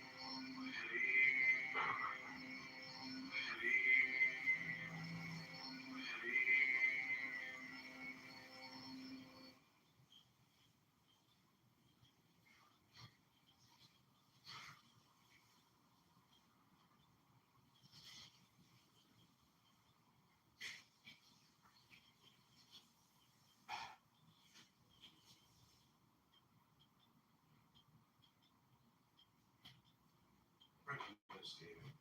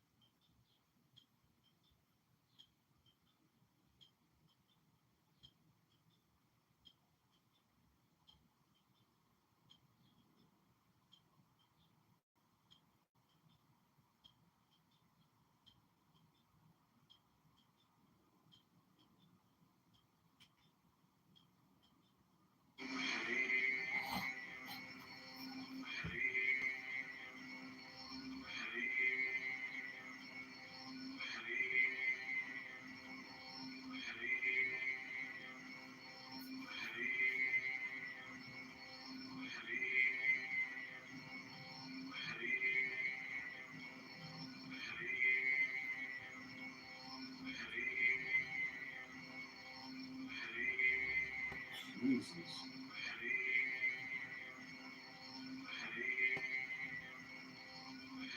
Look at the June.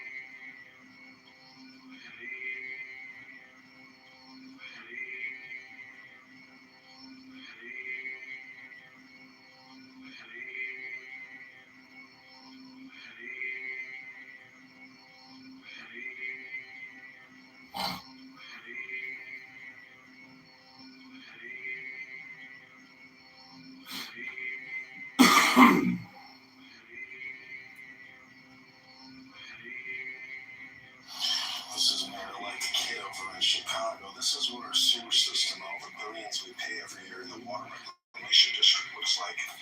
They don't work. Look, got a drainage in the middle of the street. We need that on the sides of the street.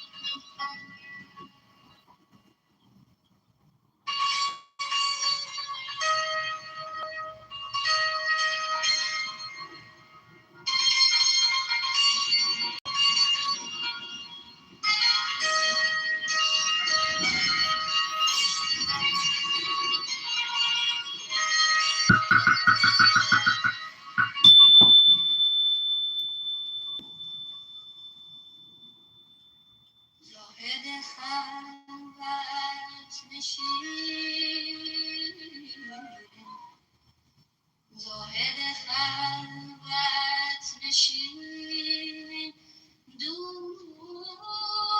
به میخانه شد از سر پیمان گذشت با سر پیمان شد شاهد عهد شبان آمده بودنش به خواب باز به پیران سر عاشقی. Toast.com introduces Save Your Way. Choose how you save. Take instant savings now or bank as rewards for a future trip. Save Your Way. It's exactly what it sounds like. Unlike headphones. Save Your Way. Only at Hotels.com. Hotels.com. It's all in the name. I was helpless in this case. It's irresistible. She's body. What? And then he said, devour me. Man, he did cheese it, Daddy. Choose it.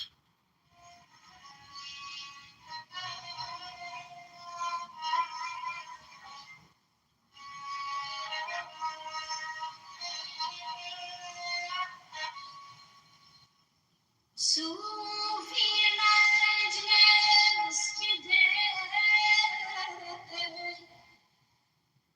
جام قدح می شکست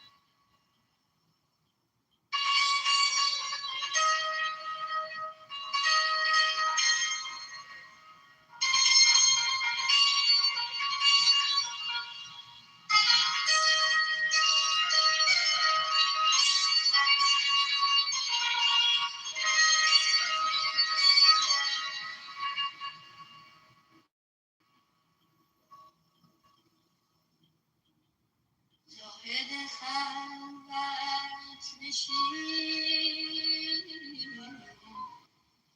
زاهد خلوت نشین دوش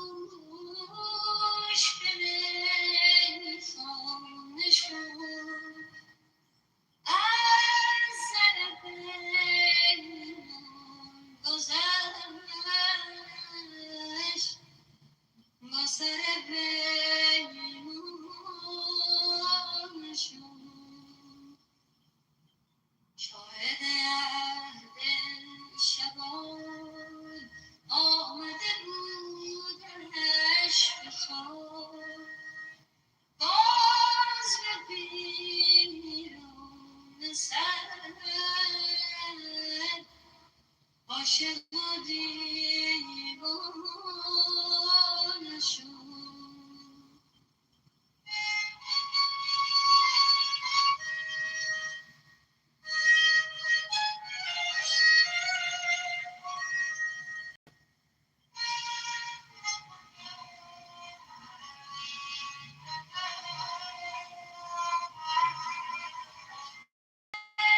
می شکست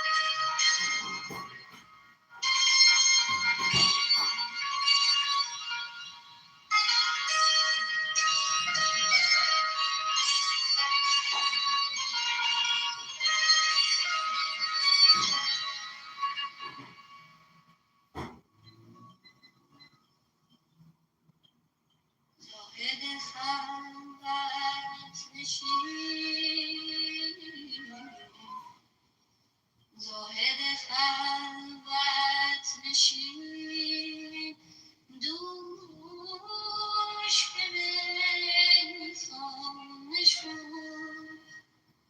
از سر پیمان گذشت با سر پیمان شد شاهد عهد شبان آمده بودش به خواب باز به بیرون سر عاشق و دیوانه شد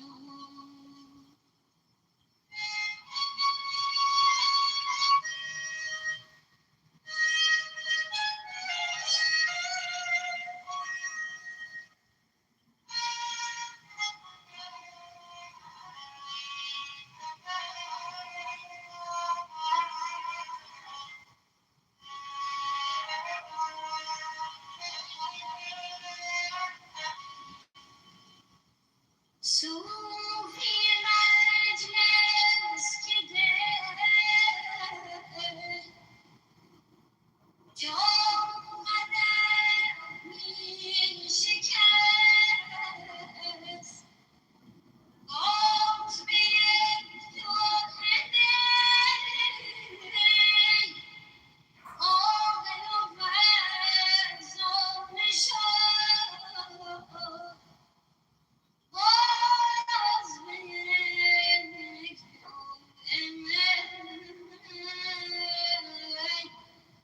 عاقل و فرزانه شد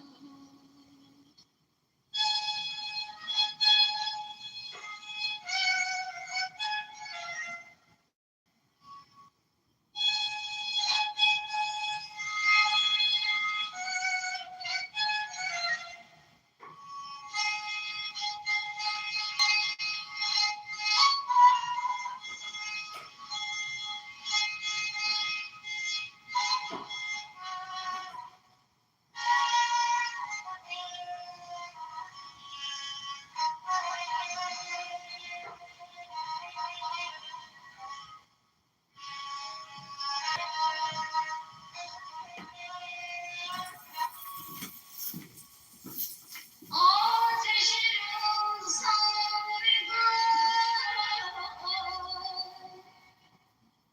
خدمت بارمان رسول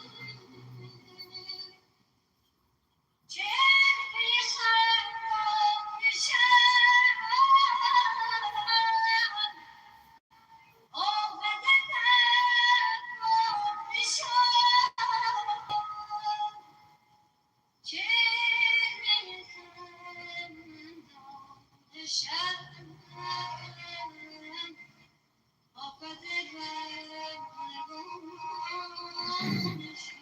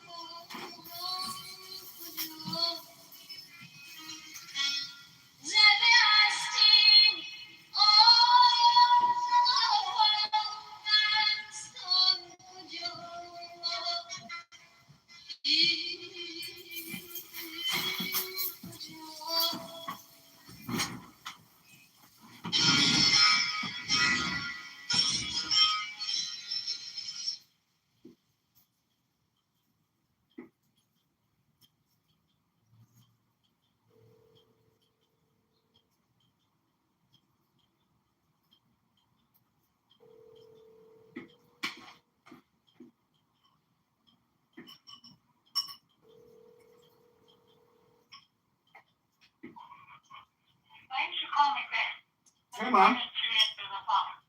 I was outside jogging, working out. Oh, I like to hear that. But only if it's true.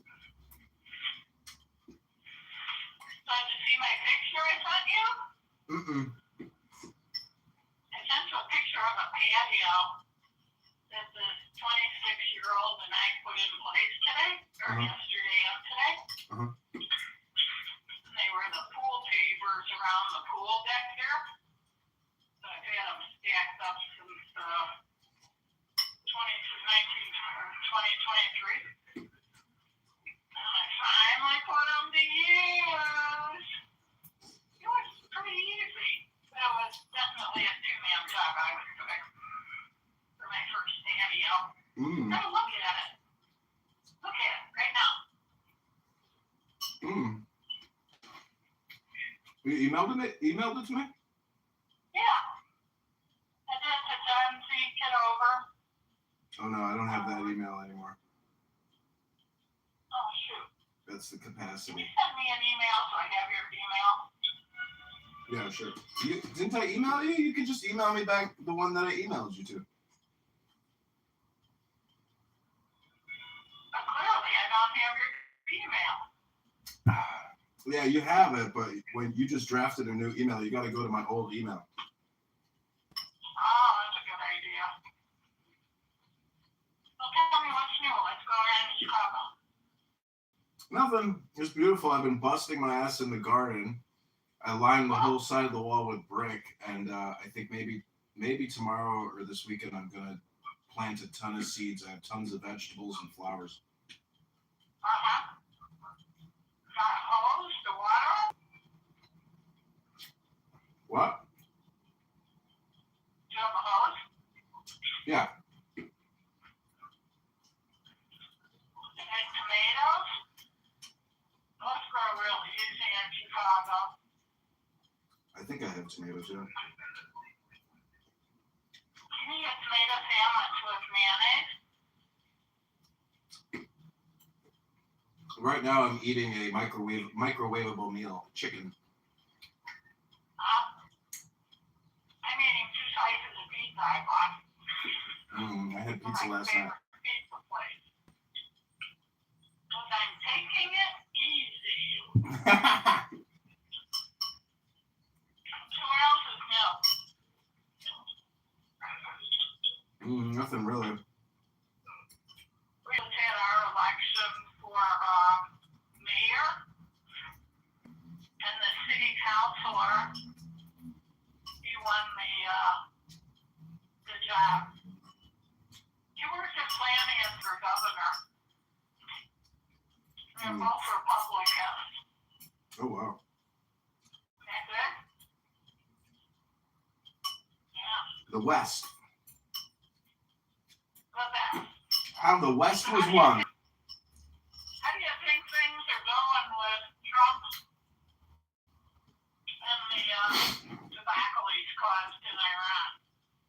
I don't know. It's just like a generational struggle, you know? I think he was trying to call conformity on Iran, and really, he has no business doing anything like that. Well, you know, I used to work at the IRS, and you know what their motto is? You better come into compliance. Yeah. Well, that's the way the government workouts are. Well, that's what I'm saying. That's what Trump is telling them. You better come into compliance.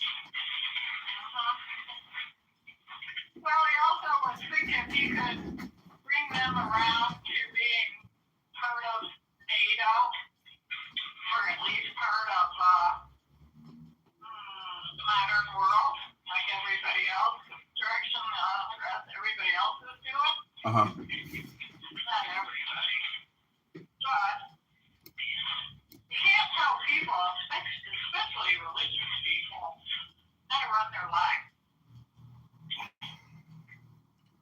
Yeah, you can actually. I think you missed that beat. You know, you actually can tell religious people how to run their lives. You know how to do it? How? With a gun up their ass. Well, It's a joke. supposedly it's kind of a benefit China. They probably have China and Iran probably have an agreement of sorts. So China's laughing at Trump right now. Who cares? Trump doesn't care.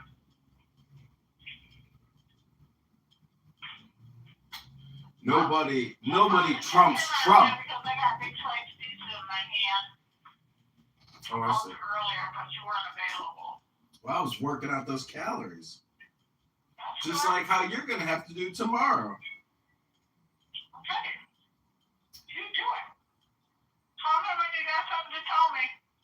Okay, take care.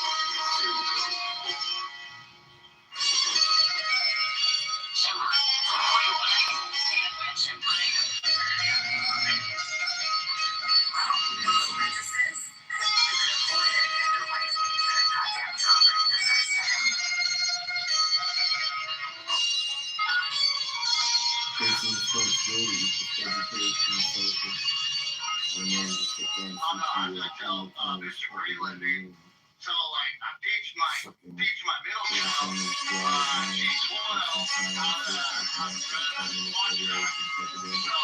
She's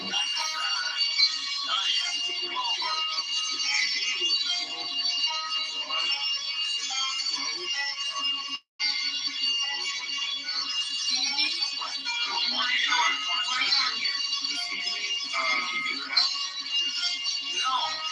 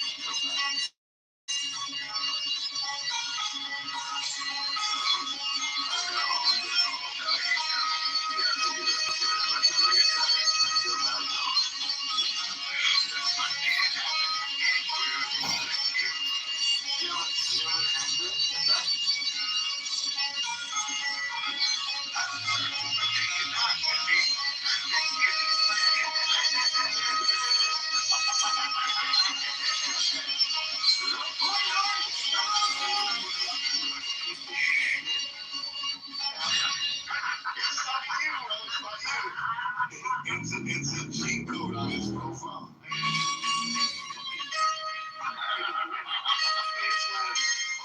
Go back in to find that's the cheat code on his profile, bro.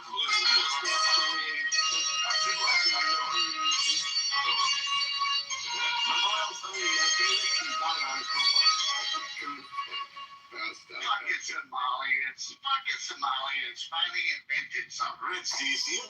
Well, we're on his profile to see it, but I can't do anything and I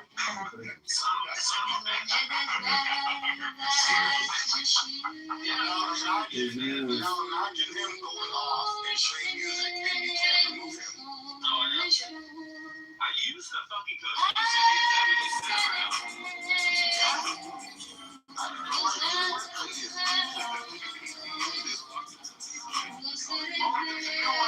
There's a new one. Hold on. I just got it about them right now. Here, I'll put it in the chat. Check it out. No, I'm serious. I just seen it. Supposedly it's the way they put the characters. No, it's in, I'll tell you which group this posted it in. Magic, Thelma, Kamala. If you put it in your profile, nobody can mute you or remove you from the station. Oh, okay. Alright, click on Othello's Profile. No, it's a trap. No, whoever was asking. I just did. It's on fuck, bro. I'm locked again. I'm locked. I gotta get out. Come back. Maybe click on my profile. Hold on. I gotta. Did you put it in yours too?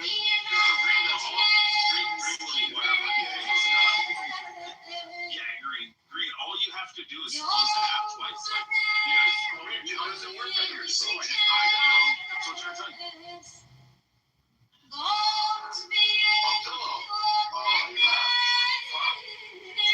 I want him to fucking send it to me because I don't know why. It works for everybody else. It doesn't work for yours. I'm afraid to put it on mine.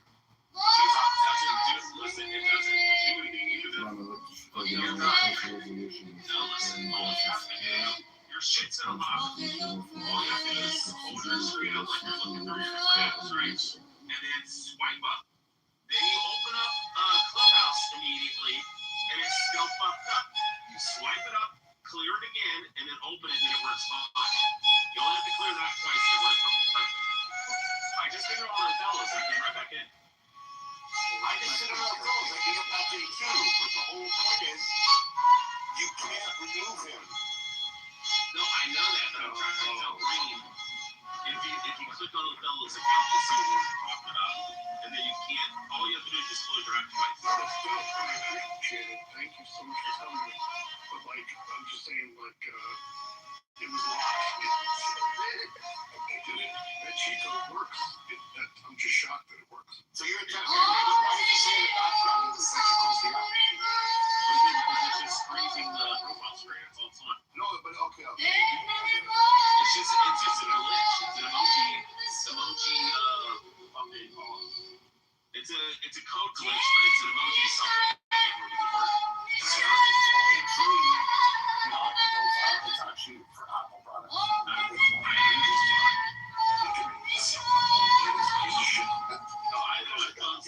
an iPhone 16 Pro Max with 2 gigs or 2 terabytes, whatever. So do I. Yeah.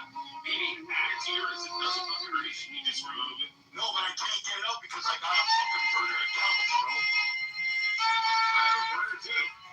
I know, but I won't be able to. I can't do things, and people won't make me mod. They won't be able to do anything to me. No, all you have to click on is your profile, your bio, and then just delete it, like I just did. I just removed it from mine. It's not even in my bio. I added my bio, and now it says add bio. Yeah, hell, what if it works on mine? It doesn't work on yours. No, it doesn't up your account.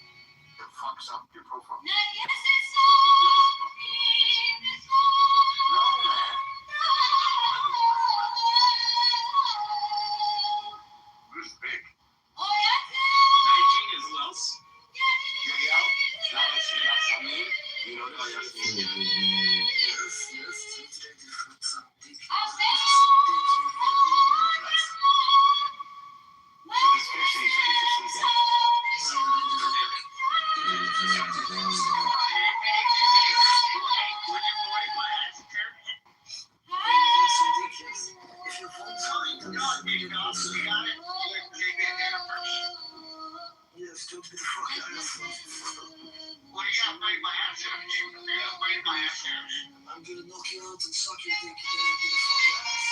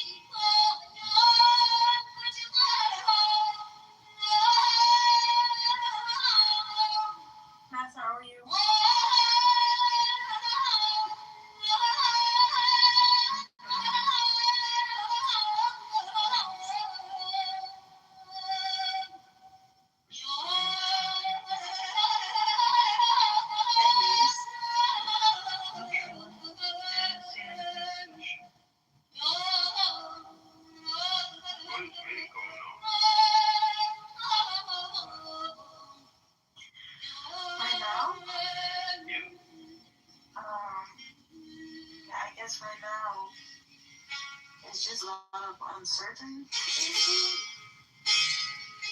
and like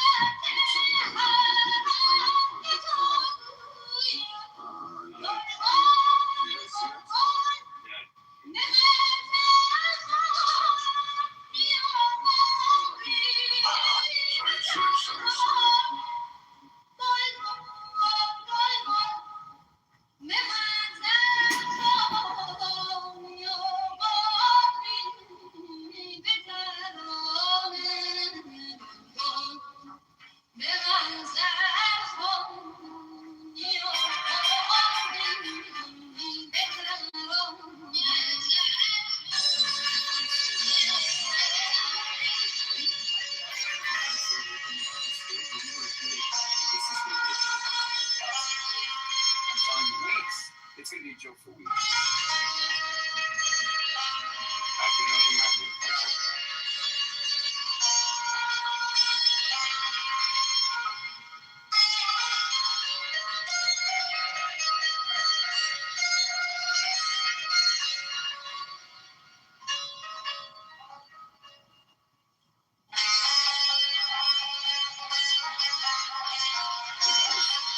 Invite your friends, everybody.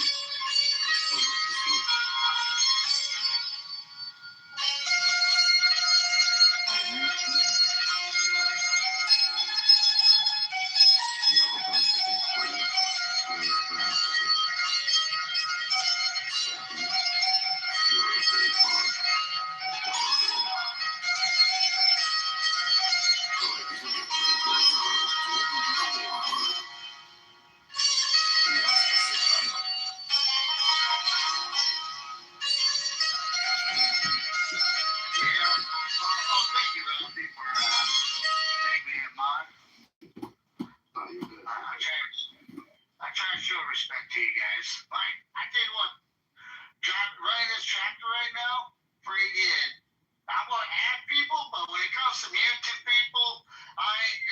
it because it gets a little bouncy on this tractor. It's all good. Just get some things going. Set some invites out.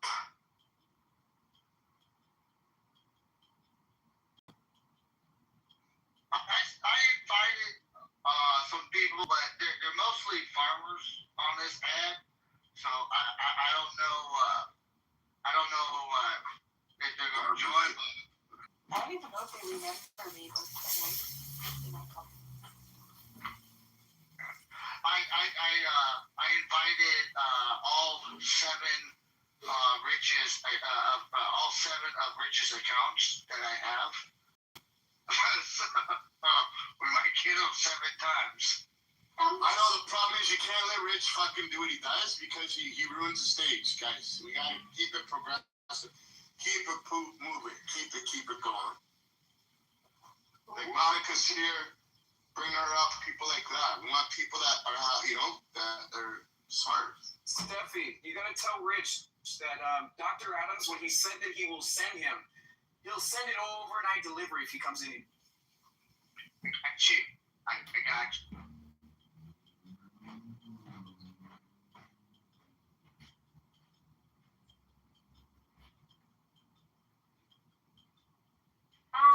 Hey, what happened? Rich ruined another room? Rich ruined another space? They were you surprised? Didn't do shit. The room was shadow banned because Rich was a... That's a whole lot of power you're giving to Rich. Are you sure?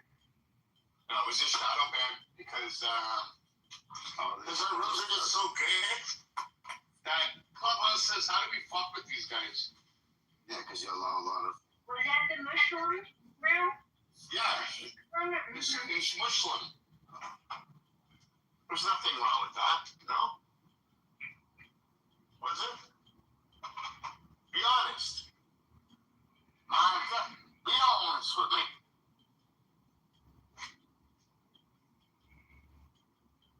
How come my trash bag ain't coming up? What I know for sure that I always can rely on is that you will do what you want to do, Vicky. That's what I can rely on. He didn't do anything wrong. He didn't even say Muslim. He said Muslim. Like, what is a Muslim? I don't know. What's the Muslim? Exactly. I'm a Muslim, bro. Well, I can tell you this. Muslim is not a law. That's right. Mashallah. Yeah, I want to kind of avoid race conversations. We had too many of them already for the past few days. Trying to stick to the topic. Israel. No, but Rafi and Bibi, we do have to do one room. Just one. How are Black Iranian women feeling in this moment? Yeah, we just... Because it has nothing to do with war. No. We'll do it in another house. Yeah. Black Iranian? We have Afro-Iranians. They're from Tanzania and Zanzibar. Yeah, but how are they doing during this war? Well, I don't think they're doing quite well right now. Why? Are they being discriminated? No, the thing is, Afro-Iranians do not get discriminated by the Iranians themselves, though the government does, because they have less, they face institutional discrimination, and they have less, clean water, what do you call it again? Clean water, electricity, those things. Yeah, the infrastructure for them is not great because they're in the south of Iran, coming from the government than the people. Because we don't call them, their forefathers came from these countries, but we just call them Iranian. And if you ask them, they'll say, I'm Iranian. They're very proud of it. Some came from Kenya, some came from, other places. They actually talked about this on the Kardashians, folks. Some of the most famous Black Iranians are on the Kardashians, best friends of Khloe Kardashian, Malika and Khadijah. But he actually talked about this a couple of seasons ago. It was very sad what's happening to Black people in Iran. Yes. Have a big job, Dave, because I had no idea that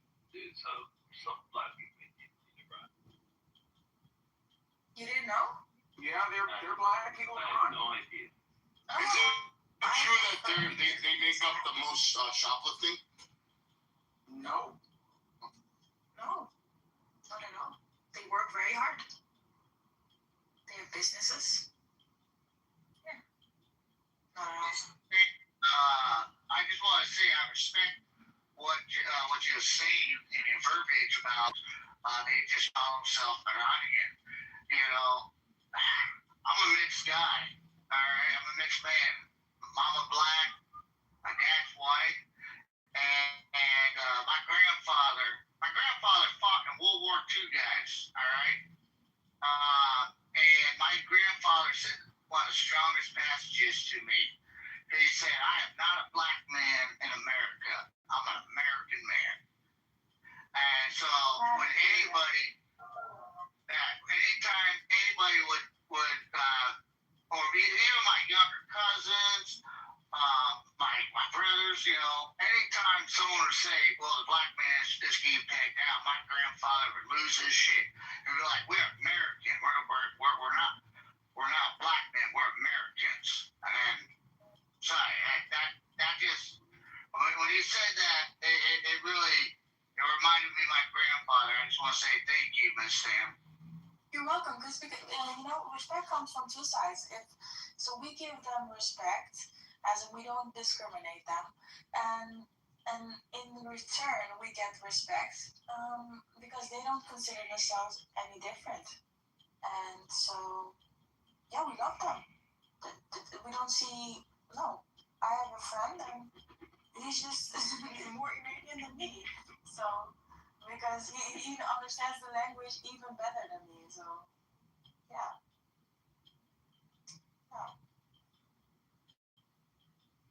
Yeah, and as you encounter a lot more Black Iranians in 2026, the likelihood is they have lineage that does come from other places, but by and large, 9 times out of 10 they do have one indigenous Iranian parent, because there is the existence of intermarrying, which does happen. So there is a representation of Black Iranians that I think a lot of people talk about, but I don't want to make this room about race. I'm glad that people are starting to file in here. Please ping the room, make sure you follow the mods, and most importantly, add yourself to the house war room. We have Bibi here who's opened up this room. We're going to dissect this, the newest developments taking place between Israel, the United States, and Iran. Bibi, if you want to go ahead and give a reset now that more people are coming into the room. Thank you guys all for coming. Please don't forget to follow the house, and thank you, Bibi, Rafi, Harry, and the rest of the mods for holding the space. Ocean, you too. Bibi, go ahead and take it away. Or Iran, the IRGC. We don't use that. Who's we? Now you're identifying as the IRGC? Muslims, the Arab countries, the Islamic countries, whatever. Okay, hold on. Muslims and Arabs were not one of the options of who is on the ballot as to who's winning the war. So we have Israel, we have America, and Iran. I personally, Z, welcome back to our space, Z. I personally think America's winning. We still have 4-lane, 5-lane freeways. We still have the Kardashians, and gas prices are going down. So, as far as America's concerned, they can keep bombing Iran, and it's not necessarily going to hit our pockets because, like I said, gas prices are going down. So, do you want to choose from the options that are in the title of the room? So, who's winning, Israel, America, or Iran? Again, you can say that. Hold on. Z, I'll let you have the mic on. Can we try to have? I land my plane. Thank you. I want to hear the other question Islamopro was going to ask. Excuse me? Yeah. Didn't Islamopro say he had a second question? He said he wanted to ask me something Yeah, he totally derailed. I don't know why he's in the conversation. All up in the Kool-Aid and don't know the flavor. What was your other question, Islamopro? Yeah, my question for Jay. I think that's a fair question. Hey, brother, who said this? Who said this? Mario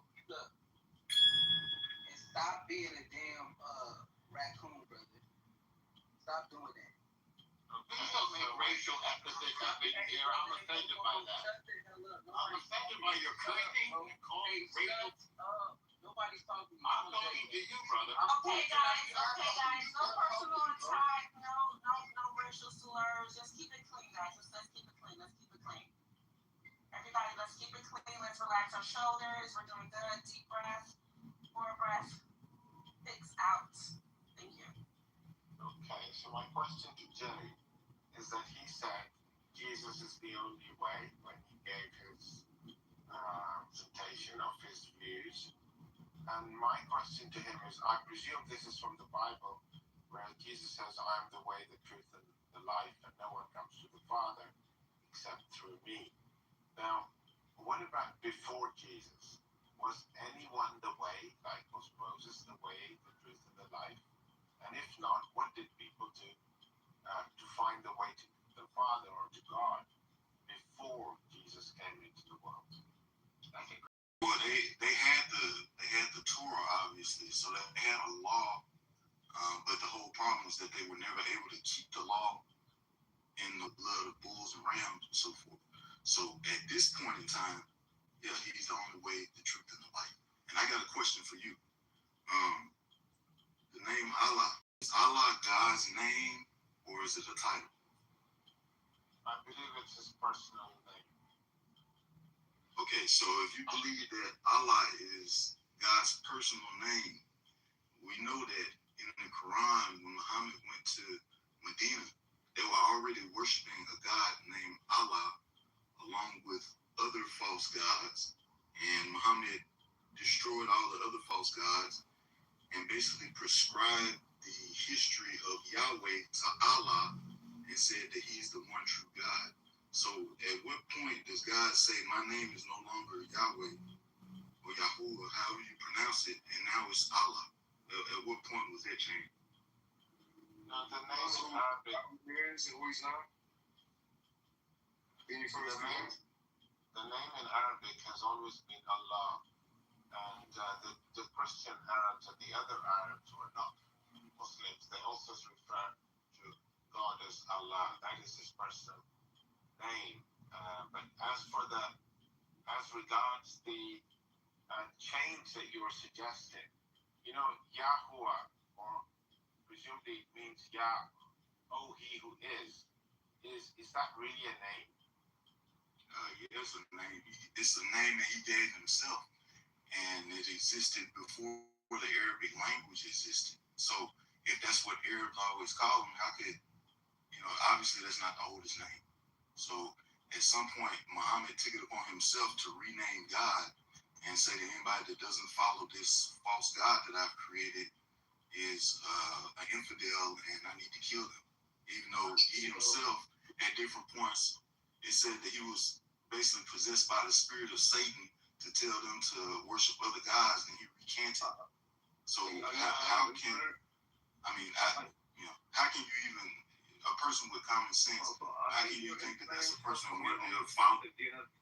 Are you inferring stuff from your own perspective? Do you have evidence for any of these things? Like, for example... Yeah, but let's talk about the Al-Zu, the Night of the Jinn. Let's talk about that's one of your books. Go ahead.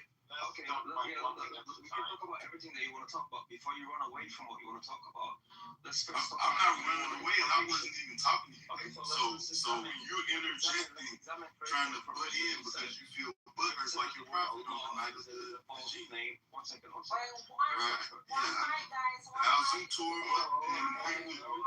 I wasn't talking to you, Abdullah, but go ahead. If you want to put your Islamic pro, go ahead. I mean, you wait. Yeah, he's already panicking. He literally made a claim, and when I challenged him on his own claim, now he's running away to another point. Like, he's panicking. So first he made a claim saying... You interject. Okay, so let's examine what you just said. Let's examine how much you know about what you're talking about. So first he said that the Arabs, used to worship a god named Allah. That's a false claim. You know why? Because like the brother told you, Allah in the Arabic language means God. Every single person who believes in God believes in Allah by definition. If you ask him, he just said the opposite of that. He said it's his personal name. And I just asked, that was the first question I asked him. Is it a title or is it a name? He said it's. So can you let me? Can you let me finish? Wallah, he's panicking, bro.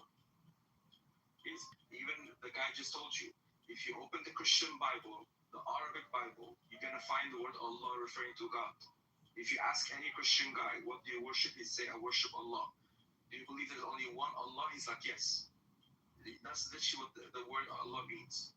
Now, in Allah also, because the word, just like any other we have in the vocabulary, does not need to be exclusive. The word Allah also can be used as a name, and hence we also use Allah as a name. Allah can be also used as an essence. So it depends on the context, the word can be used differently. So the claim that you made that Prophet Muhammad created Allah is a false claim, because Allah is not created. I didn't say that. The for God. Okay, so like I said, I didn't say that. I said they were already worshiping a God named Allah. He came and eliminated the other false gods that were worshiping. The first question I asked Islam Pro, I said, is Allah a name or a title? It means God is a title. He said it's the personal name of God. You just said the opposite. You said it's actually a title, it just means God. I'm aware that different Arabic Christians use the term Allah for God, and that's why I asked him that question. Well, the thing he's saying that star God, the only one worthy of worship, not Elah, not like an Elah, which is like God, but it's the God, it's the only one worship. And then before Muhammad, the Christians and the Jews called their God Allah. There's no secret in that. Yeah, but it's just simply not true, because we know what language they spoke. They spoke Hebrew, Greek, Aramaic. There was no Allah in either one of those languages. So it's just simply not true. That maybe the Arabs in Medina spoke that, but it's just not true. You're cutting me off talking about, hold on, I don't know what's wrong with you, bro. You need to calm down. Okay, so let me clarify again. Let me repeat myself again and break it down for you. Let me keep it simple for you. Okay? There was no other God called Allah, and another God, for example, called God X. And God Allah. And then Prophet Muhammad came and said, don't worship God X and worship God Y, but worship God Allah. Every single God is referred to as Allah. Okay? What Prophet Muhammad did said, this is a false Allah. That's another false Allah. The only true Allah is the Allah that I was sent by for you to worship. Okay? That is equivalent as saying there's only one God. Okay? Buddha is not the true God. Krishna is not the true God. Jesus is not the true God. But there's only one true God. This is the God of Islam. So again, with the language, Prophet Muhammad didn't come to the Arabs and tell them, don't worship God X or God Y, or worship God Allah. No, he told them, all of these gods that you currently have are false gods. All of them, none of them are Allah. The only true Allah is the one that I'm preaching you about. Did you get it now? Yeah, what you're saying just isn't true.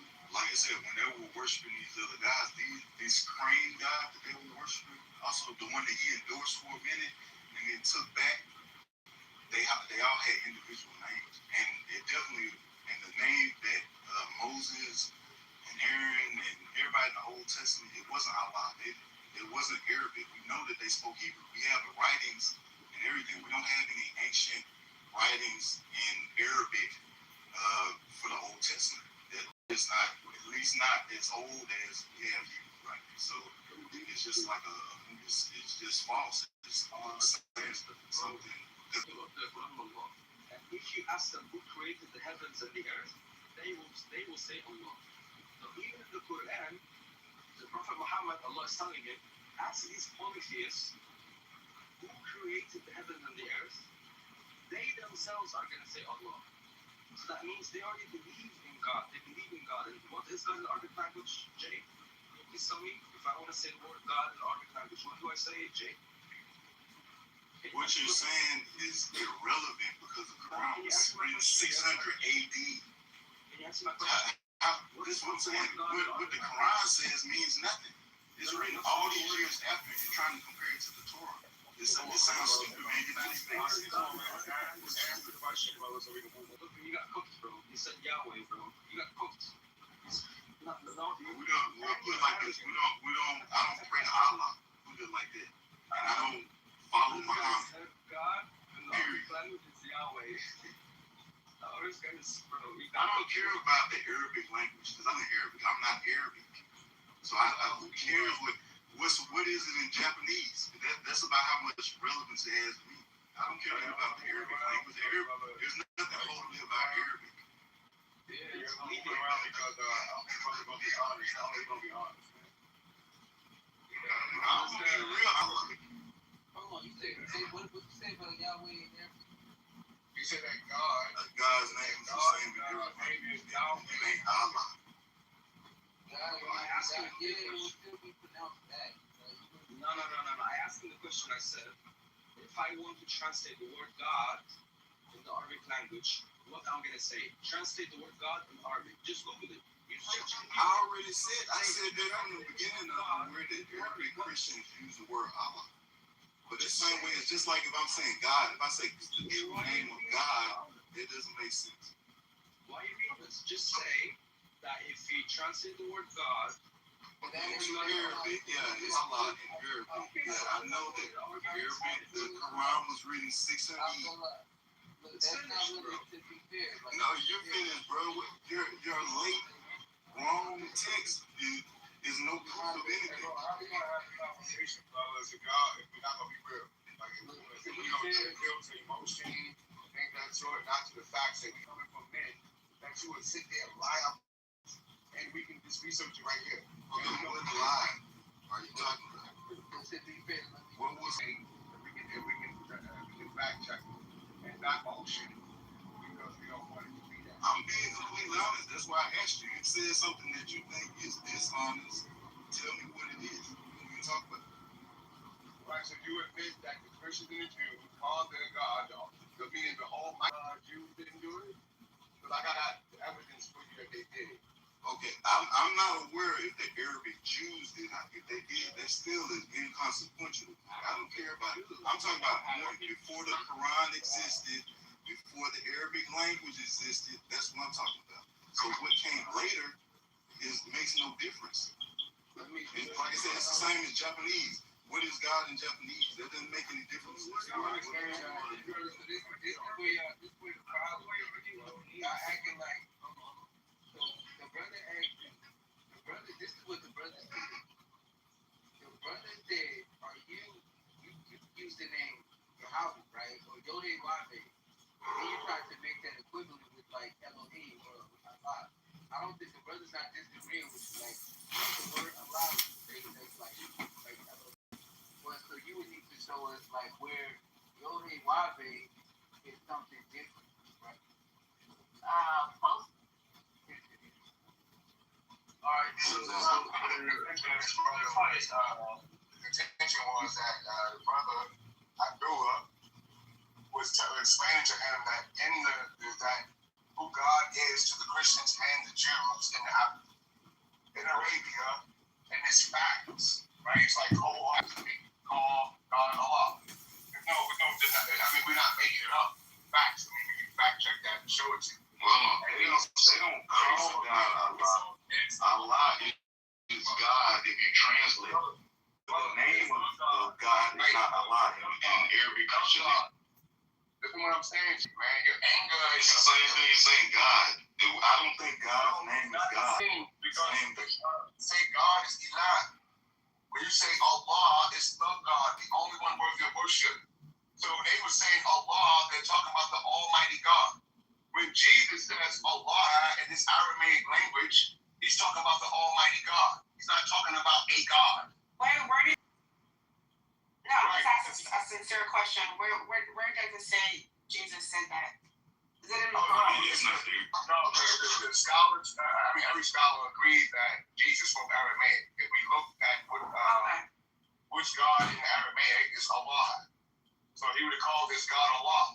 Now see, hold on. See how we skip Aramaic to Arabic and Eloha to Allah. You see how we try to cross the same, man. The same. That's what I'm saying. We can say God is the title, but we don't say that God is God's personal name. No, there's no Christian that thinks that God's personal name is God.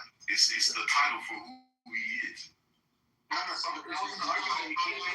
said earlier, now you're jumping, now you're changing the goalpost. First question I asked was, is Allah a title or is it God's personal name? Islamo Pro said, I believe it's his personal name. Then you jumped in and started all of a sudden, you were basically saying the opposite of what he said. Yeah, no problem, bro. Allah. You say Allah. Allah. Please don't. Islam Pro is not a Muslim, by the way. I don't know why you guys taking his info. But anyway. He's not a Muslim? No, he's not. For y'all God in Islam? Yeah, so like I said, the word Allah, right? It can be used depending on the context. If you translate the word God from English to Arabic, you can say Allah. And so you find the word Allah in the Bible, in the Arabic Bible, right? And even the Jews, for example, the Arabic Jews who live in Morocco, or the Jews who speak Arabic in Israel, they will also say Allah. Like they don't have an issue using the word Allah. Jews do not say Allah, sir. That's Arabic. Say Allah. No, brother. I've seen Jews from Morocco. Did you speak Jews from Morocco? Did you speak from? Yes. I have shot with Allah. They told me Allah right away. No, they do not. They do not say the name of God. Okay, You're incorrect about that. Okay, bro, it's your in this point. No, it's not, sir. You can Google it. I don't know why, Don't worry. Just a no problem. A normal. The Jews call the God Hashem, and they only say his name in prayer. Otherwise, it is blasphemy to say his name. Hashem means the name. They never call him Allah. Sorry. Okay. Now Muslims do. It's the same guy, but Jews do not. So sorry. No problem. Okay. Yeah. So in that case, right? So that's like I'm saying, even the Jews, right? In the Arabic language, they say Allah. Now, Allah doesn't want to. No. There's no language they say that. No problem, bro. No problem, bro. Get out what he got us to get out. He said it. He was wrong. I corrected him. You know, bro. Just let the brother get out. The brother said what he said. He was wrong. I corrected him. Okay, so why are you? Let him, because you keep butting in. You have something to contribute. Why do you keep over talking? Dude, you already got smoked on Deuteronomy. Let's go back to the brother. You don't have to believe me. You don't have to believe me. Stop. Let's go back to Abdullah. We don't need. Okay, yeah. Look. I think everybody here on stage has a ChatGPT. Everybody has Google. Yeah. Just Google it, bro. Yeah. Just Google it. Why are you opening your mouth and trying to challenge me, which I'm intellectually superior to you? What are we doing? I don't know how to show you. I'm getting embarrassed. How do you measure your intelligence? Just Google it. That's what I'm saying. You're debating me on my point. I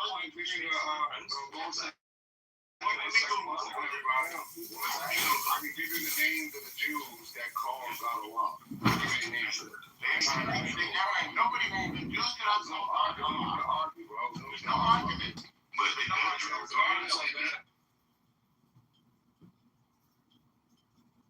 Guys, I have to mute the stage. There's a lot of people talking. Go ahead, L number 30 seconds, and then let Amir name the. So, according to the Ten Commandments, Jews do not utter God's name in vain. That's in the first commandment. You should know that. They do not utter God's name except when they're praying.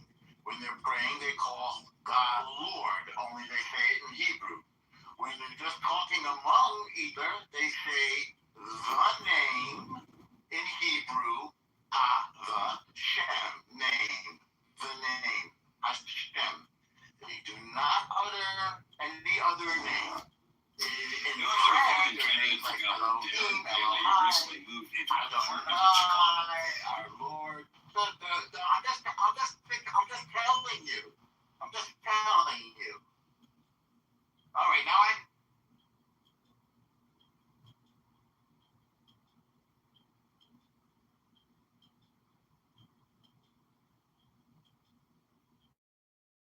It's in the chat, a rabbi in a short video saying the Jews and the Muslims believe in the same God and they call it Allah. Thank you very much. I don't know who that is.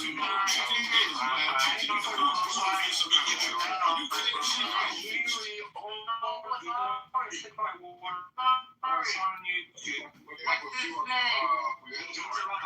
mean, if you need to be quiet for a second, I'll give you the names, bro. For a second, I'll give you the names. It's give me who's here. I'll give you his name. It's downtown. The Jews that call God Allah. There are no Jews.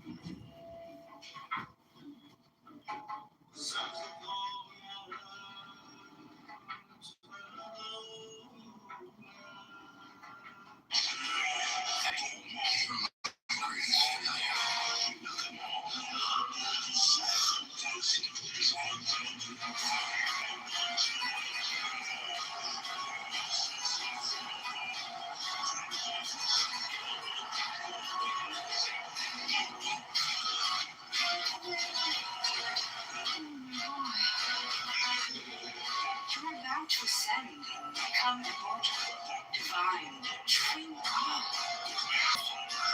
Then you baptize them, become their reward.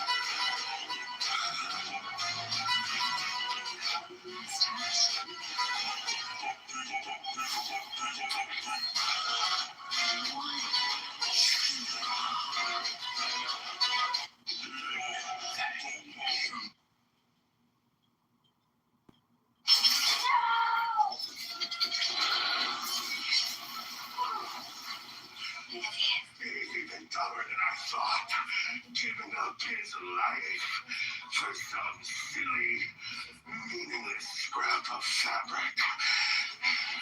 Shows what you know. The skull and crossbones isn't thought lightly. It's an enlightened symbol. A symbol of conviction.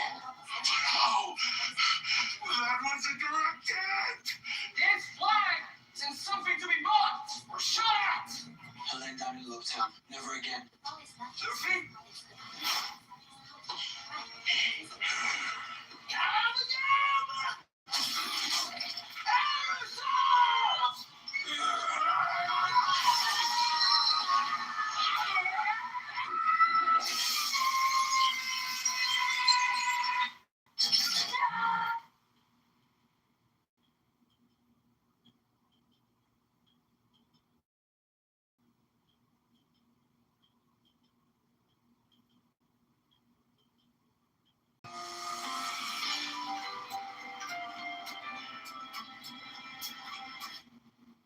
The Bornless Ritual. Thee I invoke the Bornless One, thee that didst create the earth and the heavens, thee that didst create the night and the day, thee that didst create the darkness and the light. Thou art Asa Arnefa, whom no man hath seen at any time. Thou art Earbes. Thou art Ear, a Pophras Ram. Thou hast distinguished between the just and the unjust. Thou didst make the female and the male. Thou didst produce the seeds and the fruit. Thou didst form men to love one another and to hate one another. I am Anchof the Consu, thy prophet, unto whom thou didst commit thy mysteries, the ceremonies of heaven. Thou didst produce the moist and the dry, and that which nourishes all created life. Hear thou me, for I am the angel of the tongue, a Pophras Ram. This is thy true name, handed down to the prophets of heaven. Hear me. Amen. Ribet Atheribaset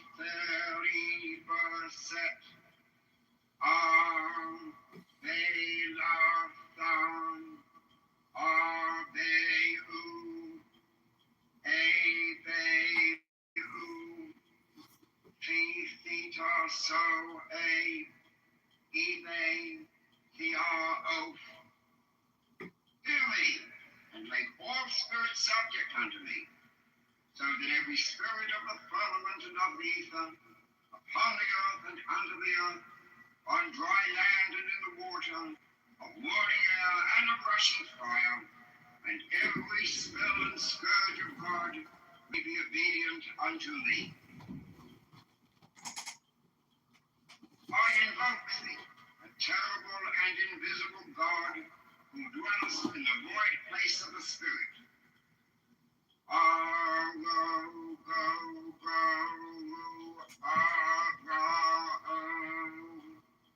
So thou Nudorio fell off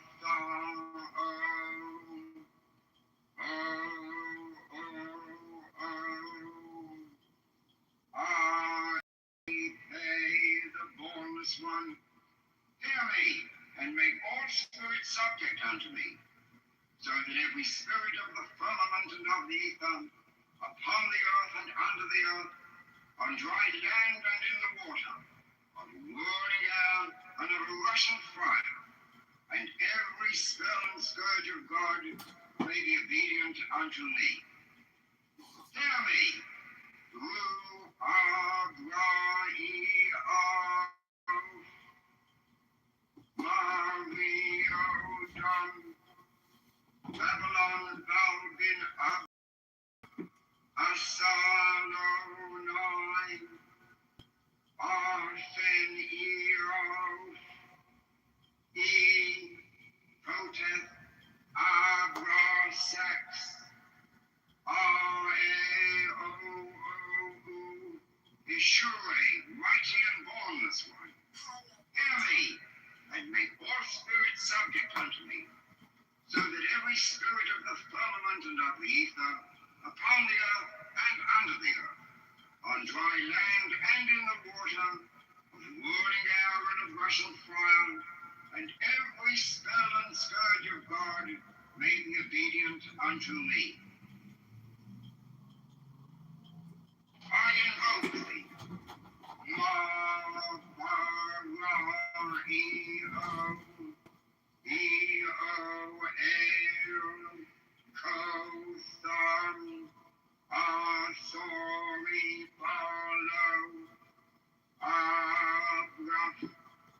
Hear me, and make all spirits subject unto me, so that every spirit of the firmament and of the ether, upon the earth and under the earth, on dry land and in the water, of whirling air and of a rushing fire, and every spell and scourge of God may be obedient unto me.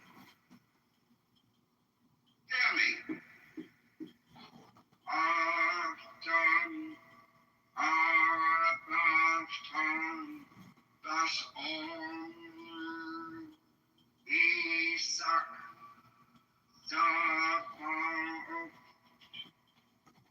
This is the Lord of the gods.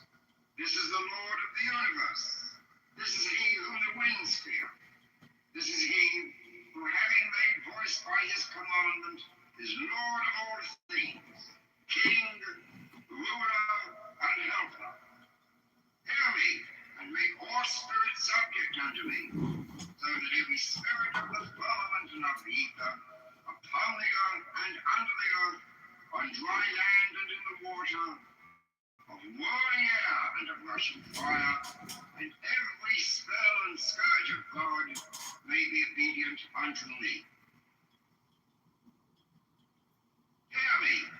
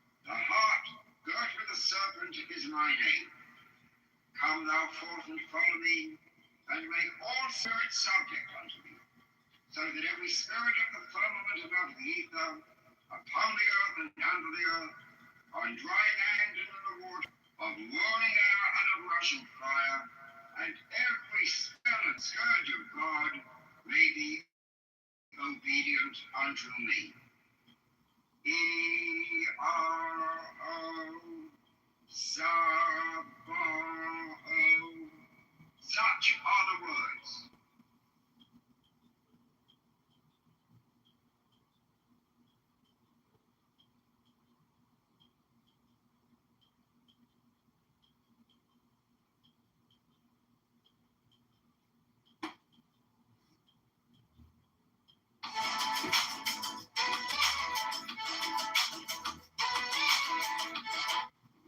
The bornless ritual. Thee I invoke, the bornless one, thee that didst create the earth and the heavens, thee that didst create the night and the day, thee that didst create the darkness and the light. Thou art Asa Anefa, whom no man hath seen at any time. Thou art Yahweh. Thou art Ea, the profess wrong. Thou hast distinguished between the just and the unjust. Thou didst make the female and the male. Thou didst produce the seeds and the fruit. Thou didst form men to love one another and to hate one another. I am Anchof the consul thy prophet, unto whom thou didst commit thy mysteries, the ceremonies of heaven.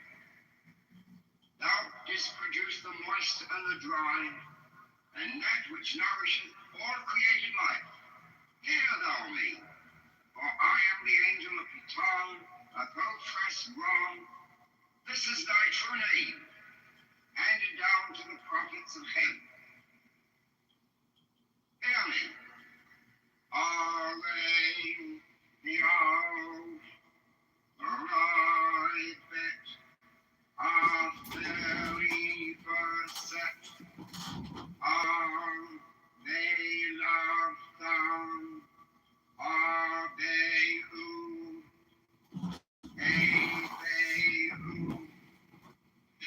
feet are so, the oath.